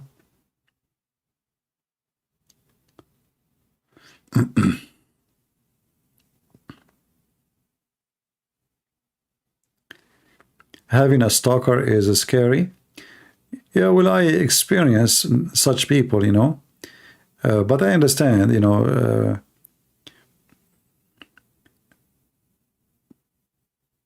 an average person he should ask himself why he's being stalked by somebody. Mostly he did something, you know. I mean, today, because of the internet, people post pictures. You know, you have fans and etc. So if you don't want a stalker, then don't do that. You know, stay away from such a thing. Keep yourself a private. Keep your privacy, and then nobody will kind of stalk you.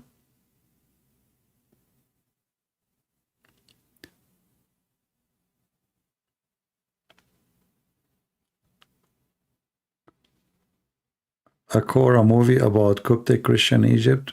Well, I don't know. I never watched it.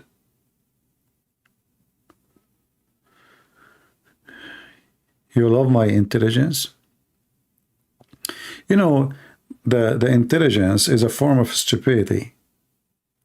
Because you think that this is intelligence simply, let us say there's some kind of, like, you know, something will tickle you, something like ticklish, something will please you. So you think this is intelligence.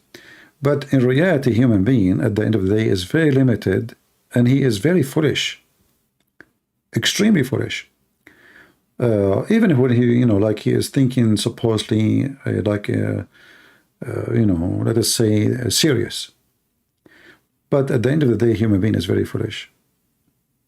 And you will notice that by decision you make. And usually the one who think he is so smart is the one who make a big mistakes. Yeah, because you trust yourself more, you become more confident, and you think, oh, I'm the one who's smart, and yeah, mistakes? No way, not me. And then you make a big mistake. The same as what happened to the Israelis right now. You know, they are, you know, very well armed, technology, weapon, very organized country, etc. So they are very smart, and because they are very smart, they made a big mistake. So a big mistake sometimes can make you a very foolish person. I mean, thinking you are smart. The smart person is the one who agrees that he is still foolish, and he should always be careful.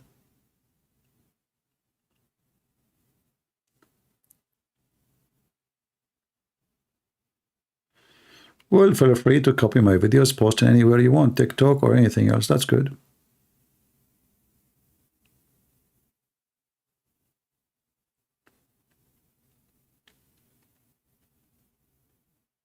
All right.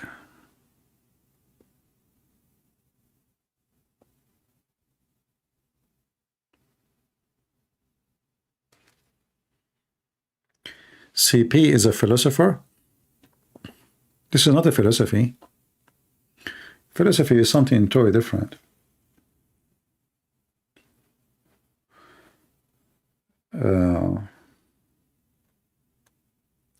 You know, the Greek, when they used to practice their philosophy, they practice it for the joy of practicing not for the sake of intelligence. It's like, you know, people play a game and for the sake of the joy of the game. Otherwise, the game is a game. It's useless. Doesn't make any difference. And most of philosophy is the same. It's just a game of, you know, playing with the words. But there is something is way more better than philosophy, is being real. Philosophy is not real. Philosophy has nothing to do with reality.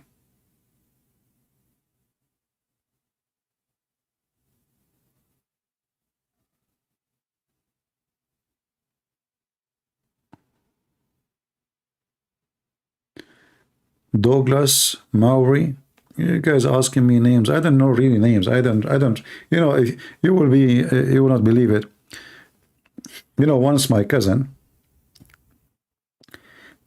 she called me, she said, I'm drinking coffee with my friend, come over, you know, I did not see you for a while.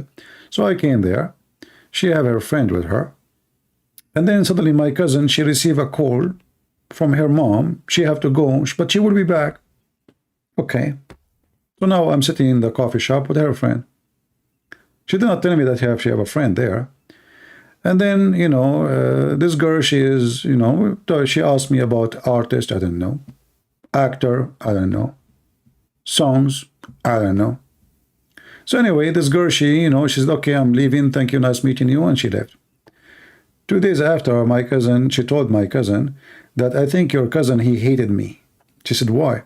Said, I asked him about a movie. He said, I don't know. Actor, he never heard of him. Singer, who is this? She told her, well, I forgot to tell you. My cousin, he know nothing about those things. You are asking the wrong questions. So my cousin, she thought like, you know, I'm like, I just don't want to get rid of her, you know, like I'm, you know, because I keep saying, I don't know. I never heard of him. Seriously? You don't know? You know? I said, no, I can't even repeat the names she mentioned to me. I don't know them. So what do you think about, who's, I don't know, really. So she asked me like a couple of questions about movies, about actors, about etc. Okay, what the music you like? I would say to her, I don't know what music you like. You know, I don't know, really. I don't even remember one song. So this girl, she said, man, this guy, he don't want to talk to me. You know, and she took her purse and she left. I don't know what, I did nothing, you know, I wasn't rude. But in her mind, that this guy keeps saying, I don't know, which is impossible for someone to not know this actor. You know? So you keep asking me, did you see this guy? Did you act this guy? I don't know them. I don't care for those things. Those are the last thing I care for. So you're asking me wrong questions.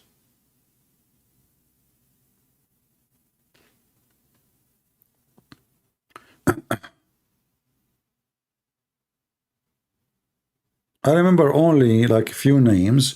I know them since I was a teenage, like Sylvester Stallone, you know.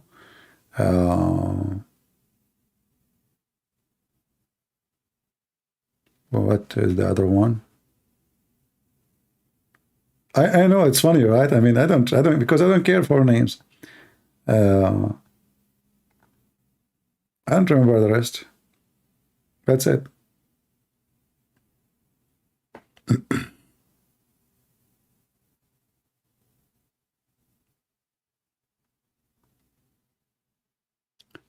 Everyone, he have his own interest. So there is some people, they are obsessed with songs and actors and etc.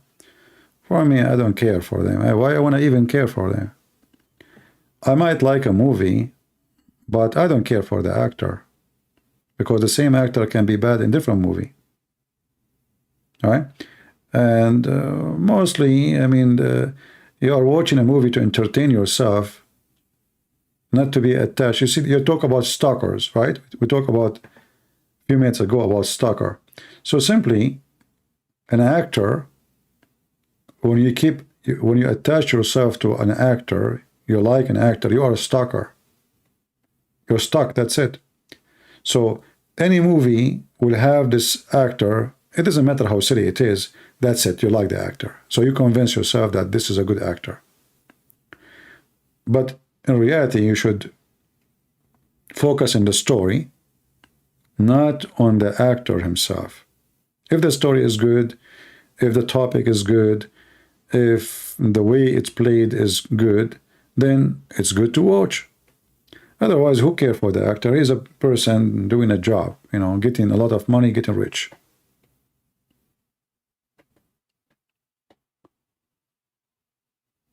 You know, this is why you see some people, when you go to their rooms, they have pictures of artists and singers and etc. Or an actor, he died, people, they cry, they wear black clothing, I mean, madness, you know, stalkers.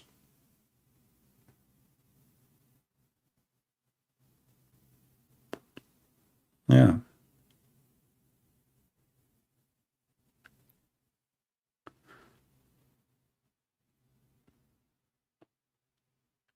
Can you speak as Zakir Naik? He's not here now. Christian Prince. First of all, I'm watching you from the beginning. And secondly, I can hear you.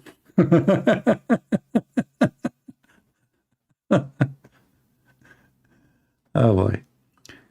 Have you had any Skype calls today? I did not open my Skype. I don't know if some people, you know, call me or not.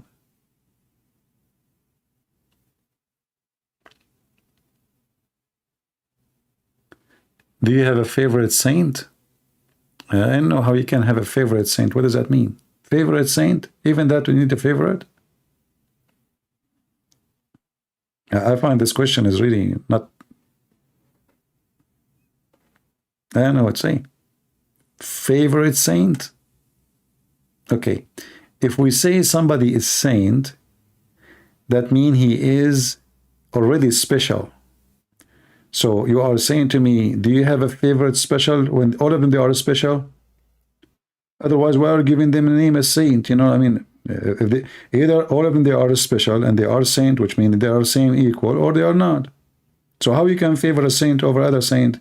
So there is saint more saint than the other saint?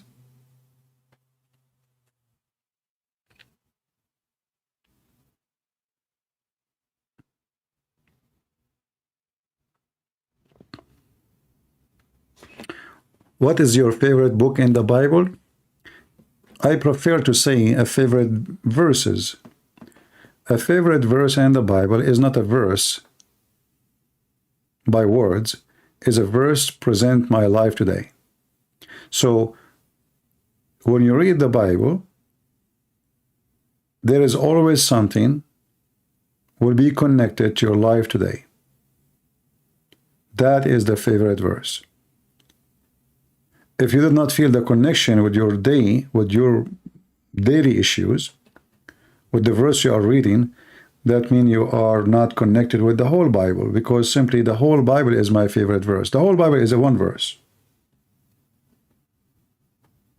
All the Bible is one verse.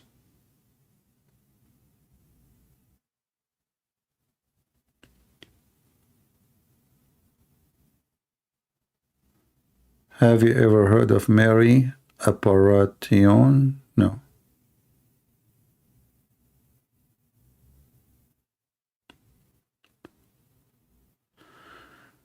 Why sometimes like to force their belief on us?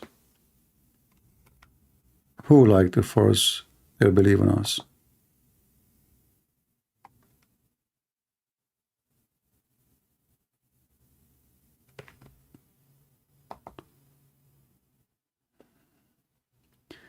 Why Christians in Gaza don't talk about Hamas? If you go and live in Gaza, do you think you dare to open your mouth? Muslims don't dare to open their mouth. So you want the Christians, who they are a little tiny minority, to open their mouth? They will be dead. I mean, how smart you are.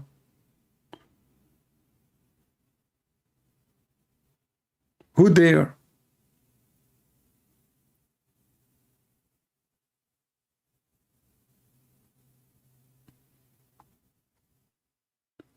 Who dare to open his mouth?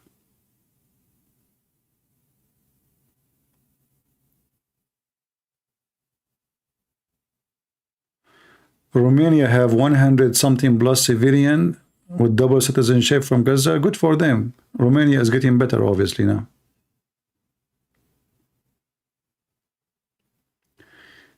Do you realize how funny you are? Oh, you should not see me in the mirror. I look even funnier.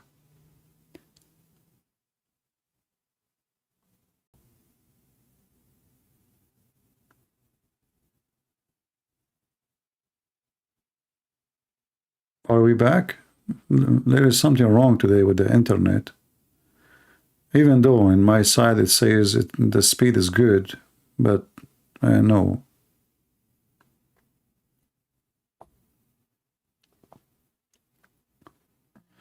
Why do Catholic venerate Mary and other saint? Is it wrong?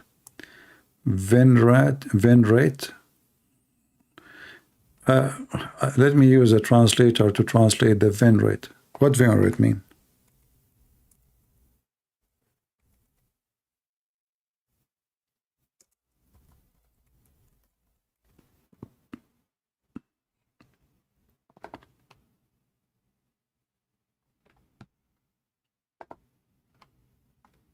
I'm trying to understand what the word mean.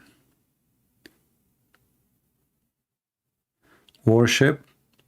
No, this is false. The Catholic, I'm not a Catholic, but don't go by lies people they say about the Catholic. Catholic don't worship Mary, and nobody of the Catholic worship anyone beside God. That is a big lie. And if they say to you they pray to Mary, no, they are asking Mary to pray for them. They are not praying for Mary. They say, you know, pray for us, Mary. We are the sinners. So don't be dummy and, you know, take what people are saying, go and investigate. Those who take, you know, things blindly without investigation, they are stupid. So don't be one of them.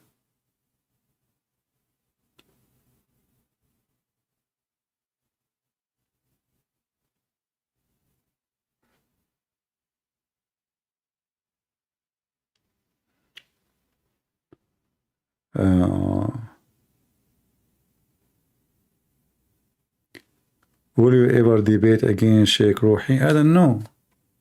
I don't know how to find him. I don't know. Bring him. I don't know. Somebody even told me he became a Christian. I have no idea.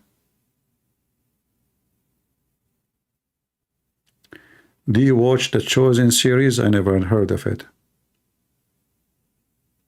Don't ask me about actors. Don't ask me about TV. Don't ask me about movies. I don't know, really. Even movies I saw, I don't really care for their names.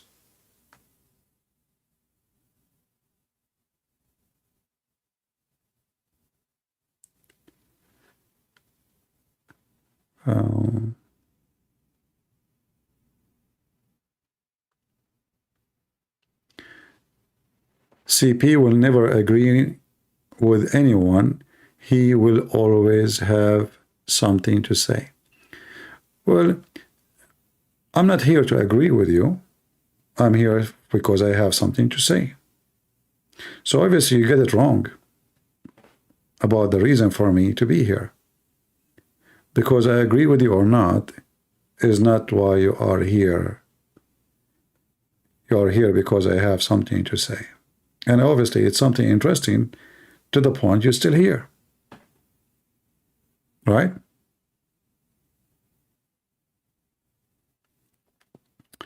I am a Catholic, now I am a Christian. Okay, let me warn you here. In my page, I don't care if you are Catholic or Protestant or Orthodox. I consider people who say those things are a bunch of idiots. I am a Catholic, I'm a Christian now. So what does that mean? So just to warn you, if you are a person here, are you from the KKK? So are you like now better? You are a Christian, not Catholic now? What does that mean? I thought the Catholic are a Christian too. Did they have different God? So people, they say stupid things, and you know, yeah. Here we go. He's a special. He's a Christian now. He's not, you know, he's Catholic. Huh? Weirdo. Obviously, you are no Christian, no Catholic. You have no idea what Christianity is about. Christian is someone who believes in Jesus from his heart And when he die, he will live with Jesus. Is not a Catholic, is not a Protestant, is not an Orthodox. It's someone who follows Jesus. So the stupid you, if you became a stalker for a name, you belong to that name, not to the person you follow, which is the Messiah. So a true believer is a person who don't care about those names, Catholic, Protestant, Orthodox.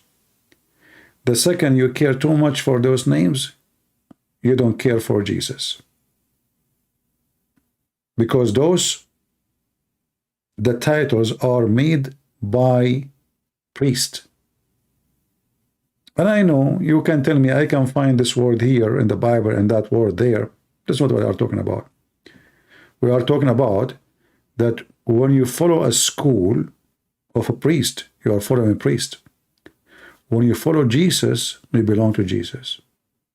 So a true Christian, he don't divide the Christians. A true Christian, he believes in one universal church, the Church of Christ. And there is no other church. Which means all Christians who believe in Jesus, that he died on the cross, he's coming back by the Father, the Son, the Holy Spirit. Those who believe that the only salvation is by the Messiah, those are my family, the Christians. Not the Catholic, not the Protestant, not the Orthodox. Anyone. So don't fool yourself with names and words. The wise man is the one who follows the Lord. He said, I know my sheep, and my sheep they knew me.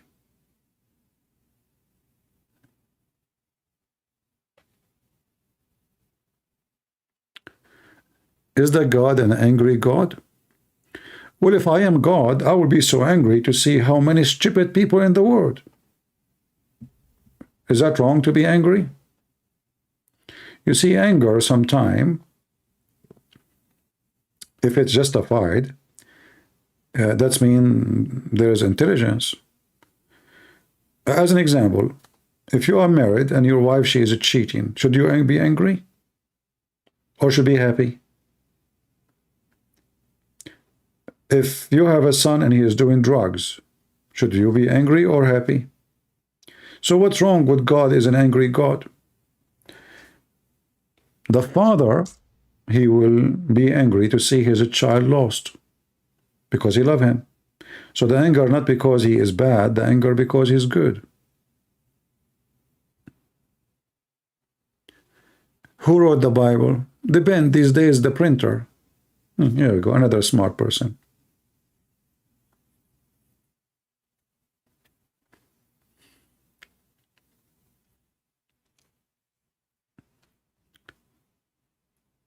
Who is the most knowledgeable Muslim you have ever debated?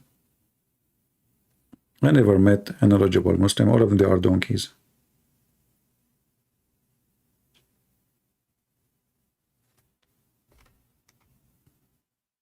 That will be weird to find, because even Muhammad himself is not knowledgeable. So how you can find an,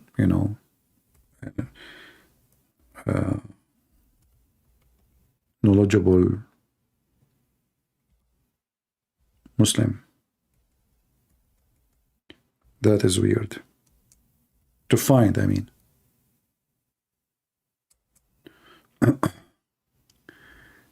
The Gospel of Judah.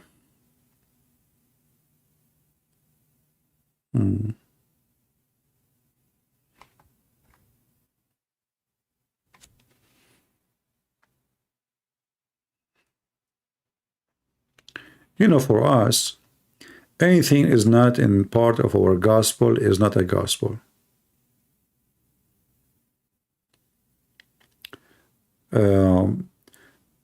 So,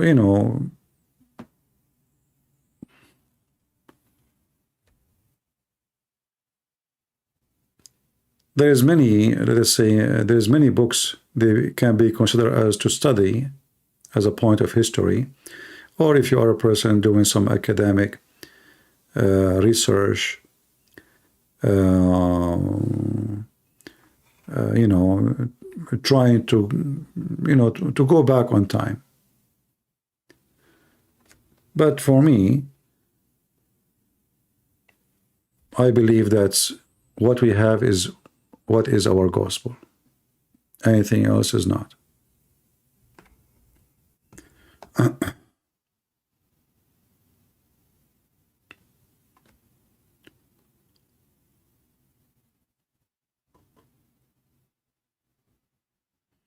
What is the best way for average Christian to evangelize to a Muslim?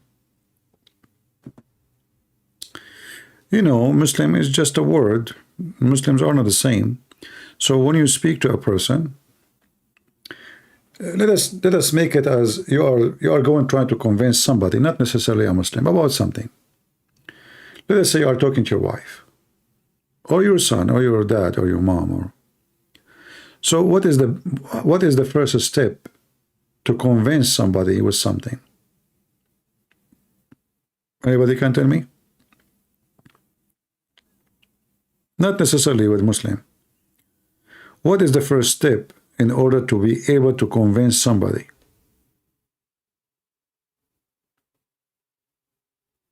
In your idea.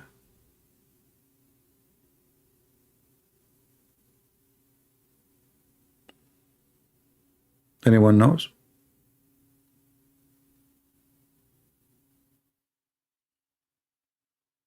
Treat him good. Evidence.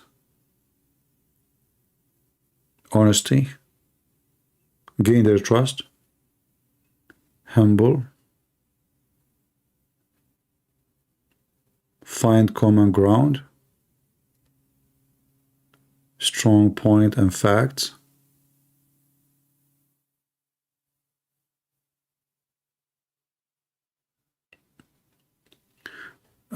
Actually, none of those. None of these.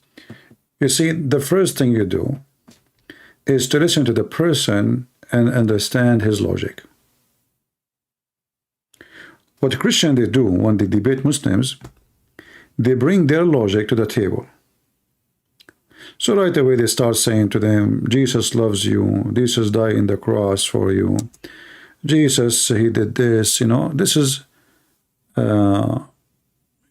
your logic. So you are convinced with your logic, and now you are trying to use your logic to convince someone his logic is totally different. Don't do that. If you want to convince somebody with something, try to understand his logic. And then after you listen to him and understand his logic, try to use his logic, because that's what will work, not your logic. So you listen to his logic, you understand his logic, and now depend on your intelligence and your ability of using that logic to convince him.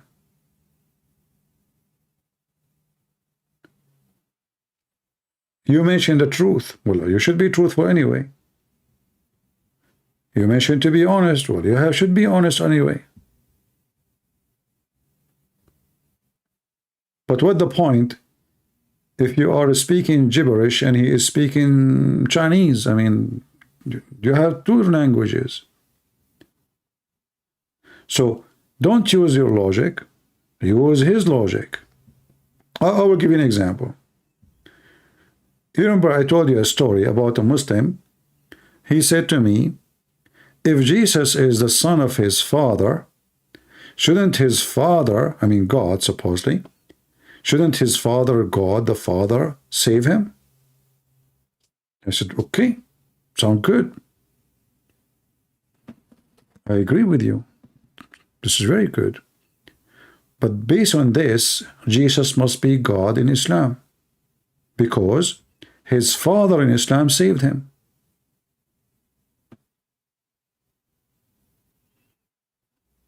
Are you with me? So I did not use my logic to destroy his logic. I used his logic to destroy his logic. Can he escape what he just said? No.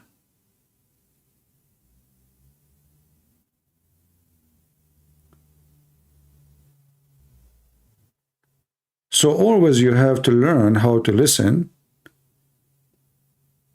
to the person you are trying to discuss with him, not necessarily about religion, anything. Your wife, your husband, your anything. Try to listen carefully. And use his logic, not yours. You know, in order to clean dirt involve oil. What we use? You have to use oil. You see, detergent, they have inside the detergent something have to do with oil. Oil, like oil versus oil. If you use water only, you cannot clean oil by water, because they have two different nature. They don't mix, so you are not really able to clean it. So you touch, you know, some grease and etc., and then you put it under the faucet with the water, and nothing changed. I mean, you're just making your hand more dirty. But water can clean a lot of stuff, but not that. So in order to clean that thing, you have to use a material from the same kind.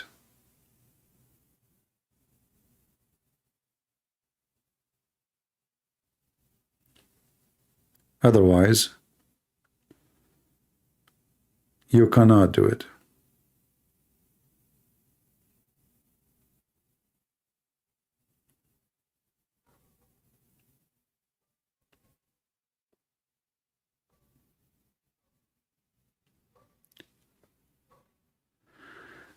You should create your own Discord channel so everyone can talk there. Well, I tried this Discord. I found it the same as a bathroom. You don't even know who's talking. Once I joined this Discord, they asked me to go, and I opened one, and then I didn't know voices coming from everywhere. Under the table, top of the table. I have no idea how it works.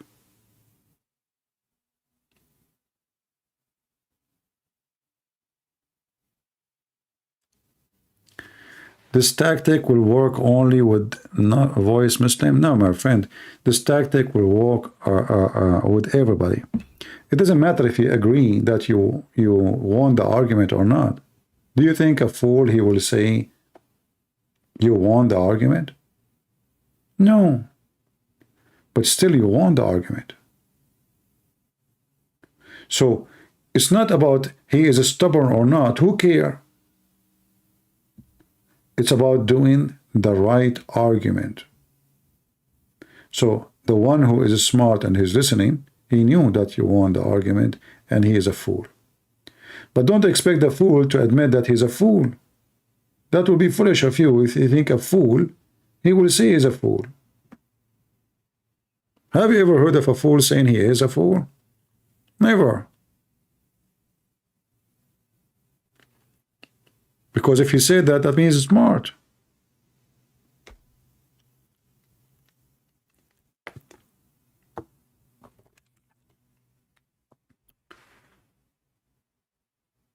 Okay.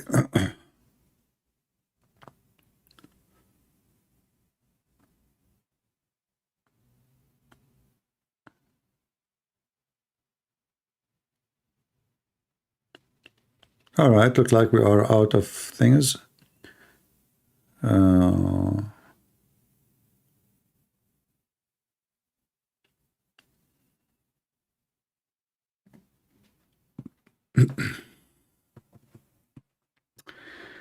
Majnoon, 5 hours now? Why, Anne, you are calling me crazy?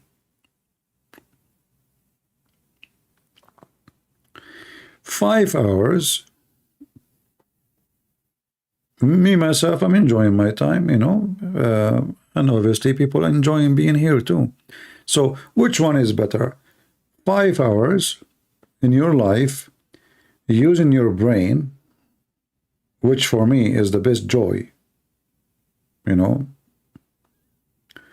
Imagine your brain is not working, you are not alive. So if I am now here for 5 hours answering people, and in order to answer people, you have to use your brain. For me, that is a joy. So which one is better? To go and watch TV, let us say, and you are watching people using their brain, but they give you no benefit of anything. It's just entertainment. Me, myself, I don't mind to listen to somebody. He can teach me something. That will be my pleasure. So it's not about 5 hours or 5 minutes. It's about, did we spend the 5 hours for something good, or it was a waste of time?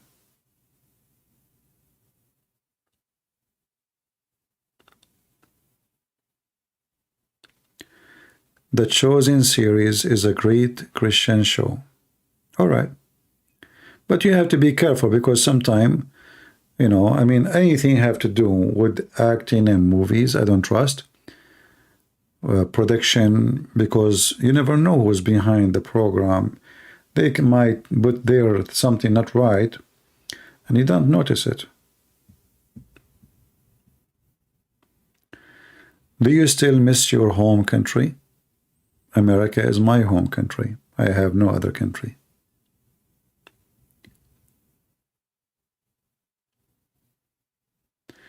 Someone can teach you? Why not? I can type right now. Here we go. Did you guys ask you what that word mean? And you told me mean like to worship? Huh? You just taught me something. Who said that you cannot teach me? You are mistaken. Always there is someone can teach you. But depend in what, you know. Always we have ignorance. It can be about language, it can be about history, it can be about physics, you know, I mean, we don't know everything. What we know is very limited. So yes, always there is somebody can teach you. My son work in Kuwait, is it safe there? Well, it's fine, but I hope he is educated and they will not mislead him and try to convert him to Islam, because this is what they try to do. There's a lot of Muslim brotherhood there.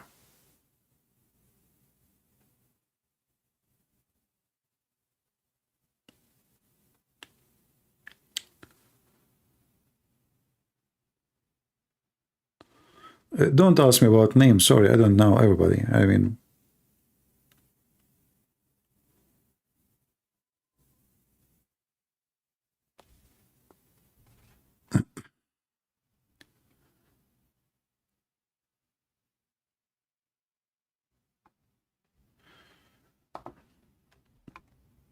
yeah, you know, usually I don't really watch movies, even Christians ones. I don't like to see a movie made about Jesus. I don't like to see anyone acting as Jesus. I believe this is wrong. However, if it helps people to understand the Bible, well, okay. But for me, I don't feel good about it. Usually, if I turn my TV on, I put YouTube in like Ocean, or how to do things, like let's say how to fix something, learn something new, you know, something useful. But mostly I like, you know, I work writing my book. I put YouTube in an ocean life video, or an ocean sound, or rain, you know. I don't really watch too much movies.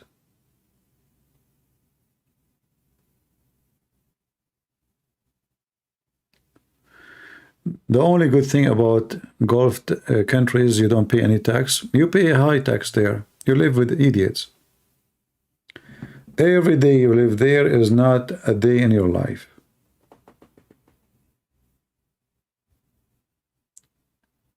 I mean, I don't know. Maybe Emirat is different a little bit. There is more freedom, but the rest of the Gulf countries, you are paying a very high tax from your life, because living there is the biggest loser decision you do. Because all what you do there is just making money. You are not living, you know.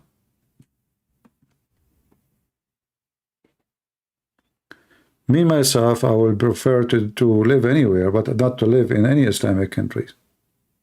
Because this is not a life. Any place in the world, your freedom of speech and belief is not granted. That means you are living as an animal for always. This is what the animal are about, you know. You tell them, go, get in, chicken, hey, get in, get out, pop, pop, pop, pop, pop, pop. Give them seed. So when you live in the Gulf, you are like a chicken seeking the seed. They feed you.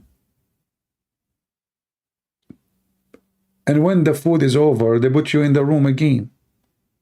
So you spend your life year after year going from the room to the seed, from the seed to the room, from the room to the seed, from the room to the yard. Then after living there for like 10 years, 20 years, you come back with some trash of money, and you find that you lost your, you know, your young life with those idiots. What the money would do to you. If you ask me, if I'm a Filipino, I prefer to live in the Philippines poor and die in the Philippines and will never work in the Gulf. And if I do, maybe to work for a year maximum. You will find those poor Filipinos, they go there. They work for a year. They want to go home. He start buying gifts, a phone to his nephew, a phone for his cousin, a camera to his sister, a cook to his mother. So the whole money he saved for the whole year is gone. So he go vacation, he go back bankrupt. Now he is desperate to go back to the Gulf. He stay another year. Next year he want to go vacation 2 years after. 2 years. Every 2 years you see your family. The same garbage happen again. So he stay poor. He spend his life there. He never save a penny. So what you did? Nothing. You've been stupid. You've been literally stupid. You did not, like, if you work there for 2 years and come back to open a store, buy a land, I mean, just to have some capital to start a little business, buy those, like little tuk-tuk, something to make living. No, we spend our life living there, like, working like donkeys, being slaves for those Muslims, just to buy a gift to mommy and daddy and sister and nephew, and then you grow old in age, and then you come back to Philippines bankrupt.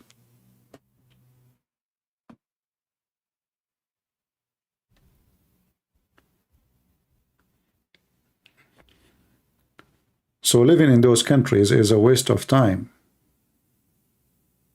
and your money is not good. Because you cannot get that time you spend there back.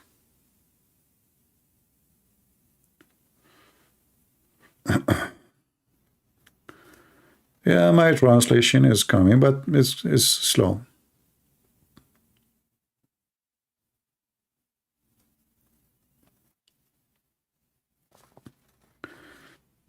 And not only that, I mean, when you live in those countries, anyone can accuse you of anything, and always they will side with the local. Not only just in Muslim countries, I mean, that can happen anywhere. Like, there's many people, they go, they want to live in Thailand. You want to live in the Philippines. They go and, see an old guy, he want to date a girl, she is 12 or 20 years old or 19 years old. You want to be a teenager again. If one if one person accuse you of something, you are in big trouble. They can blackmail you, they can falsely accuse you, and then you will see how stupid you are. So always when you live in country is not yours, and if the country is not a good quality, where the government is corrupt, police is corrupt, judges are corrupt, and make it worse if religion is involved and you are not from the same religion. So what will happen to you?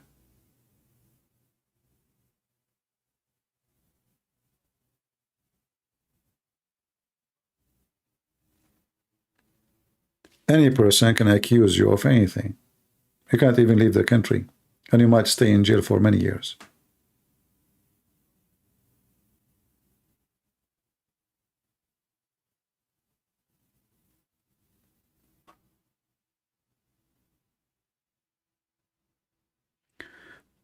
This was in the mall of Emirat. Here we go. This is Emirat.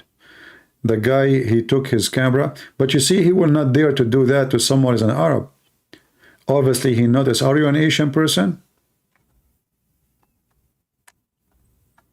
Are you like an Asian Filipino cargo crew?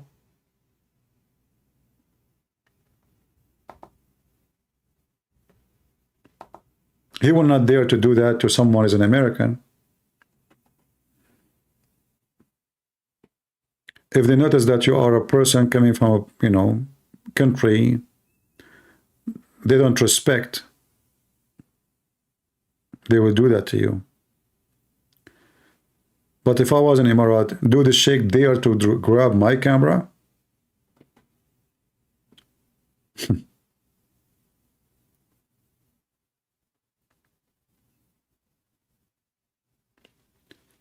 Yeah, if you are an Asian, if you are Filipino, if you are Indonesian, they will treat you like a slave. I don't want to use bad language, but you know what I'm talking about.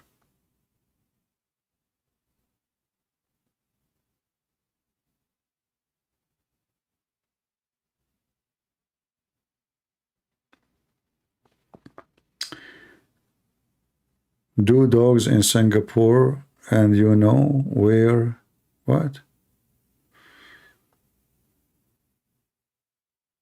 You're an Indian, yeah, because they knew that you are a poor person, okay, Indian. So, but if you are an American, he will not dare to touch your camera.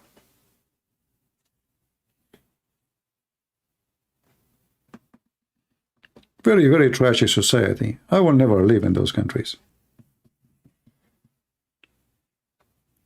In those countries, the Arab, they are the superior, and the rest are their slaves. Did you see the video of the family, the royal family, they call themselves royal, of Emirat, the brother of the prince? He was putting salt in the anus of the Pakistani guy. Did you see it? And then he put him in the top of a piece of wood, have nails, and then he dropped his jeep over him. Did you see it? This is an Emirat.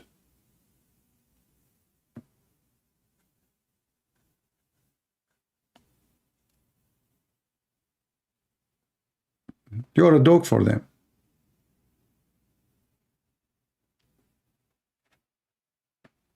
Because he's a Pakistani.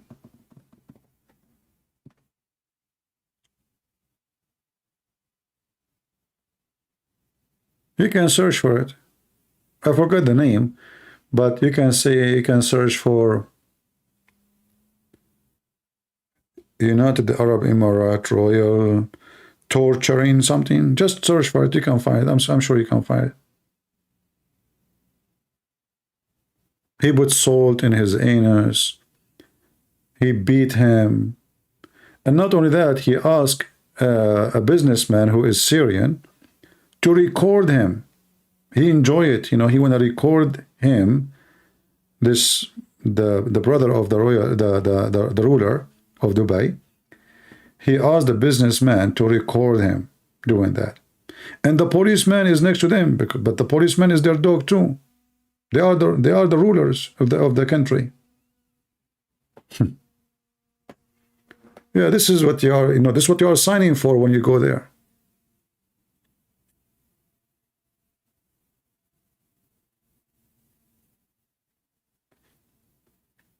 This is what you sign for.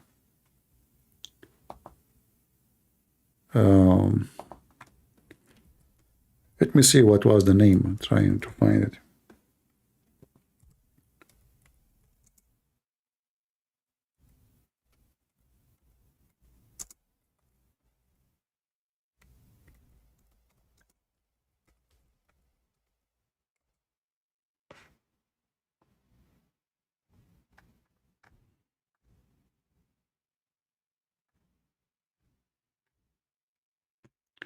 Here we go.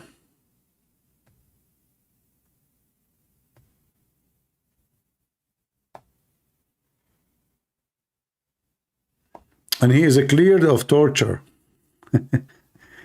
He is putting salt in the anus of the guy live on camera. This guy from Afghanistan, sorry, not from... Here we go, the video is there. He drove over him.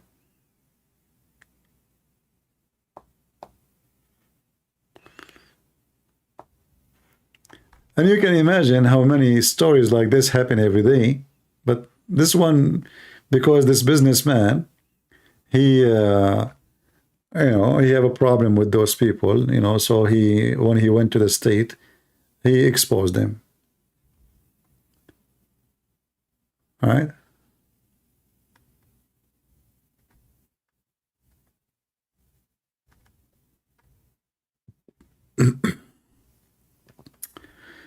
All right, we have enough for today. But, you know, I don't find that the fault of those people. I find it the fault of the government of those countries. So if you are an Indian, in order to be respected, you have to teach your, you know, government to fight for you. If your government don't care for you, why they will care for you? Same as in Indonesia. You know, there's Indonesian girls, they come to work in the Gulf, they rape them, many they get killed, they never return. Indonesian government is very weak. And they look down at Indonesian people. It's a reality. You know? For them, Indonesian is a maid. Maid, you know, maid, you know, they don't respect maid. What do you expect them? So hundreds of Indonesian women went missing in Saudi Arabia. Nobody knows where they are. Obviously, they get killed. They rape them and they throw them in the desert. They rape the maid, and usually when the maid, she is going to have a baby, in order to avoid the what happened, because that will cause a big problem, they kill the maid. They throw her in the desert. You know, Saudi Arabia is massive. I mean, good luck if somebody can find your body after 100 years. And they report that the maid, she took the money from the drawer and she ran away. We do not know where she is. That's it. The police will make a report and never been found again. Very simple. Who's going to believe? Even if the maid, let us say, she been found. Oh, well, okay, I don't know. She ran away from our house. Since then, we did not see her.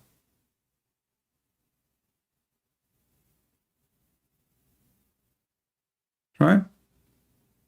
Very simple.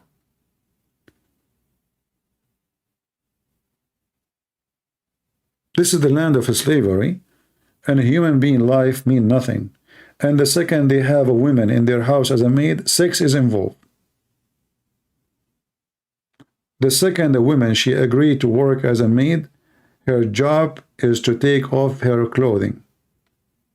And not only one person will sleep with her, the whole family will sleep with her. I know a story actually about a woman she married. She's not a maid. The guy, he went, I think she was a Syrian girl. The Saudi guy, he married the Syrian girl. She was 16, 17, something like that. He married her. Okay, no problem. She came back with him to Saudi Arabia. When she arrived, she found out that the whole family she should sleep with. They share women. So his brothers, she should allow them to sleep with her. Even his father, an old man, she spent a bunch of 4 or 5 years, as I heard in the story, until she was able, like, they don't even let her go out. They don't, she have a guardian with her. Somebody from the family have to take them, walk with them, next to them. They can't speak to anybody. And then she found somebody in the market, in the mall where she buy clothing. He is from her country. So she wrote little paper begging him to call the embassy and to tell him what it says here in the paper. And then they were able to smuggle her out of the country. The whole family is raping this woman. Young girl. No phone. She cannot go out. She meet no people. She is literally a slave.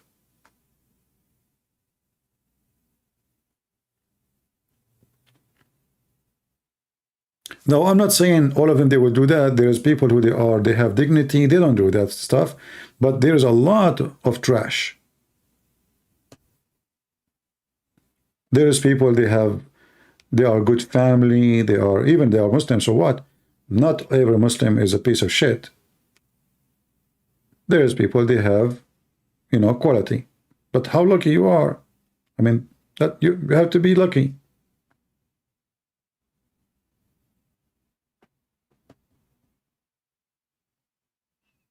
And the police is against you. All what they need to do, they can call the police. They say, she did this. She did beat our son. They can accuse you of anything. And right away ask yourself, they will take the side of who? And by the way, the same thing can happen in different countries too, not only in Muslim countries. Like I know a guy, he was in the Philippines.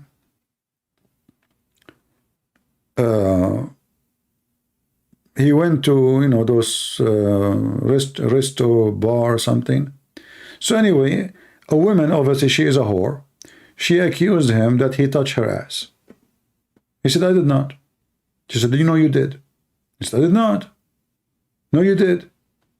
She said, listen, if you don't give me like etc. money, 5,000, I don't know how much, I will call the police.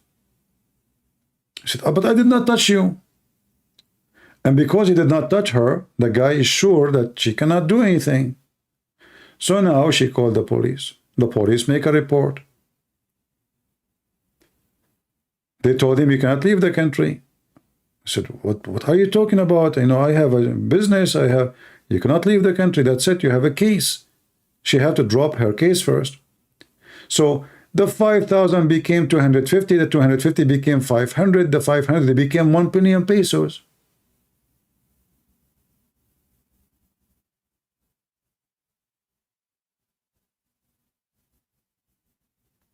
All of this because this stupid guy decided to go to a place where there's hookers. You associate yourself with the low class, you end with the low class.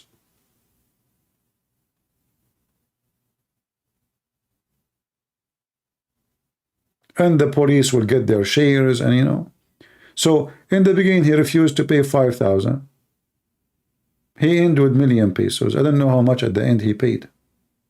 And imagine your wife, she learned, she heard the news that somebody accused you. I mean, who's going to believe you now? There was a rumor.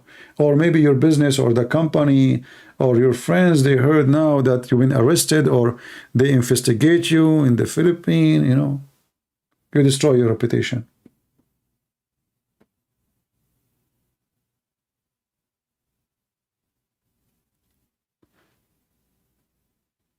But the Philippines is a very nice country. There's very good people there too. But if you go associate yourself with the trash, you will end with the trash. In the Middle East, the majority, they are living the life of trash. There is no ethic, slavery. Religion encourages slavery. So what do you expect? So you will be lucky if you meet the good quality there.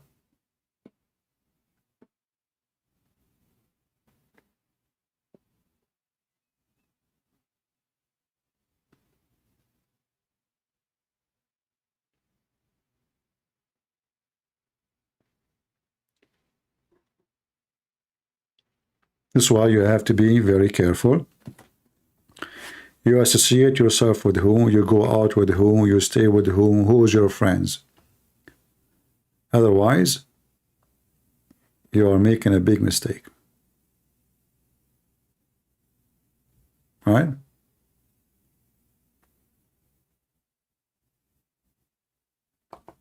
Stay away from trash. Otherwise, don't complain later about getting dirty. If you go to any country, try to find quality people, not a druggy, drunken, hookers. And then don't expect from someone working as a pimp or a hooker or someone sleep around, don't expect quality.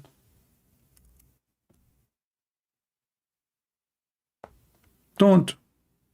If you go to the bar and those hookers and those, are you really expecting something good? What exactly you are looking for? What you're expecting? Many people, by the way, they think that like countries like Thailand are just heaven.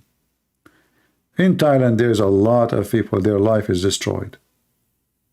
Because one problem, just one problem, you can stay in jail for many years. And nobody cares for you. Not even your embassy, they can do nothing for you.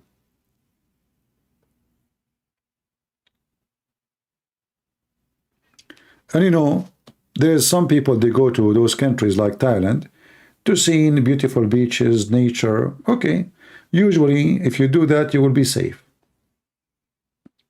If you start associating yourself with those nightclubs and bars and hookers, not only you might get a disease, mostly, nasty disease, mostly you will end in a very horrible way.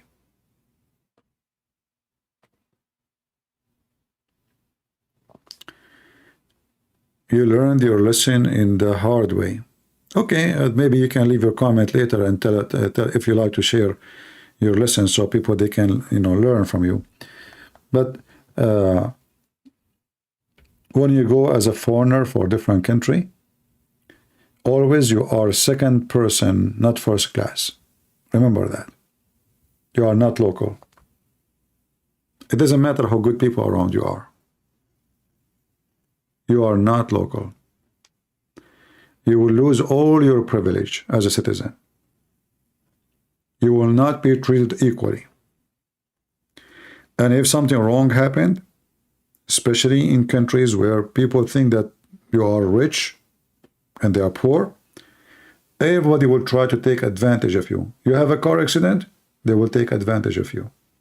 You have a fight, they will take advantage of you. Somebody accuse you, you are in deep trouble. But people will not.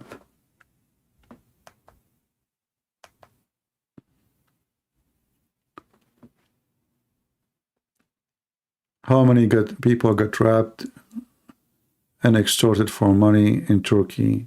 It happened. Turkey is a very messed up country. In Turkey, you might lose your kidney, They send, there's many stupid, naive ones. Like, those mafia, they send like beautiful girls, So you are like walking in the street and then a girl, she come to you and she is so beautiful and maybe you are like not attractive so much. I mean, oh, this is a girl, she like to talk. Do you like to have some tea together? They put something for you in the tea and then you find yourself 2 days after in the street and your kidney is gone. Welcome to Turkey.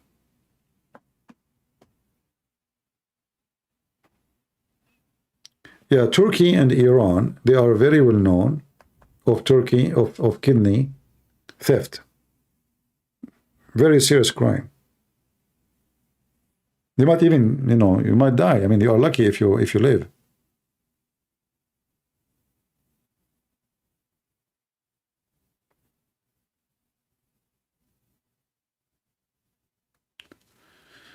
Yeah, and the scam of let us drink tea somewhere. I know a place where tea is very nice, very special tea. You go with the girl, and then I saw many videos on YouTube. And then they say to you that this tea costs you $400 or $300. You say, like, what? It's a tea. They say to you, we told you it's a special. What's wrong with you? You pay or what? Big scam. Turkey is the last place to go to. Very, very bad.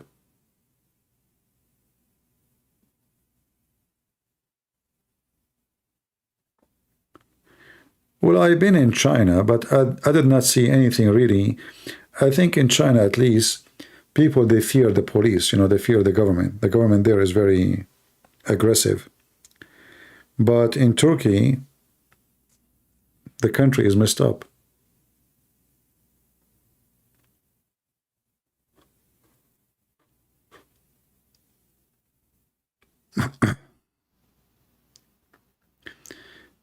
All right.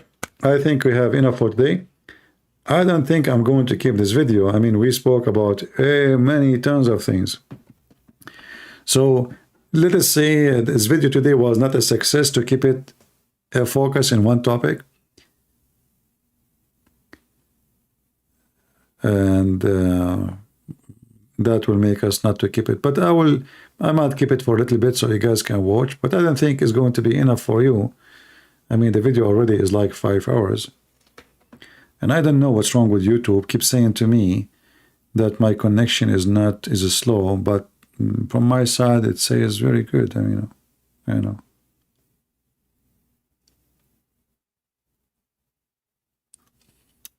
Yeah, actually, I'm hiding my yawning. I'm yawning now. Allah, he hates those who do yawning.